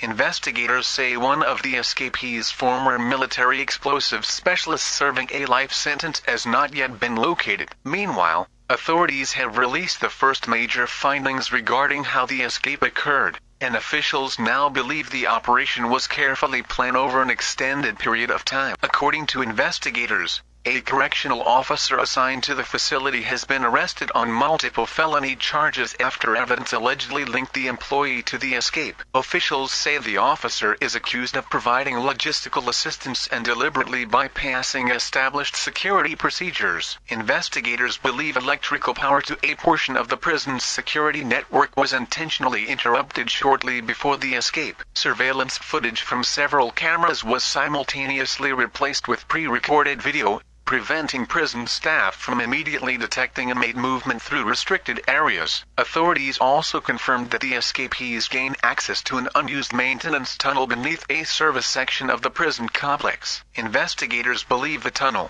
which had been sealed years earlier, was secretly reopened and used as the primary escape route beyond the prison's outer security perimeter. Officials have not yet determined how long the escape had been in planning or whether additional individuals outside the prison may have assisted in coordinating the operation. Federal investigators have now joined state authorities in examining communications, financial records, and evidence recovered inside the correctional facility. Law enforcement agencies continue pursuing numerous leads throughout southeastern Texas using helicopters, tactical teams, K-9 units, and aircraft equipped with infrared imaging systems. Several highways remain under increased patrol, and residents are urged to remain vigilant as the search continues. Authorities emphasize that this remains an active and rapidly evolving investigation. Anyone who observes suspicious individuals or believes they have encountered one of the remaining fugitives should move to a safe location immediately and contact 9-1-1. Members of the public are reminded not to approach or attempt to apprehend any escaped inmate under any circumstances. We'll continue following this developing story throughout the afternoon. Stay with KHOU 11 News for continuing coverage.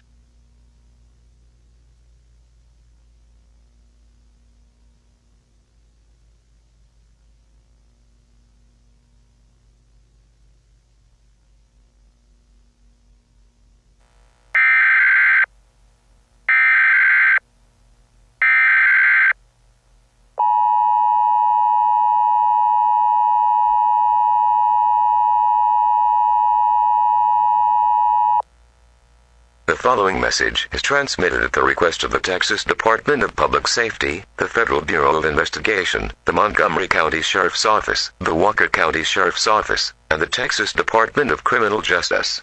A law enforcement warning remains in effect for portions of southeastern Texas as authorities continue searching for 5 escaped inmates who fled a maximum security correctional facility near Huntsville during the overnight hours. Investigators believe several of the remaining fugitives have traveled south into portions of Walker and Montgomery counties after stealing multiple vehicles during their escape. Law enforcement agencies are actively following numerous leads, and the public's assistance is requested. Authorities are currently searching for the following vehicles believed to have been used by the escapees. A white Ford F-150 pickup truck believed stolen near New Waverly. A black Chevrolet Tahoe sport utility vehicle reported stolen following this morning's home invasion. A silver Toyota Camry believed abandoned near Interstate 45. Additional stolen vehicles may also be involved. Residents should not attempt to stop, follow, or confront any of these vehicles. If one is observed, move to a safe location and immediately contact 911. The remaining fugitives are believed to include individuals convicted of violent offenses, organized criminal activity, explosives-related crimes, arson, burglary, terrorism-related offenses, and sexual assault. All should be considered armed and extremely dangerous. Numerous law enforcement resources have been deployed throughout the region, including Department of Public Safety aircraft, Sheriff's Office helicopters, K-9 tracking teams, tactical response units, and federal agents. Roadblocks and vehicle checkpoints remain in place along portions of Interstate 45, State Highway 105, and several secondary roadways throughout Montgomery County. Residents may notice an increased law enforcement presence in neighborhoods, wooded areas, farms, and commercial properties as officers conduct systematic searches. If police activity occurs in your immediate area, remain inside your home or business until instructed otherwise by law enforcement personnel. Keep doors and windows secured, and do not leave your location unless directed to do so by emergency officials. Authorities continue receiving valuable information from members of the public and encourage anyone with knowledge of the escapees' whereabouts to contact law enforcement immediately. Do not post suspected sightings on social media before notifying authorities, as doing so may compromise ongoing operations. The investigation remains active, and additional emergency messages may be issued as conditions develop. Continue monitoring local officials, local media, and emergency management for updated emergency information.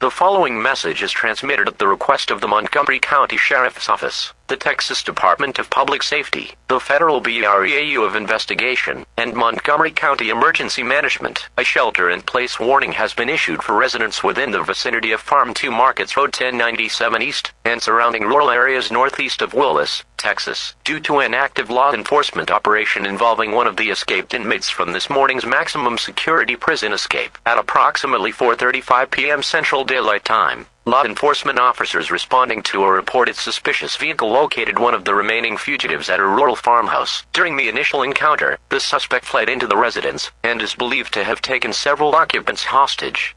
Communication with those inside the home has been limited, and authorities consider the situation to be ongoing. A tactical perimeter has been established surrounding the residence. Special weapons and tactics teams, hostage negotiators, tactical medics, and additional state and federal law enforcement personnel are currently on scene. Air support continues to monitor the area, while officers secure nearby roadways. Residents within the designated warning area are ordered to shelter in place immediately. Remain inside your home or place of business. Lock all doors and windows. Stay away from exterior doors and windows whenever possible. Do not attempt to leave the area, unless instructed to do so by law enforcement personnel. Do not approach the active law enforcement scene or attempt to observe ongoing operations. Keep telephone lines available for emergency communications and monitor local media for official updates. Numerous roads surrounding the incident have been closed, including portions of Farm 2 Markets Road 1097 and several adjacent county roads. Motorists should avoid the area entirely and follow all posted detours established by law enforcement. Authorities emphasize that this is now an active tactical operation, and conditions may change rapidly. Additional emergency messages may be issued if evacuation or further protective actions become necessary. If you hear gunfire or observe law enforcement activity near your location, remain sheltered until officers provide further instructions. Do not exit your residence simply because the situation appears to have quieted. The remaining escaped inmates not involved in this incident continue to be the subject of an extensive regional manhunt. Law enforcement agencies remain committed to apprehending all outstanding fugitives as quickly and safely as possible. Continue monitoring local officials, local media, and emergency management for updated emergency information.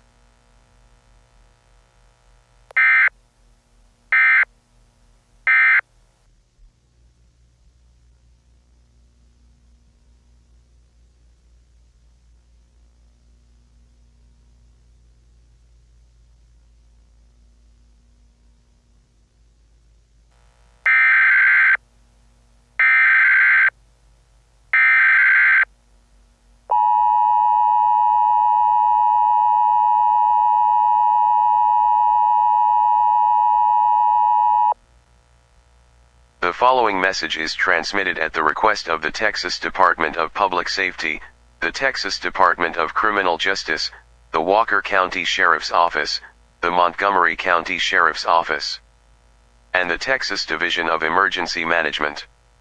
An administrative message is being issued to provide an update regarding today's ongoing law enforcement operation following the escape of 7 inmates from a maximum security correctional facility near Huntsville.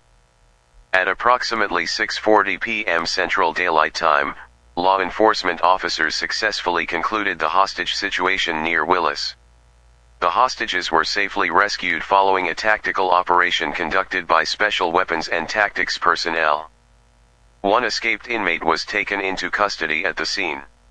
2 law enforcement officers sustained minor injuries during the operation and are expected to recover. No hostages suffered life-threatening injuries.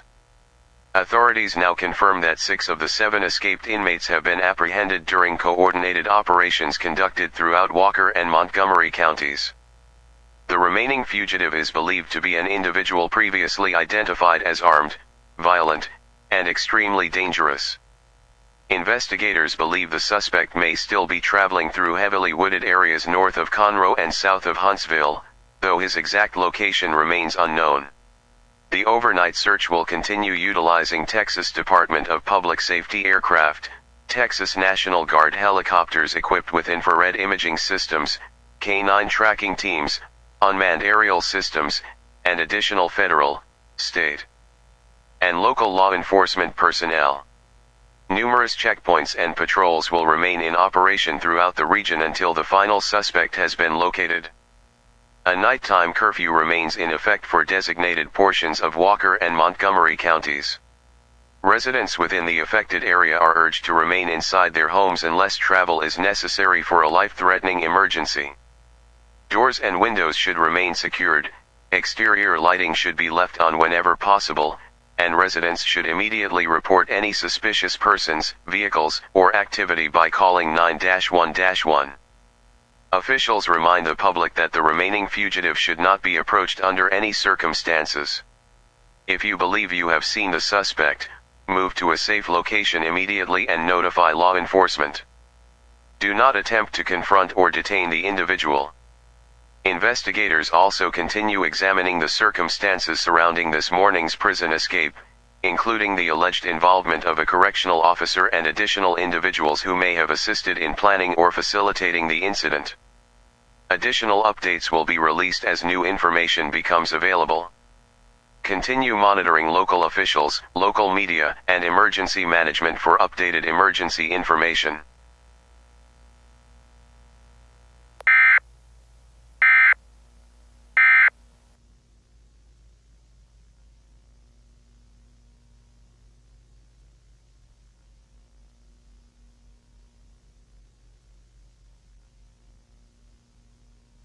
Good morning. We begin this Thursday with breaking developments in the investigation surrounding yesterday's dramatic prison escape from a maximum security correctional facility near Huntsville. State officials confirmed early this morning that the 7th and final escaped inmate was taken into custody shortly after 4:15 a.m. Central Daylight Time, bringing an end to an intensive overnight manhunt involving hundreds of federal, state, and local law enforcement officers. According to the Texas Department of Public Safety, the suspect was located hiding inside a heavily wooded area approximately 8 miles southwest of Huntsville after Texas National Guard helicopter crews equipped with infrared imaging systems detected movement shortly before dawn. K-9 tracking teams and tactical officers converged on the area, where the suspect surrendered after a brief pursuit. Authorities report no shots were fired during the arrest, and no additional injuries were reported, with all 7 escapees now back in custody. Officials say the immediate threat to the public has ended. Roadblocks established throughout Walker and Montgomery counties are being removed, and the overnight curfew issued for portions of the region has been lifted, as attention shifts away from the manhunt. Investigators are now focusing on the events that made yesterday's escape possible. Officials have confirmed that the Texas Rangers, the Texas Department of Criminal Justice Office of Inspector General, and the Federal Bureau of Investigation have opened a joint criminal investigation into the planning and execution of the escape. Investigators continue examining evidence indicating that a correctional officer provided assistance to the inmates, while additional evidence suggests the escape involved months of planning. Authorities believe security systems were deliberately disabled, surveillance cameras were replaced with looped recordings, and a previously sealed maintenance tunnel beneath the prison complex was used to bypass multiple security barriers. Officials have not ruled out the possibility that additional individuals outside the prison may have assisted in coordinating or financing the escape. Search warrants continue to be executed, electronic evidence is being analyzed, and investigators are conducting interviews with prison staff and inmates as the investigation expands. The Texas Department of Criminal Justice also announced this morning that the Huntsville Correctional Facility will remain on lockdown pending a full security review. Independent investigators have begun inspecting security procedures, infrastructure, staffing protocols, and emergency response systems to determine how one of the state's most secure correctional facilities suffered such a significant security failure.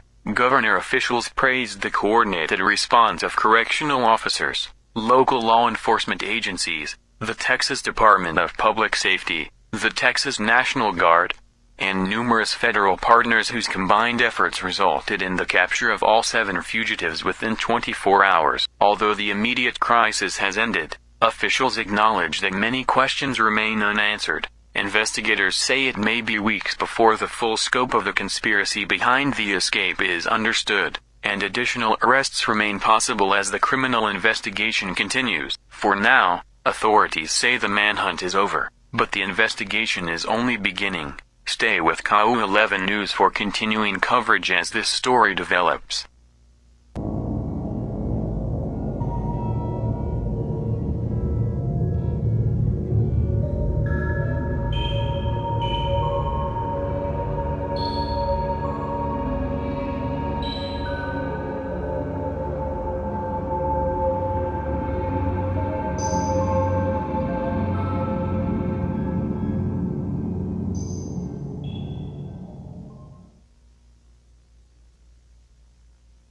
Good morning.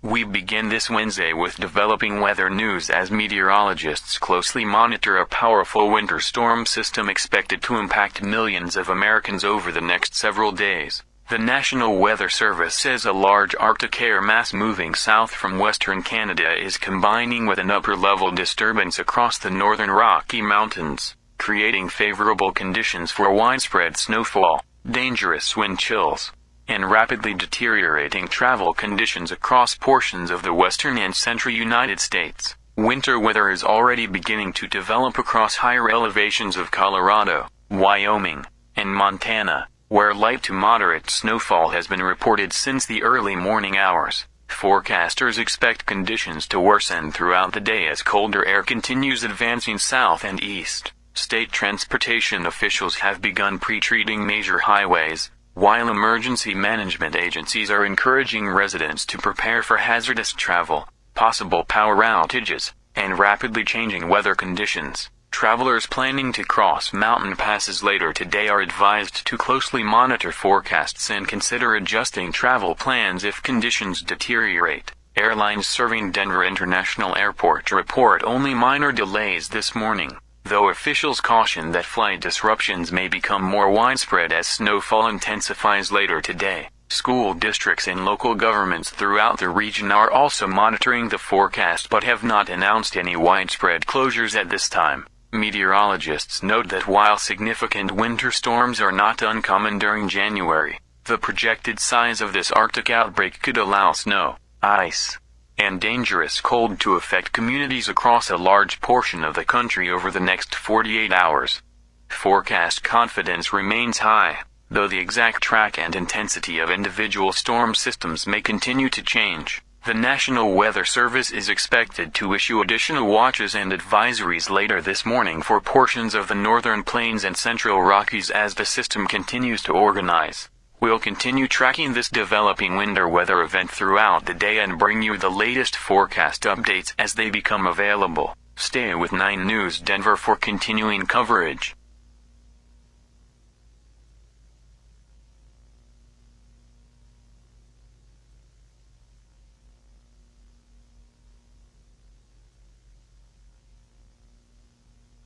A significant winter weather outbreak is expected to impact a large portion of the central and western United States through the next 48 hours as a powerful Arctic air mass continues advancing southward from Canada. Forecast confidence remains high that widespread snow, blowing snow, freezing rain, sleet, and dangerous wind chills will affect multiple regions extending from the northern Rocky Mountains into portions of the Great Plains, Midwest, and Mid-South. Winter weather watches and warnings have already been issued for several states, with additional products expected throughout the day as conditions continue to develop. Heavy snowfall is expected across portions of Montana, Wyoming, the Dakotas, Nebraska, Colorado, and northern Kansas, where snowfall totals exceeding 12 inches are possible in localized areas. Strong northerly winds may produce prolonged periods of blowing snow and near-zero visibility, resulting in dangerous travel conditions. Farther south, the advancing Arctic air mass is expected to interact with moisture from the Gulf of Mexico, increasing the potential for significant ice accumulations across portions of Oklahoma, Arkansas, Missouri, Tennessee, and surrounding states beginning later today.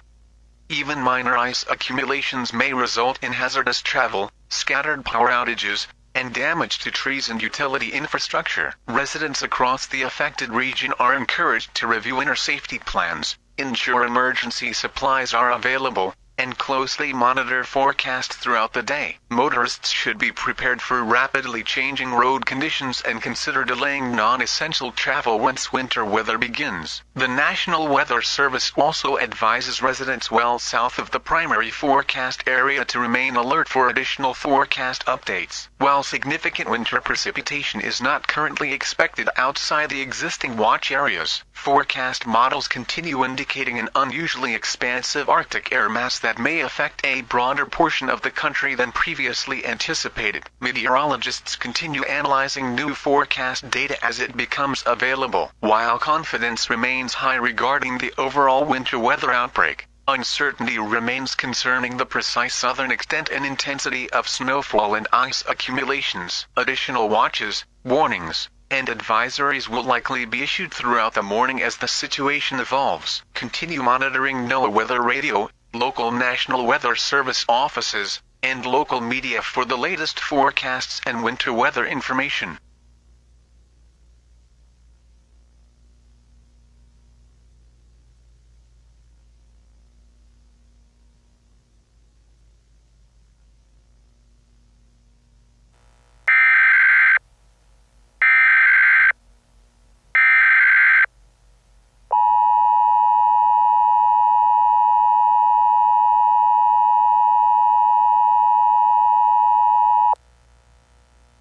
Winter storm watch remains in effect from this evening through Thursday afternoon. What?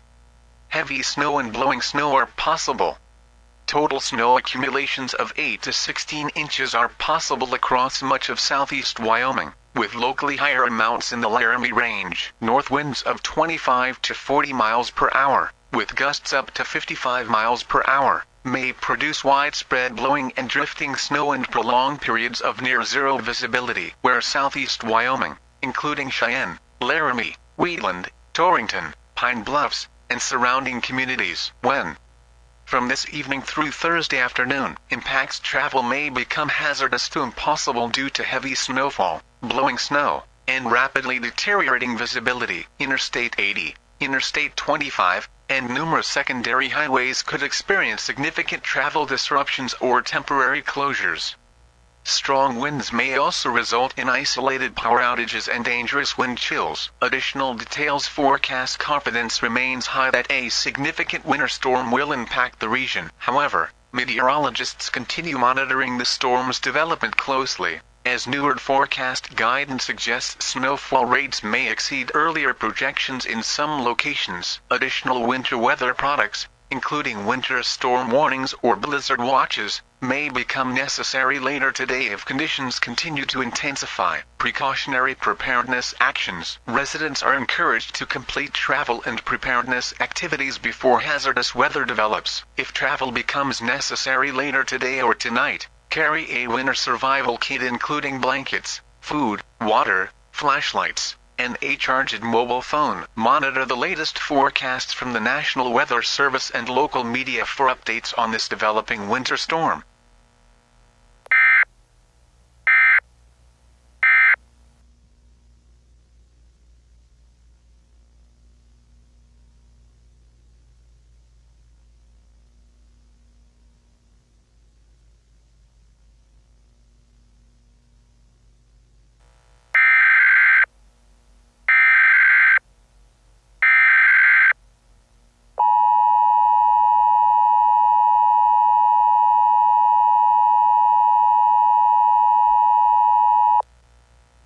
Winter storm warning remains in effect until 6 p.m. MST Thursday. What?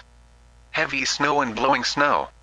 Additional snow accumulations of 8 to 14 inches are expected, resulting in storm total accumulations of 10 to 18 inches, with locally higher amounts across the northern Black Hills. North winds of 30 to 45 miles per hour, with gusts up to 60 miles per hour, will produce extensive blowing and drifting snow and frequent whiteout conditions, where western South Dakota, including Rapid City, Sturgis, Spearfish, Wall, Custer, Hill City, and the Black Hills region. When? Until 6 p.m. MST Thursday, impacts travel is expected to become very difficult to impossible. Interstate 90, U.S. Highway 16, U.S. Highway 385, and numerous secondary roads may become impassable due to heavy snowfall and near-zero visibility. Strong winds may result in drifting snow several feet deep, stranding motorists and delaying emergency response efforts. Isolated power outages are also possible where heavy snow accumulates on trees and utility lines. Additional detailed snowfall rates have increased significantly since this morning, with some locations already reporting accumulations exceeding forecast expectations. Meteorologists report that the storm is strengthening more rapidly than earlier forecast models indicated, and additional intensification remains possible throughout the afternoon. Blizzard conditions may develop later today if wind speeds continue increasing. Precautionary preparedness actions. If you must travel, carry a winter survival kit including blankets, extra clothing, food, water, flashlights, medications, and a fully charged mobile phone. If you become stranded, remain with your vehicle and call for assistance if possible. Residents are encouraged to complete all necessary travel before conditions deteriorate further and continue monitoring NOAA weather radio, local officials, and local media for additional warnings and forecast updates.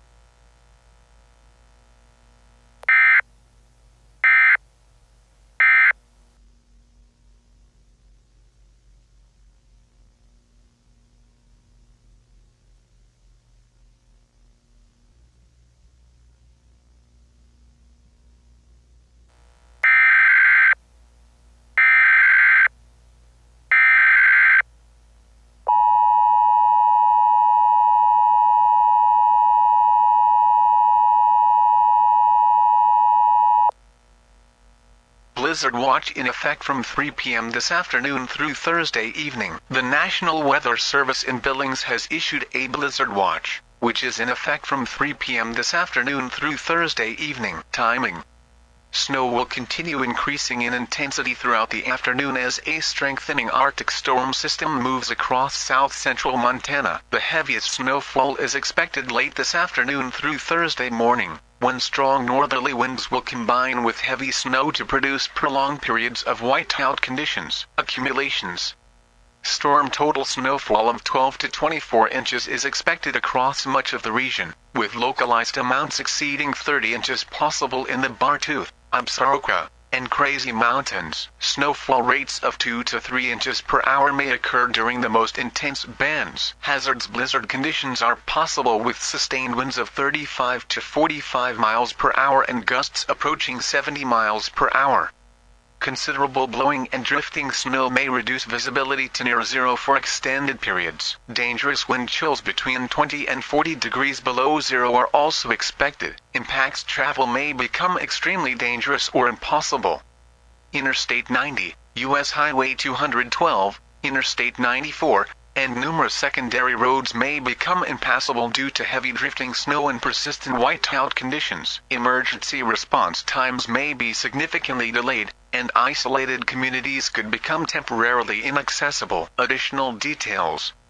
Meteorologists report the storm continues strengthening more rapidly than forecast guidance indicated earlier this morning. Weather observations across portions of eastern Montana and northern Wyoming show snowfall intensifying while the storm expands in coverage. Forecast confidence remains high that blizzard conditions will develop across much of south-central Montana later today. Precautionary preparedness actions. A blizzard watch means there is the potential for falling and blowing snow with strong winds and extremely poor visibilities. Whiteout conditions can develop rapidly, making travel life-threatening. Residents are urged to complete all necessary travel and preparations before conditions deteriorate. If you become stranded, remain with your vehicle, conserve fuel, and contact emergency services when it is safe to do so. Continue monitoring NOAA Weather Radio, local National Weather Service forecasts, and local media for additional updates. A blizzard warning may be required later today if confidence continues to increase.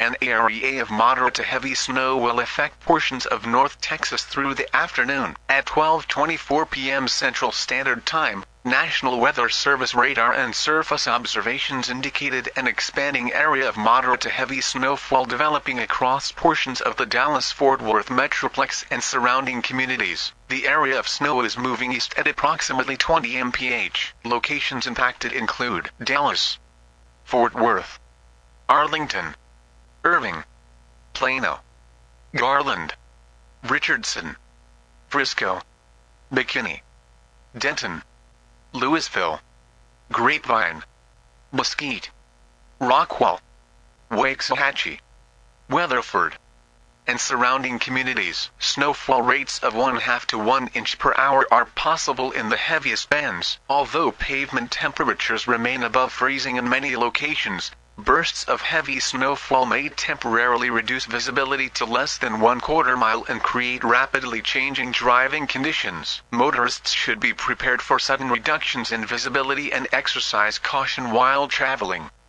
Bridges and elevated roadways may become slippery if temperatures fall more rapidly than currently anticipated. Additional details. Meteorologists continue evaluating this event due to several unusual atmospheric observations. Surface temperatures across much of the affected area remain between 39 and 43 degrees Fahrenheit. Yet moderate snow is accumulating on grassy surfaces and elevated objects. Current forecast models did not indicate snowfall of this intensity for North Texas, and forecasters are analyzing incoming data to determine the cause of the unexpected development. The National Weather Service emphasizes that this remains an evolving weather situation.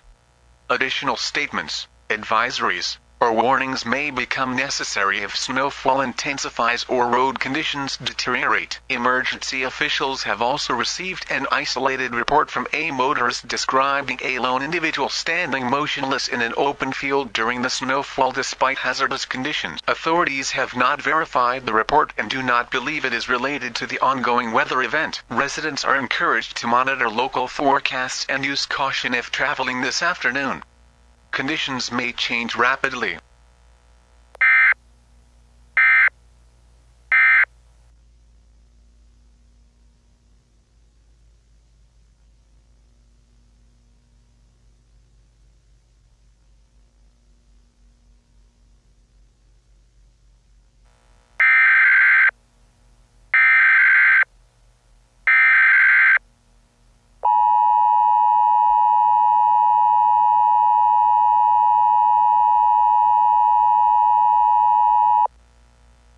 National Weather Service in Peachtree City has issued a snow squall warning for northeastern Fulton County in north-central Georgia, DeKalb County in north-central Georgia, Gwinnett County in north-central Georgia, Cobb County in north-central Georgia, Cherokee County in north-central Georgia, Forsyth County in north-central Georgia, Hall County in northeastern Georgia, until 3 p.m. Eastern Standard Time. At 1:57 p.m. Eastern Standard Time, Doppler radar and surface observations indicated a dangerous snow squall extending from near Cartersville to Alpharetta, moving southeast at 45 mph. Hazard: sudden whiteout conditions, rapidly falling visibility to near zero, intense bursts of heavy snow, and wind gusts exceeding 45 mph. Temperatures near freezing may result in a rapid flash freeze on bridges, overpasses, and untreated roadways. Source: radar and trained weather spotters. Impact: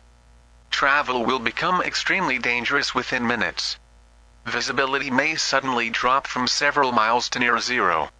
Motorists may become disoriented, and chain reaction traffic accidents are possible. Locations impacted include Atlanta, Sandy Springs, Roswell, Marietta, Alpharetta, Johns Creek, Duluth, Lawrenceville, Norcross, Buford, Kennesaw, Decatur, Tucker, Suwanee and surrounding communities. This includes portions of Interstate 75, Interstate 85, Interstate 20, Interstate 285, Georgia State Route 400. Additional details: weather stations across the Atlanta metropolitan area report snowfall intensities well above forecast expectations. Visibility has fallen below 1/4 mile at several observing sites despite no indication of significant snowfall in forecast guidance issued earlier today. National Weather Service meteorologists continue evaluating this rapidly developing event. Precautionary preparedness actions: slow down immediately.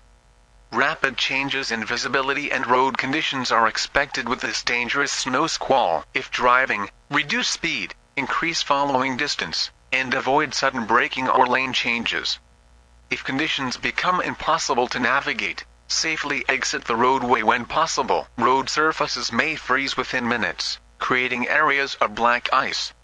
Bridges, overpasses, and elevated roadways will become especially hazardous. Continue monitoring NOAA weather radio, local media, and official National Weather Service forecasts for additional updates as this dangerous winter weather event continues to develop.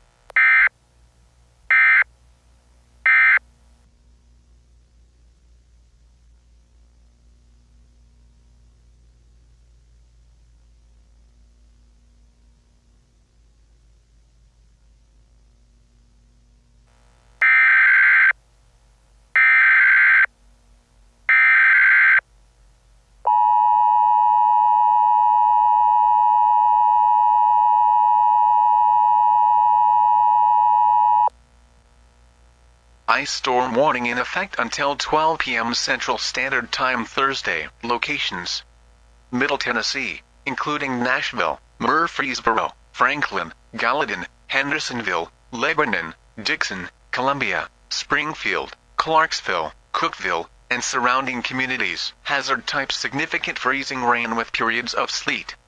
Light snow may develop late tonight before precipitation gradually tapers Thursday morning. Accumulations: ice accumulations of 1/2 inch to 1 inch are expected across much of the warning area, with isolated amounts exceeding 1 1/4 inches possible. These values are capable of producing catastrophic impacts to trees, utility infrastructure, and transportation networks. Timing: rain has transitioned rapidly to freezing rain across much of Middle Tennessee this afternoon as Arctic air continues advancing southward.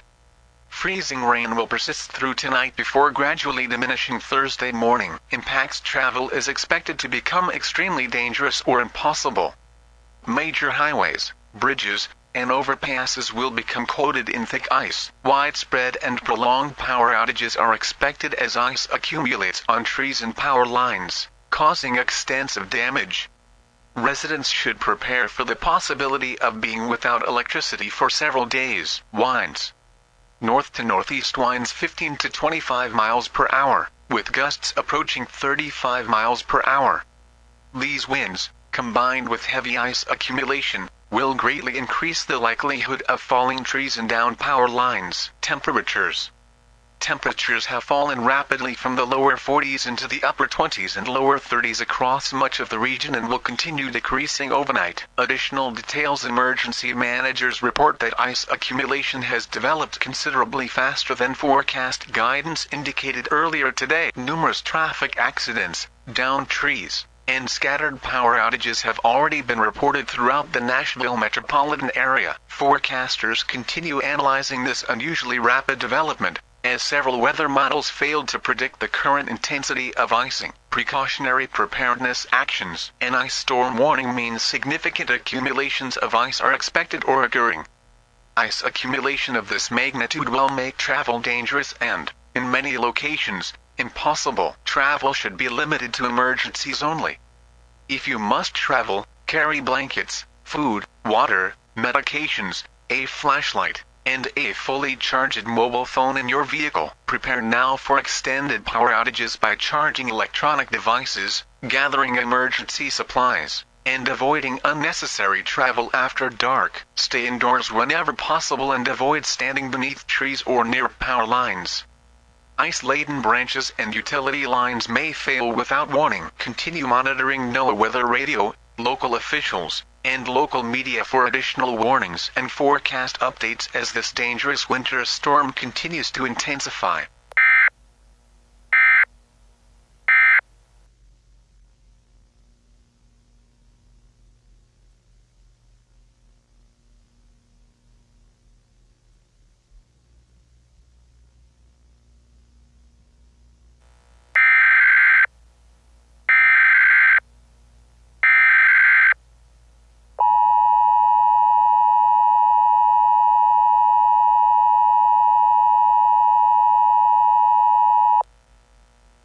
Blizzard warning in effect until 6 p.m. Central Standard Time Thursday. The National Weather Service in Chicago has issued a blizzard warning, which is in effect until 6 p.m. Central Standard Time Thursday. Locations: northeastern Illinois and northwestern Indiana, including Chicago, Evanston, Oak Park, Cicero, Joliet, Naperville, Aurora, Elgin, Waukegan, Gary, Hammond, Michigan City, and surrounding communities. Hazard types: heavy snow, blowing snow, and dangerously strong winds. Accumulations: additional snowfall of 12 to 18 inches is expected, resulting in storm total accumulations of 15 to 24 inches.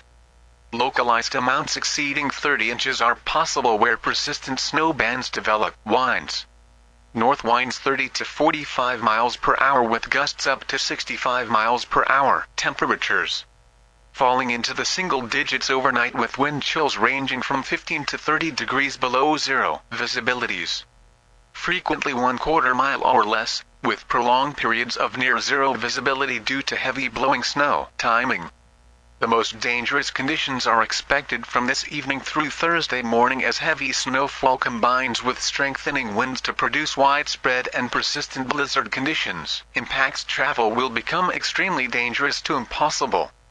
Whiteout conditions and rapidly drifting snow may strand motorists on area highways, including Interstates 55, 57, 80, 88, 90, 94, 290, and 294. Public transportation disruptions are expected, and numerous flights have already been canceled or delayed at O'Hare and Midway international airports. Heavy snow combined with strong winds may also produce scattered power outages and extensive tree damage. Additional details: this storm continues to exceed forecast expectations. Snowfall rates approaching 2 to 3 inches per hour have been observed in several locations, while wind speeds have increased more rapidly than anticipated. National Weather Service meteorologists report that updated forecast guidance no longer accurately reflects the observed expansion of this winter storm, and additional regions may require blizzard warnings later this evening. Precautionary preparedness actions: a blizzard warning means severe winter weather conditions are expected or occurring. Falling and blowing snow with strong winds will create prolonged whiteout conditions, making travel extremely dangerous or impossible. Do not travel unless absolutely necessary. If you become stranded, remain with your vehicle, Keep the engine running only intermittently for warmth, ensure the exhaust pipe remains clear of snow, and display a bright-colored cloth from a window to aid rescuers. Residents should prepare for extended power outages by charging electronic devices, gathering food, water, medications, blankets, and emergency supplies, and limiting unnecessary travel until conditions improve. Continue monitoring NOAA weather radio, local officials, and local media for additional warnings and forecast updates as this historic winter storm continues to intensify.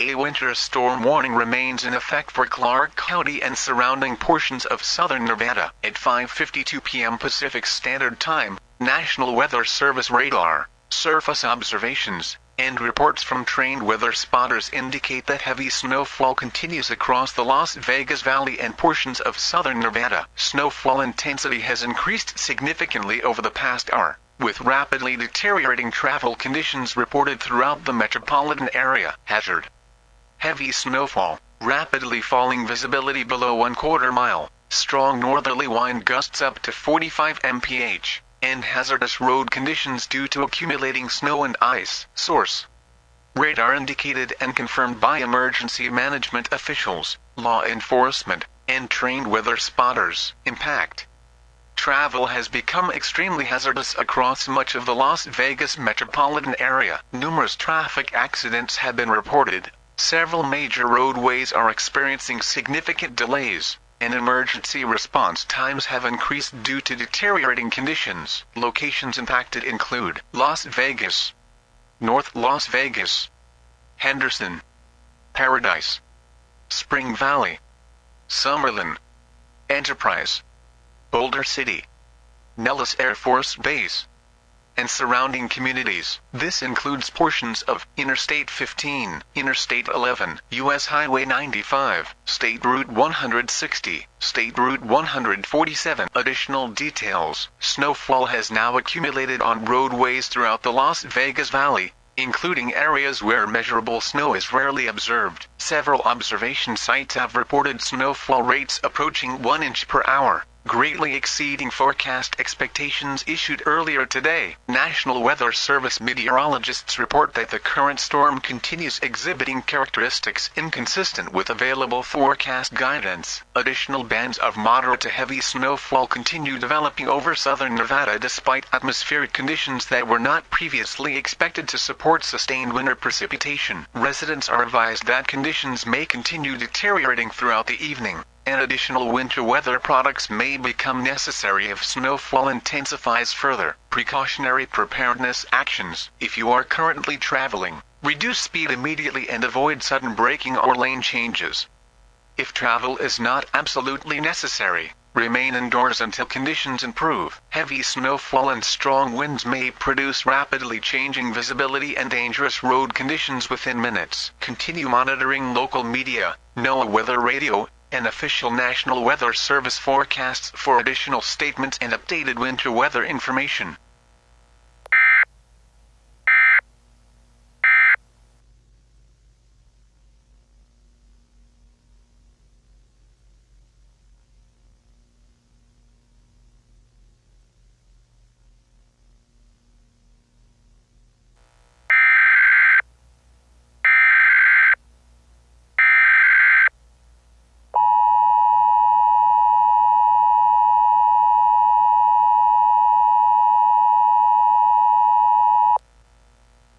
The following message is transmitted at the request of the Utah Avalanche Center. Avalanche warning issued for the Wasatch, Uinta, and Central Utah mountain ranges. The Utah Avalanche Center has issued a backcountry avalanche warning for the following areas: NWS Salt Lake City UT, UTZ 110. Wasatch Mountains I-80 North, UTZ 111. Wasatch Mountains south of I-80, UTZ 112. Western Uinta Mountains, UTZ 113. Central Mountains, UTZ 114. Bear River Range, what? An avalanche warning is in effect from 7 p.m. MST Wednesday until 7 p.m. MST Thursday.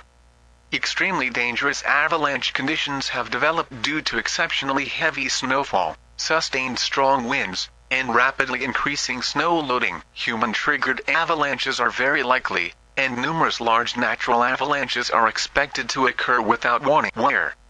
The Wasatch Range, Western Uinta Mountains, Bear River Range, and Central Utah Mountain Ranges, particularly at elevations above 6,500 feet. When? From 7 p.m. MST Wednesday through 7 p.m. MST Thursday. Impacts heavy snowfall exceeding 2 feet in many mountain locations, combined with wind gusts over 60 miles per hour, has created highly unstable snowpeaks throughout the warning area. Numerous avalanches have already been reported impacting mountain highways, ski access roads, and backcountry terrain. Avalanche paths may extend well beyond their typical run-out zones, reaching lower elevations not normally affected by avalanche activity. Emergency officials report that portions of Little Cottonwood Canyon, Big Cottonwood Canyon, Provo Canyon, and several mountain highways have been temporarily closed following multiple avalanche incidents. Several remote communities have become isolated, and additional closures are expected throughout the evening. Additional details: avalanche forecasters report snow accumulation rates and wind loading have significantly exceeded expectations throughout the day. Snow stability has deteriorated rapidly, and natural avalanche activity is occurring across multiple mountain ranges simultaneously. State transportation officials and emergency managers are actively monitoring additional slopes that may fail with little or no warning. Precautionary/preparedness actions. Travel in avalanche terrain is strongly discouraged. Do not enter backcountry areas, steep mountain slopes, or closed recreation areas until avalanche conditions improve. Motorists should obey all highway closures and never drive around barricades. Avalanche control operations may be suspended in some locations due to unsafe conditions. Skiers, snowboarders, snowmobilers, climbers, and other outdoor recreationists should avoid all avalanche-prone terrain during this warning period. Continue monitoring the Utah Avalanche Center, the National Weather Service, local emergency management officials, and local media for updated avalanche forecasts and road closure information.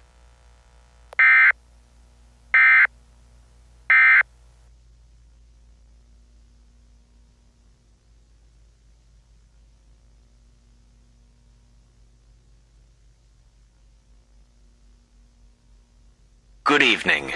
We interrupt our regularly scheduled programming for continuing coverage of what has rapidly become one of the most extraordinary and widespread winter weather disasters in modern American history. Over the past 14 hours, an unprecedented series of winter storms has expanded across much of the United States, leaving millions of Americans under winter weather warnings as heavy snow, blizzard conditions, ice storms, and dangerous cold continue impacting dozens of states. Air travel has been severely disrupted nationwide, with thousands of flights canceled. Major interstate highways throughout the Midwest, Great Plains, Rocky Mountains, and portions of the South have been closed due to whiteout conditions, jackknife tractor-trailers, and multiple chain reaction crashes. Utility companies report hundreds of thousands of customers are now without power as ice accumulations and strong winds continue bringing down trees and power lines. Here in Missouri, transportation officials are urging residents to stay off the roads as snowfall continues to intensify. Emergency shelters have begun opening across the region, while National Guard units in several states have been placed on standby to assist local authorities if conditions continue to deteriorate overnight. But perhaps the most remarkable development this evening is not what is happening on the ground. It's what meteorologists are saying. Earlier today, every major forecast model indicated that the worst conditions would remain confined to the northern plains and upper Midwest. Instead, significant snowfall has now been reported as far south as North Texas, northern Georgia, Tennessee, southern Nevada, and other locations where meteorologists say today's conditions simply should not exist. Officials at the National Weather Service have spent the day updating forecasts almost continuously as new observations arrive from across the country.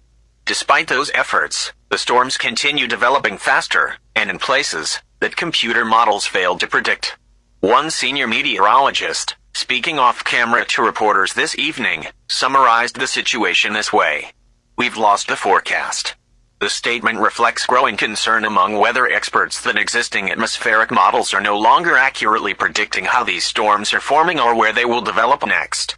NOAA officials have announced they will hold a late-night press briefing to discuss the increasingly unusual behavior of this winter outbreak and answer questions regarding the rapidly changing forecast.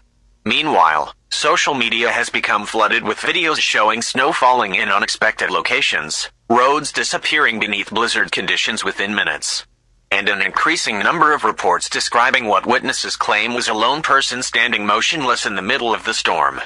Authorities have not verified those reports and continue urging the public to avoid spreading unconfirmed information while emergency crews focus on life safety operations.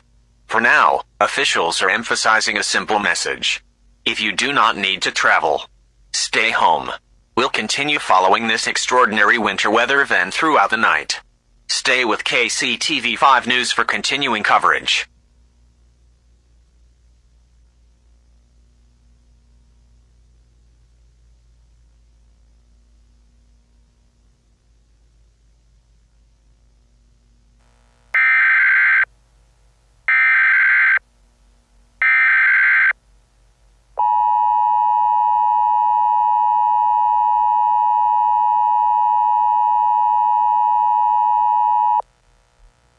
The following message is transmitted at the request of the Missouri State Emergency Management Agency, the Missouri Department of Public Safety, the Federal Emergency Management Agency, and the National Weather Service. A civil emergency message has been issued for portions of Missouri and surrounding states due to the continued expansion of an unprecedented nationwide winter weather emergency. Since early this morning, severe winter weather has intensified across much of the United States, resulting in widespread blizzard conditions, significant ice accumulations, heavy snowfall, dangerous wind chills, and rapidly deteriorating transportation infrastructure.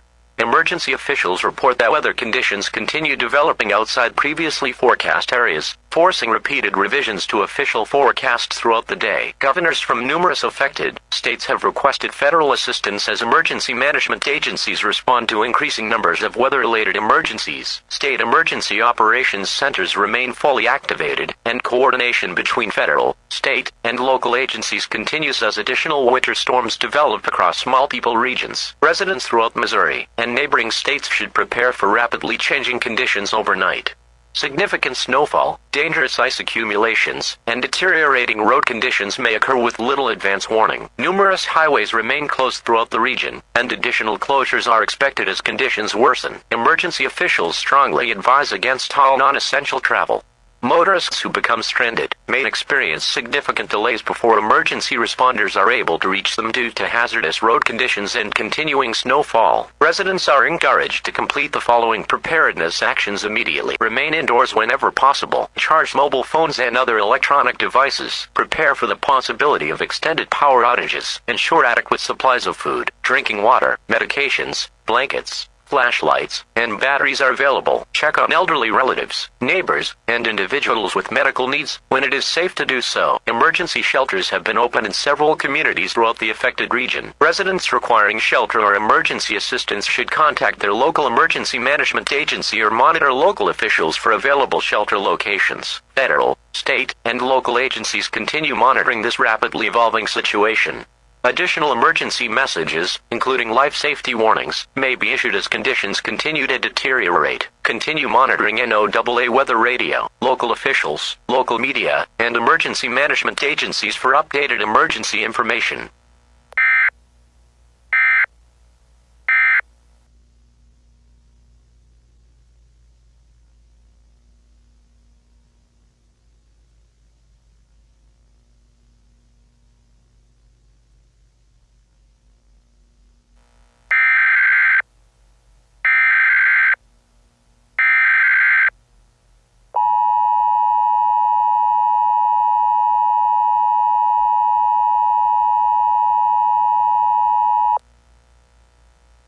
following message is transmitted at the request of the Federal Emergency Management Agency, the United States Department of Homeland Security, the National Weather Service, and the United States Department of Transportation. An administrative message is being issued to provide a national update regarding the ongoing winter weather emergency affecting much of the United States.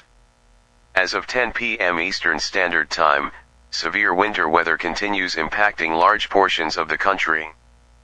Blizzard conditions, significant ice accumulations, heavy snowfall, and dangerously low temperatures have been reported across numerous states extending from the Rocky Mountains through the Great Plains, Midwest, portions of the South, and areas of the Southwest. Emergency management agencies report widespread transportation disruptions. Numerous sections of the interstate highway system have been closed due to whiteout conditions, heavy snow accumulation, ice-covered roadways, or traffic accidents. Thousands of airline flights have been delayed or canceled, and rail service has been disrupted in several regions. Electric utility providers report rapidly increasing power outages caused by heavy ice accumulation, strong winds, and falling trees. Restoration efforts remain underway, however, hazardous weather conditions continue limiting access to many affected areas. At the direction of the President, the Federal Emergency Management Agency has activated the National Response Coordination Center to support ongoing operations. Federal resources are being deployed to assist state and local governments with emergency shelter operations, transportation support, power restoration, medical assistance, and logistical coordination. National Guard units have now been activated in multiple states to assist civil authorities with emergency response, transportation support, debris removal, welfare checks, and the protection of critical infrastructure. Additional federal resources remain on standby should conditions continue to deteriorate overnight. Residents in affected areas are encouraged to remain indoors whenever possible, avoid all non-essential travel, conserve fuel and electrical power where practical, and prepare for the possibility of extended disruptions to transportation and utility services. Emergency officials continue emphasizing that this winter weather event remains highly dynamic. Forecasts are being updated frequently as meteorologists evaluate rapidly changing conditions across multiple regions of the country. Additional emergency messages may be issued throughout the night as conditions warrant. Continue monitoring NOAA weather radio, local officials, local media, and emergency management agencies for updated emergency information.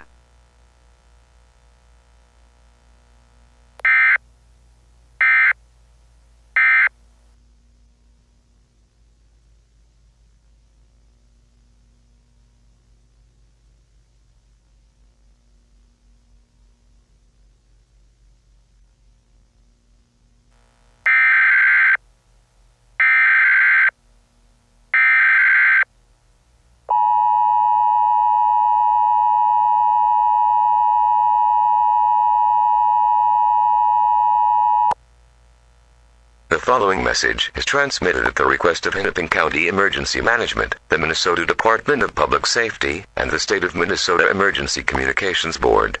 A 911 telephone outage emergency has been issued for portions of the Minneapolis-St. Paul metropolitan area due to weather-related damage affecting emergency communications infrastructure.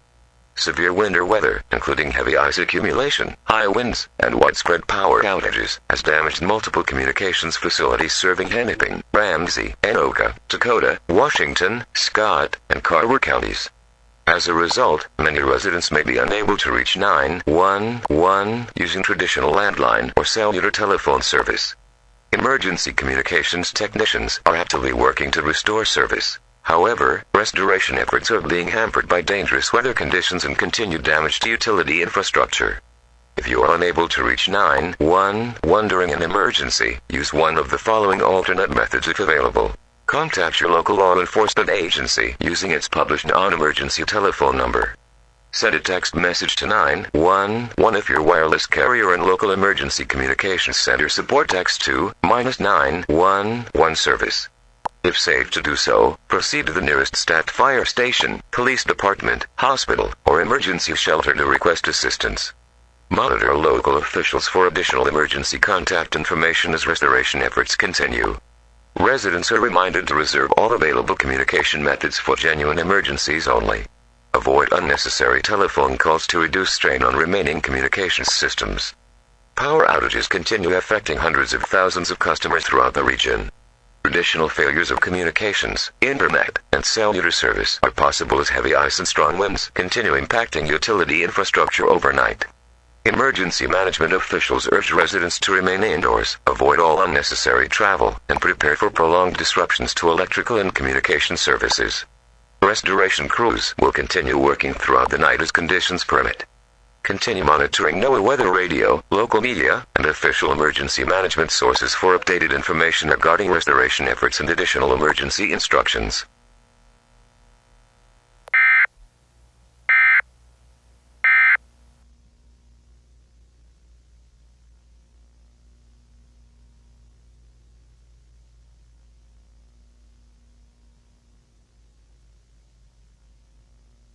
Good evening.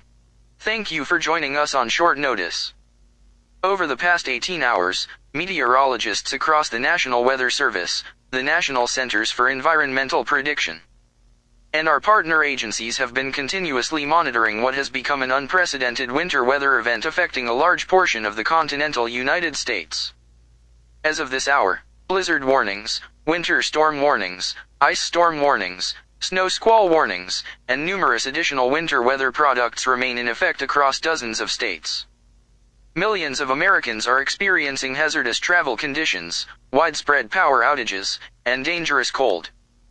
I want to begin by emphasizing that forecasts issued by the National Weather Service are continually updated as new observational data becomes available. That is exactly what our meteorologists have been doing throughout today. However, I also want to acknowledge something unusual. Many of the atmospheric conditions we have observed today have not behaved as our forecast models projected. Storm systems have intensified more rapidly than anticipated. Snow has developed in locations where atmospheric profiles suggested rain or no precipitation at all. Several independent areas of heavy winter weather have formed in ways that are inconsistent with the guidance currently available to operational forecasters. At this time, we do not have an explanation for these anomalies. Our meteorologists, climatologists, and atmospheric scientists are analyzing incoming satellite imagery, radar data, upper air observations, and computer model output around the clock. We are also coordinating closely with university researchers and federal partners to determine why today's weather has evolved the way it has. Despite these uncertainties, our message to the public remains unchanged. Treat every warning issued by your local National Weather Service office seriously. Avoid unnecessary travel. Remain indoors whenever possible. And continue monitoring official forecasts as conditions evolve. We'll now take a few questions. Can you tell us whether NOAA believes this storm is unlike anything previously recorded? From an operational forecasting standpoint, yes. We have observed winter weather events of similar intensity before. What is unusual is the geographic extent, the speed of development, and the inability of current forecast guidance to accurately project its behavior. Several eyewitnesses claim they've seen an unidentified individual standing outdoors during these storms. Has NOAA investigated those reports? Our responsibility is the weather. We have no evidence that those reports are related to this event. Questions regarding individual eyewitness accounts should be directed to the appropriate state or local law enforcement agencies. Can the public expect conditions to improve overnight? We expect dangerous winter weather to continue through the overnight hours across much of the country. Unfortunately, confidence in the exact evolution of these systems is lower than we would normally consider acceptable. Residents should prepare for the possibility that conditions may change more rapidly than forecast and continue following instructions issued by local emergency management officials. Thank you. We'll continue providing updates as additional information becomes available.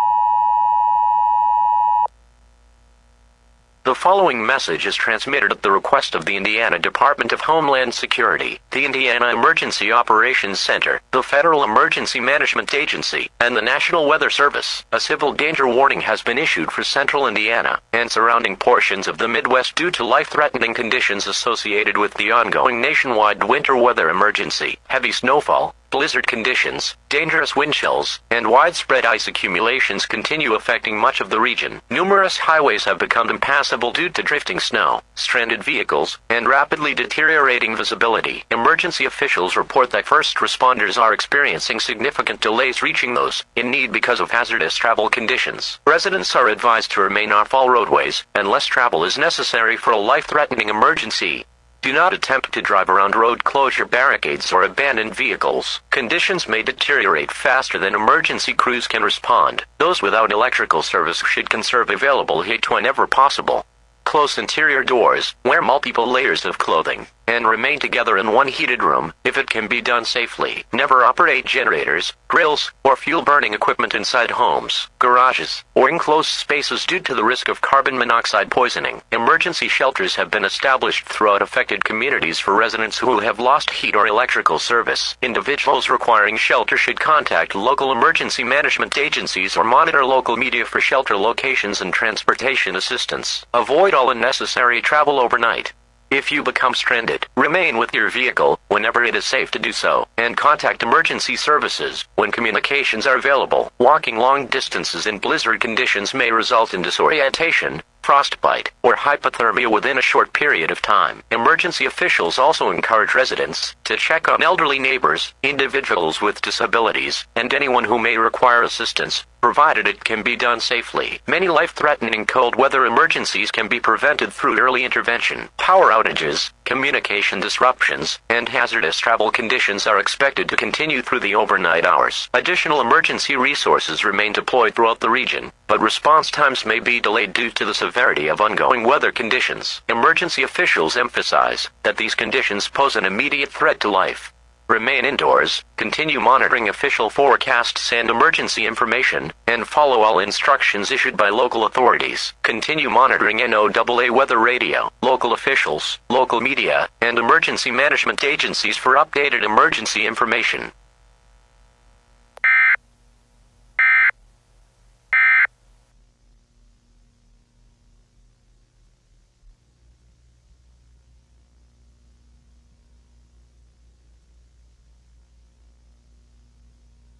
My fellow Americans, tonight, our nation is facing one of the most widespread winter weather emergencies in its history. Over the past 20 hours, an extraordinary series of winter storms has affected dozens of states, placing millions of Americans in harm's way. From the Rocky Mountains to the Midwest, from the Great Plains to portions of the South, communities across our country are experiencing dangerous and rapidly changing conditions. Tonight, millions of Americans are without power. Interstate travel has become impossible across much of the country. Entire communities have been isolated. Throughout this crisis, thousands of first responders, utility workers, transportation crews, members of the National Guard, medical professionals, and volunteers have worked tirelessly under some of the most hazardous conditions imaginable. On behalf of a grateful nation, I thank every one of them for their courage and dedication. Earlier this evening, I directed the Federal Emergency Management Agency to maintain full activation of the National Response Coordination Center. Federal resources continue moving into affected states to support emergency shelters, debris removal, transportation, medical assistance, and power restoration efforts. National Guard personnel remain deployed across numerous states, assisting local authorities with life-saving operations, delivering emergency supplies, conducting welfare checks, and helping stranded motorists wherever conditions permit. To those currently under blizzard warnings, ice storm warnings, winter storm warnings, or other emergency alerts, please stay where you are. Do not travel unless your life depends on it. If local officials have asked you to remain indoors, follow their instructions. Emergency crews cannot help you if they cannot safely reach you. If your home has lost electricity, use generators only outdoors and away from windows and doors. Check on your neighbors whenever it is safe to do so, especially older Americans, people with disabilities, and anyone who may require assistance during this dangerous cold. I also want to address the many questions Americans understandably have about this storm. Federal scientists, including the National Weather Service and the National Oceanic and Atmospheric Administration, continue working around the clock to better understand the unusual behavior of this weather system. Their research is ongoing, and they will continue providing the public with timely and accurate information as it becomes available. Right now, our focus remains where it belongs: protecting lives, supporting affected communities, and ensuring that every available federal resource reaches those who need it most. America has faced devastating hurricanes, historic floods, wildfires, tornadoes, and countless other natural disasters. Each time, we've come together, neighbors helping neighbors, communities helping communities. Tonight will be no different. To every American watching this address, stay informed, stay indoors, stay safe, and know that your country is working every hour to meet this challenge. Thank you. May God bless you. May God protect those working through this storm tonight, and may God bless the United States of America.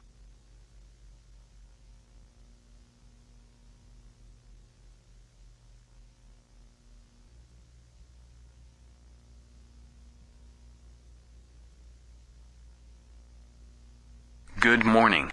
We begin this morning with the latest developments following what officials are now calling one of the largest winter weather disasters ever to impact the United States. As daylight returns across much of the country, emergency crews are beginning the enormous task of assessing damage left behind by nearly 24 hours of relentless snow, blizzard conditions, ice storms, and record-breaking cold. Federal officials report that while snowfall has finally begun diminishing across portions of the Midwest and Great Plains, dangerous travel conditions remain widespread. Thousands of miles of interstate highways are still closed, countless secondary roads remain impassable, and utility crews continue working to restore electrical service to millions of customers. Search and rescue operations are underway in several states after hundreds of motorists became stranded overnight. National Guard personnel continue delivering food, water, fuel, and medical supplies to isolated communities cut off by heavy drifting snow and fallen trees. Air travel remains heavily disrupted, with thousands of additional flight cancellations expected today. Freight rail traffic has slowed considerably, and officials warn that shortages of some goods may occur in heavily affected communities until transportation routes can be reopened. The National Weather Service reports that many of the storms responsible for yesterday's extraordinary weather have finally begun weakening. However, forecasters continue describing the event as meteorologically unprecedented, citing storm development that repeatedly exceeded forecast expectations and affected locations where significant winter weather was considered highly unlikely. NOAA officials say scientists will continue examining atmospheric data collected throughout the event in an effort to better understand what caused the storms to behave so differently from established forecast models. Meanwhile, emergency management officials continue urging residents to remain patient. Even though snowfall is ending in many areas, dangerous wind chills, black ice, downed power lines, and unstable trees continue posing serious hazards. Authorities are also asking the public to avoid entering heavily damaged areas so utility crews and emergency responders can continue restoration efforts safely. As this historic storm begins moving away, questions remain, not only about the weather, but about the growing number of unusual reports received from across the country during yesterday's event. Federal agencies again declined to comment on those reports this morning, stating only that there is no confirmed evidence linking them to the winter storms. For now, the recovery begins. Stay with NBC News for continuing coverage.